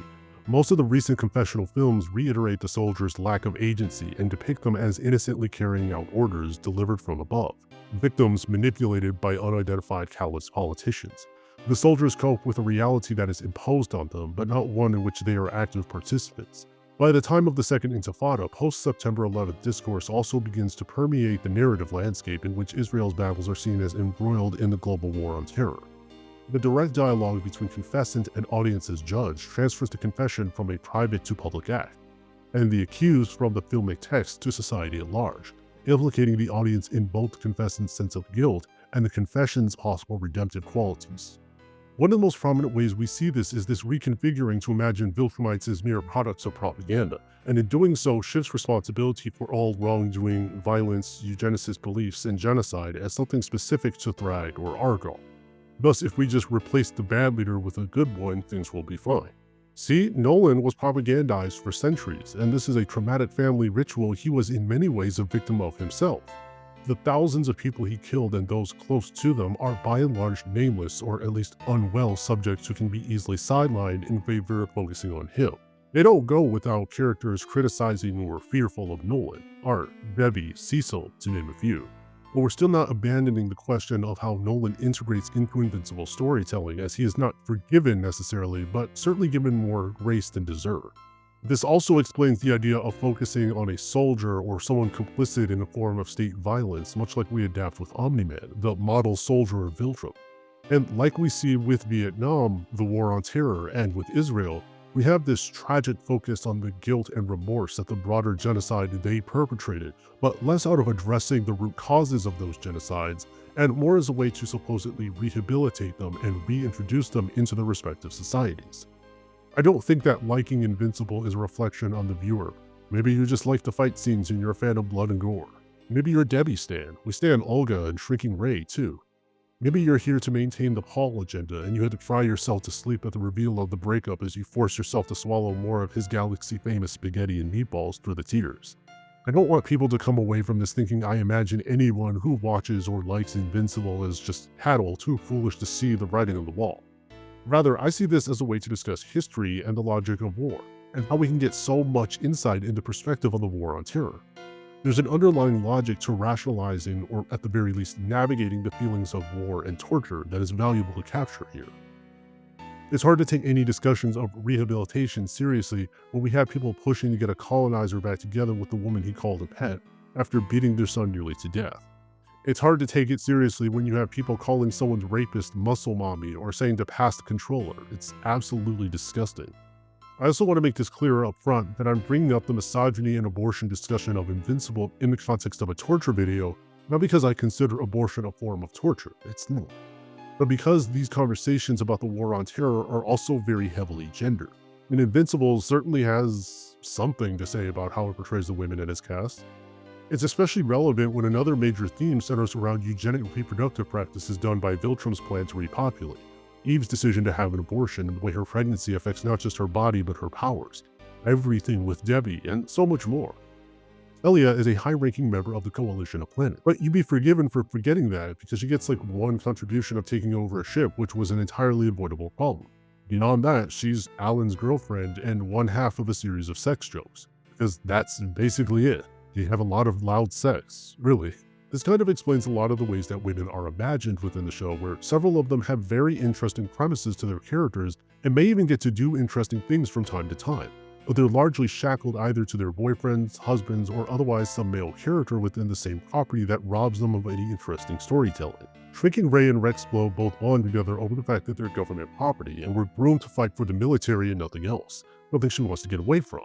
But in practice, she's also largely there to showcase how much Rex has changed and to give him as many death glides as possible. Then she's pretty much cast aside now that he's gone. Duplicate occupies a similar relationship with her brother in Season 3. They're both exploited by the government and criminal institutions they work for, and were both seized by and groomed by the government as war weapons. But the overwhelming conversations is that Kate sucks for sticking around the mid-mortal and how her powers are overwhelmingly applied in a sexual context. Eve's entire characterization and her body are both largely mocked or dismissed. I don't think I need to spell out how fucked it is that people are calling her a murderer or blaming her for getting an abortion, when at the core of the problem is the massive power differential in the relationship between Mark and Eve. The exact problem that happened with Amber and Mark. In many ways, the secret identity wasn't the root issue, but the imbalance of power in the relationship. Same goes for calling her fat on Eve for gaining weight. Invincible has a pattern where a man experiences trauma, and then there's the woman character shackled to him to either give him some form of sexual relief or help him sort out his feelings while they go back to the sideline. Invincible repeatedly reinforces the concept of compulsory sexuality through its depiction of women and gender labor and expectations in relationships. Compulsory sexuality is the idea that sex is universally desired as a feature of human nature, that we are essentially obligated to participate in sex at some point in life, and that there is something fundamentally wrong with anyone who does not want to, whether it be perceived as a defect of morality, psychology, or physiology. When sex is compulsory, it fosters the sense that we are each duty-bound to consistently engage in a certain arbitrary amount of sexual activity, regarding it as something that should be weighed, measured, and quantified, rather than an experience people should engage in only when all involved have the ability and desire to do so, regardless of how frequent or infrequent that may be. To give an applied example, Scott Galloway, an NYU professor, had some ace-phobic nonsense to say about student protesters advocating for an end to the genocide and occupation of Palestine. He claims that they're increasingly acting like Nazi Germany for protesting genocide. He attributes the root cause of protesters being young people not having enough sex, thus they go on the hunt for fake threats. This, of course, is a massive misrepresentation of the issues surrounding why people are protesting, ultimately for a ceasefire, to pressure universities into divesting, considering their financial and imperial interest in aiding Palestinian genocide. There's also a sign of ground rules protesters at George Washington University made, which people jumped on in how they position protesters as sexual puritans or oppressors that hate sex. Now, of course, this is an extremely reasonable guideline to set for protesters because it's a recognition of abuse of power, the relationships that can form within advocacy groups. It's not anti-sex, it's recognizing the ways that they're here for business. But both of these situations imagine a lack of sex or a perceived aversion to it as a form of deviancy. Lack of sex is imagined as a form of immorality and depravity that sees sex as a fuel for morality and productivity. And the conclusion of this line of thinking also then concludes that it's a woman's duty to provide this for men, lest they become immoral, violent agitators. A few years back, GameStop had its stock thrown out of sorts when a bunch of Redditors started buying up stock and disrupted their whole operation. This led to major financial losses. For a lot of people, it exposed a lot of the kid gloves with how obscenely wealthy people are treated. Interestingly, one marketing professor at New York University made a thread framing the creators on Reddit as a bunch of basement dwellers who all need to get laid. Considering one of the major points of focus is Eve getting pregnant and later an abortion, the main villain ordering the surviving Viltrumites to go on Earth and breed to increase their numbers again. Because the whole planet was destroyed and the numbers dwindle, sex and reproductive justice is a major theme of Season 4, like it or not. In the context of a superhero story like this, much of the relationships of the characters are also deeply tied to the expectations women have set on them as to how they navigate their partner's profession, aka superhero work. If sex and relationships are this compulsory, mandatory thing expected of society, then in the context of cis-hetero relationships, which make up the majority of what we see and what gets central focus in Invincible, it constructs a framework where sex, intimacy, and labor are imagined as a sort of fuel that then restore men to a state of normality. To be someone who doesn't desire this, or to be, excuse the framing here, deprived of this, is to be in a state of failure and deviancy. Some of the Viltrumites are hundreds, possibly thousands of years old, in a small period of time on Earth experiencing relationships specifically within the framework of a nuclear family, and what is very specifically a mission to go do eugenic birth practices is enough to turn them around. The majority of Viltrumites we see reformed are men experiencing labor, sexual intimacy, and later molded into a nuclear family unit to explain their reformation from centuries of propaganda and committing acts of genocide. There's a bit that's very easy to overlook, but when Nolan tells Mark about why he had him with Debbie and reveals Mark was made for a eugenic project in service of the fascist Viltrum Empire, he doesn't say this is wrong. He says, I can see how it can be taken that way. Seriously. Even this conversation of will Debbie take Nolan back is weird because it frames Debbie as this reward for Nolan to regain now that he's restored his honor and seen the error of his ways. It's why I find the framing around this conversation as somehow being about rehabilitation absolutely asinine. This is not rehabilitation, it's confessional cinema that imagines women as a fuel for doing so. We see how women like Amber, Debbie, and Eve are treated within the fandom when they act in a way that deviates from the expectations of restoring one to a state of normality. There are characters like Betsy, Eve's mother, who are clearly in these unhappy relationships that can seemingly give the illusion of varied and nuanced portrayals. But it doesn't matter when there's the whole reformation tour of the Viltrumites in the same story. It doesn't matter when all the women are continually sidelined. When Nolan has this flashback to his old life with Debbie and misses her, it's shown in the context of them being sexually flirty with one another. It's why so many people joke that Debbie saved the galaxy or that her private parts must be godly to have turned Nolan around. Even the memes with Kind Quest, which are insistent that he'd fall to a southern black woman, are just super weird because they continually reinforce this notion that women, particularly non-white women, are situated not as characters but as agents of Viltrumite reform and compassion. Conquest is this what-if scenario where the big villain of Season 3, Conquest, was hypothetically sent to Earth and had to turn around instead of Nolan. Just so we're clear, I don't have any issue with people memeing or even the Conquest memes specifically, but I do think that they paint a picture of a broader pattern of how women, relationships, and nuclear families are presented in Invincible. I don't think it's all that shocking how Invincible is talked about with this sort of incel logic, because what it ultimately comes back to is that Invincible really doesn't have anything to say about rehabilitation. But it has plenty to say about the nuclear family and compulsory sexuality. And yet, in Torture, there's one scene I've yet to mention, one that is a must to discuss from a Torture lens. It's that scene. Mark's rematch with Conquest also has one of the single most brutal moments in the entire series. Mark chunks this man out and endures everything Conquest throws at him. He has his stomach cut open while Conquest pulls out his organs. There's no music or anything, just the sound of all this happening and Mark yelling and whimpering in pain. The sound design of this from a torture standpoint, a focus on the spectacle of violence, encapsulates something very important we discussed at the start of this video, that torture is exciting when made into spectacle. The entire conversation around confession cinema, war, genocide, and women being done dirty is packaged and sandwiched between exciting spectacle. That adrenaline rush, that excitement, the simple emotional reaction, the rush of watching moments like this to build to an emotional connection to media is just as important as the more in-depth implications about what it's saying. I don't think that people who enjoy Invincible are fascist sympathizers, and I'm not trying to argue that enjoying the piece of media means you agree with all it's saying. I don't think it's wrong or bad to be excited watching Invincible, to like it, or anything. I'm not saying it's bad to experience excitement or thrill at torture scenes in media. I just think it's more fascinating how media can conjure these feelings at all. My main goal here is grounding the conversations being had about Invincible in the history and circumstances they were produced under. And Invincible is inseparable not just from torture, but from the war on terror.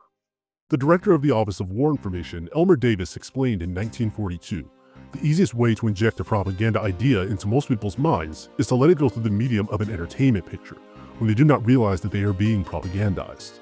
Media is not brainwashing. It fills gaps, which is especially valuable for something you don't see or experience for yourself.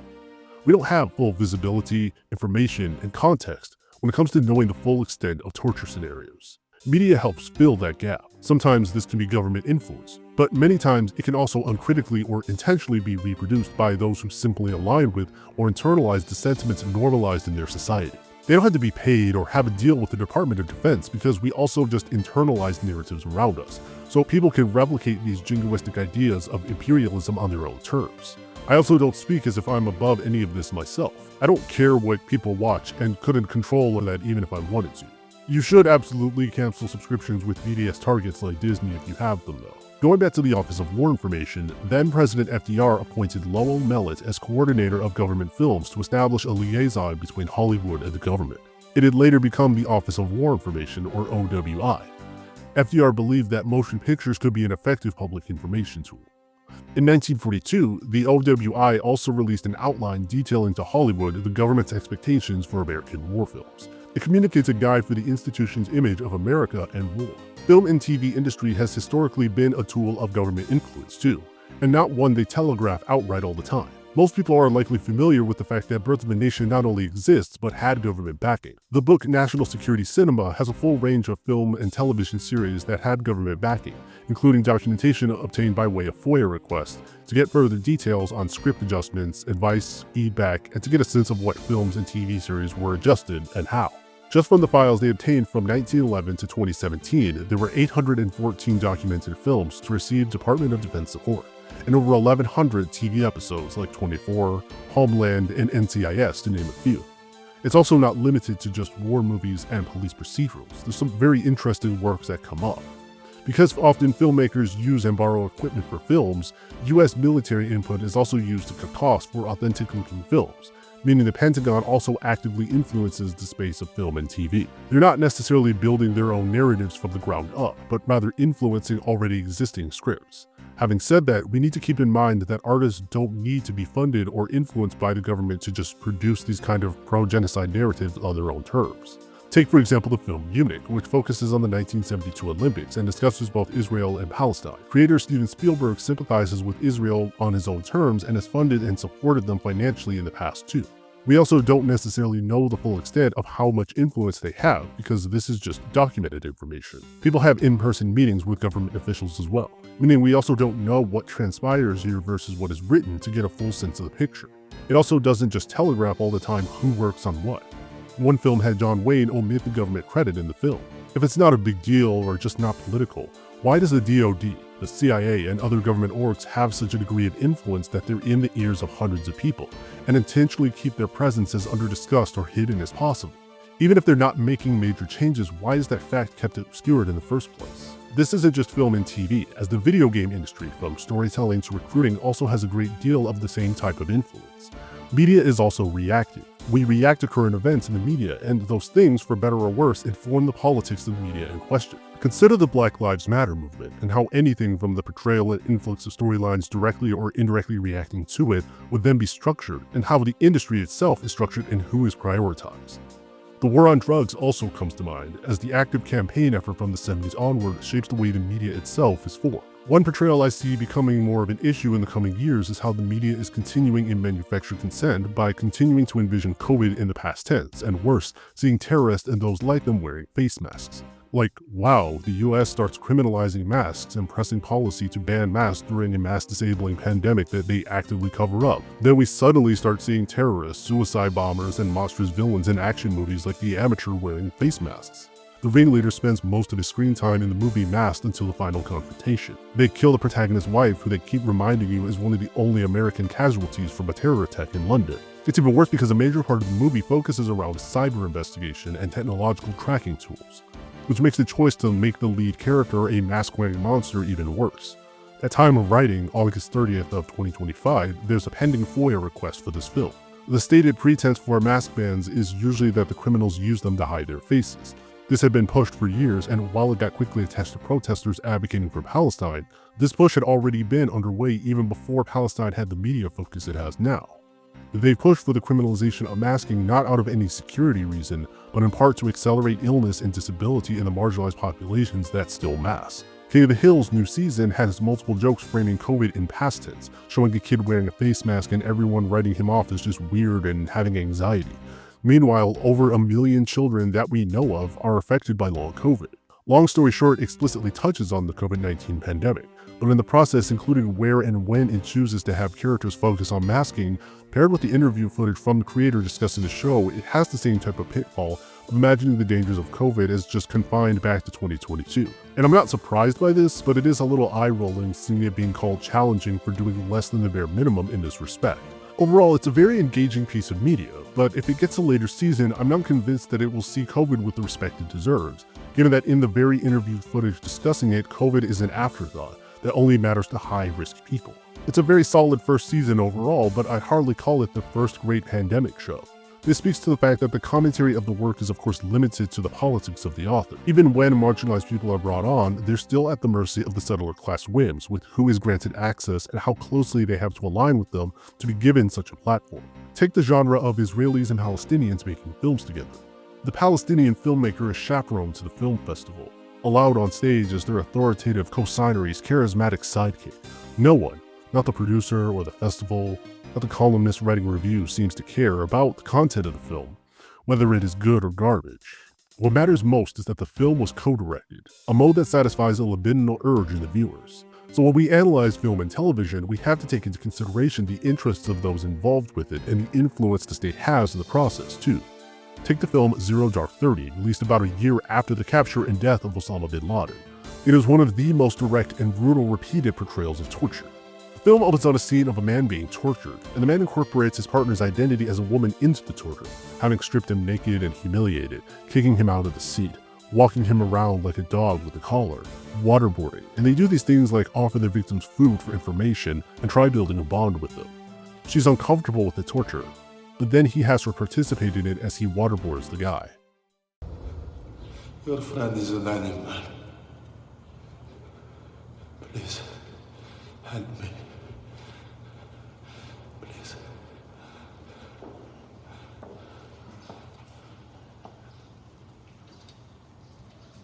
You can help yourself by being truthful.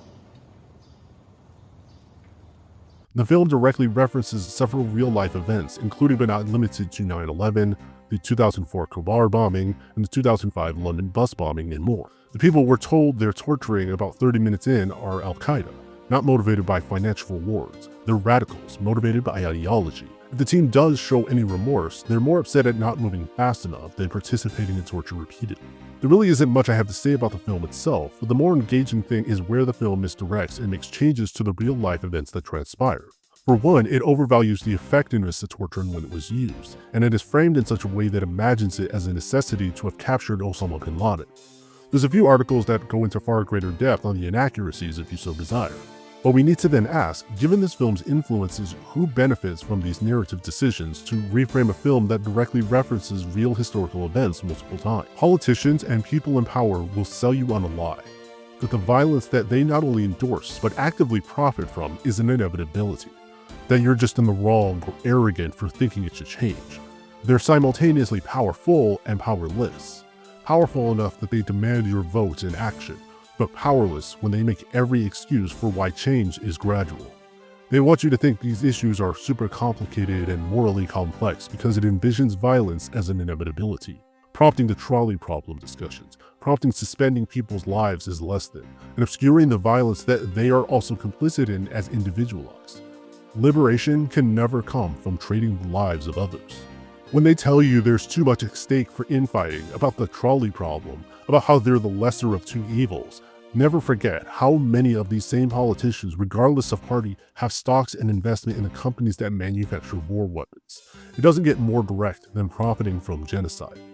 You're expected to fall in line and accept them as the lesser of two evils. And if you object to this, you're a puritanical, sanctimonious extremist who only cares about your own moral purity. Senator, when the president decided to put out these memos outlining the interrogation methods that the previous administration used, he apparently intended to put them out, say we'll never do it again, and thought that would be the end of it. It has been far from that. He has really opened a can of worms. You were among the first to condemn torture as a use for interrogators. You said it didn't work. It put our own people in jeopardy of having the enemy use it on them. You were very, very strong about that. But now you say we should not have an investigation into this, that we should move on. Why have you decided on that? There has been an investigation by the Senate Armed Services Committee. It is well known what happened. There is going to be pictures that are going to be coming out which will again authenticate that wrong things are done. But are you going to prosecute people for giving bad legal advice? Are you going to keep on down this road in order, frankly, to maybe there's an element of settling old political scores here. We need to put this behind us. We need to move forward. We've made a commitment that we will never do this again. No administration, I believe, would ever do this again. And it's time to fight the wars that we're in. The claim that the violence at Abu Ghraib reflected the actions of a few bad apples is a well-known instance of this variant of interpretive denial. As with literal denial, the flexibility needed for interpretive denial is inscribed into torture practices. Implicatory denial refers to the rhetorical strategies that officials use to justify alleged incidents of torture. Officials may challenge the legitimacy of human rights norms, argue that violence is necessary for the defense of the state, blame victims, or contrast the violations of their own state with violations of enemy states. Officials may also justify torture by citing instances when it proved effective.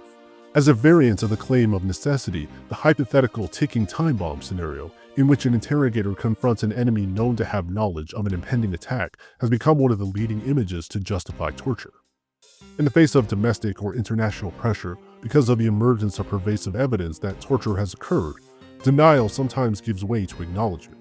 Yet full acknowledgement is rare, as states tend to qualify wrongdoing with three devices: spatial isolation, temporal containment, and self-correction. Spatial operation refers to the claim that an alleged incident is an isolated incident, unrepresentative of state practices. Temporal containment locates the alleged incident in a past that is no longer politically relevant. Finally, self-correction involves the argument that the criticized state is effectively addressing its violations. Contemporary human rights work often involves efforts to shame nations accused of human rights violations. These efforts mobilize the association of torture with illiberal cruelty to disrupt claims that states respect modern human rights norms, by denying or only partially acknowledging allegation. There's one final clip I want to show you. You see, there was a lawsuit between former CIA detainees and psychologists hired by the CIA. The names of the victims are Suleiman Abdullah Salim, Mohammed Ahmed Ben-Soud, and Gul Ramat, the last of whom died in the CIA's interrogation program. We have footage from the New York Times showing the exchange between the psychologist who rationalized the torture and one of the victimized who experienced it. It's a deeply chilling video to watch. I remember also them putting a cloth around, tying a cloth around my neck, and then they are punching me on the wall. Oh, it's discombobulating. It's not painful. My guess would be some of the folks sitting here have been walled. It stirs up your inner ears, and it's like being on one of those whirly gigs or something. Mm-hmm. You know, you move around quite a bit, it's in fact, if it's painful, you're doing it wrong. I remember being tied on the wall, handicapped on the wall. I couldn't go up or come down. This is Jose Rodriguez, former head of the CIA's Counterterrorism Center. On 60 Minutes, where you analogized the stress positions to working out in a gym. Correct. Yeah. Do you think that's a good analogy to what the kind of discomfort that the stress positions cause? I can only imagine. Mm-hmm. So you don't know? I don't know. I can't describe how painful it was. Do you presently experience the pain? Sasa hivi unasikia maumivu. Yes. Can you describe for me the pain that you feel presently? Huh?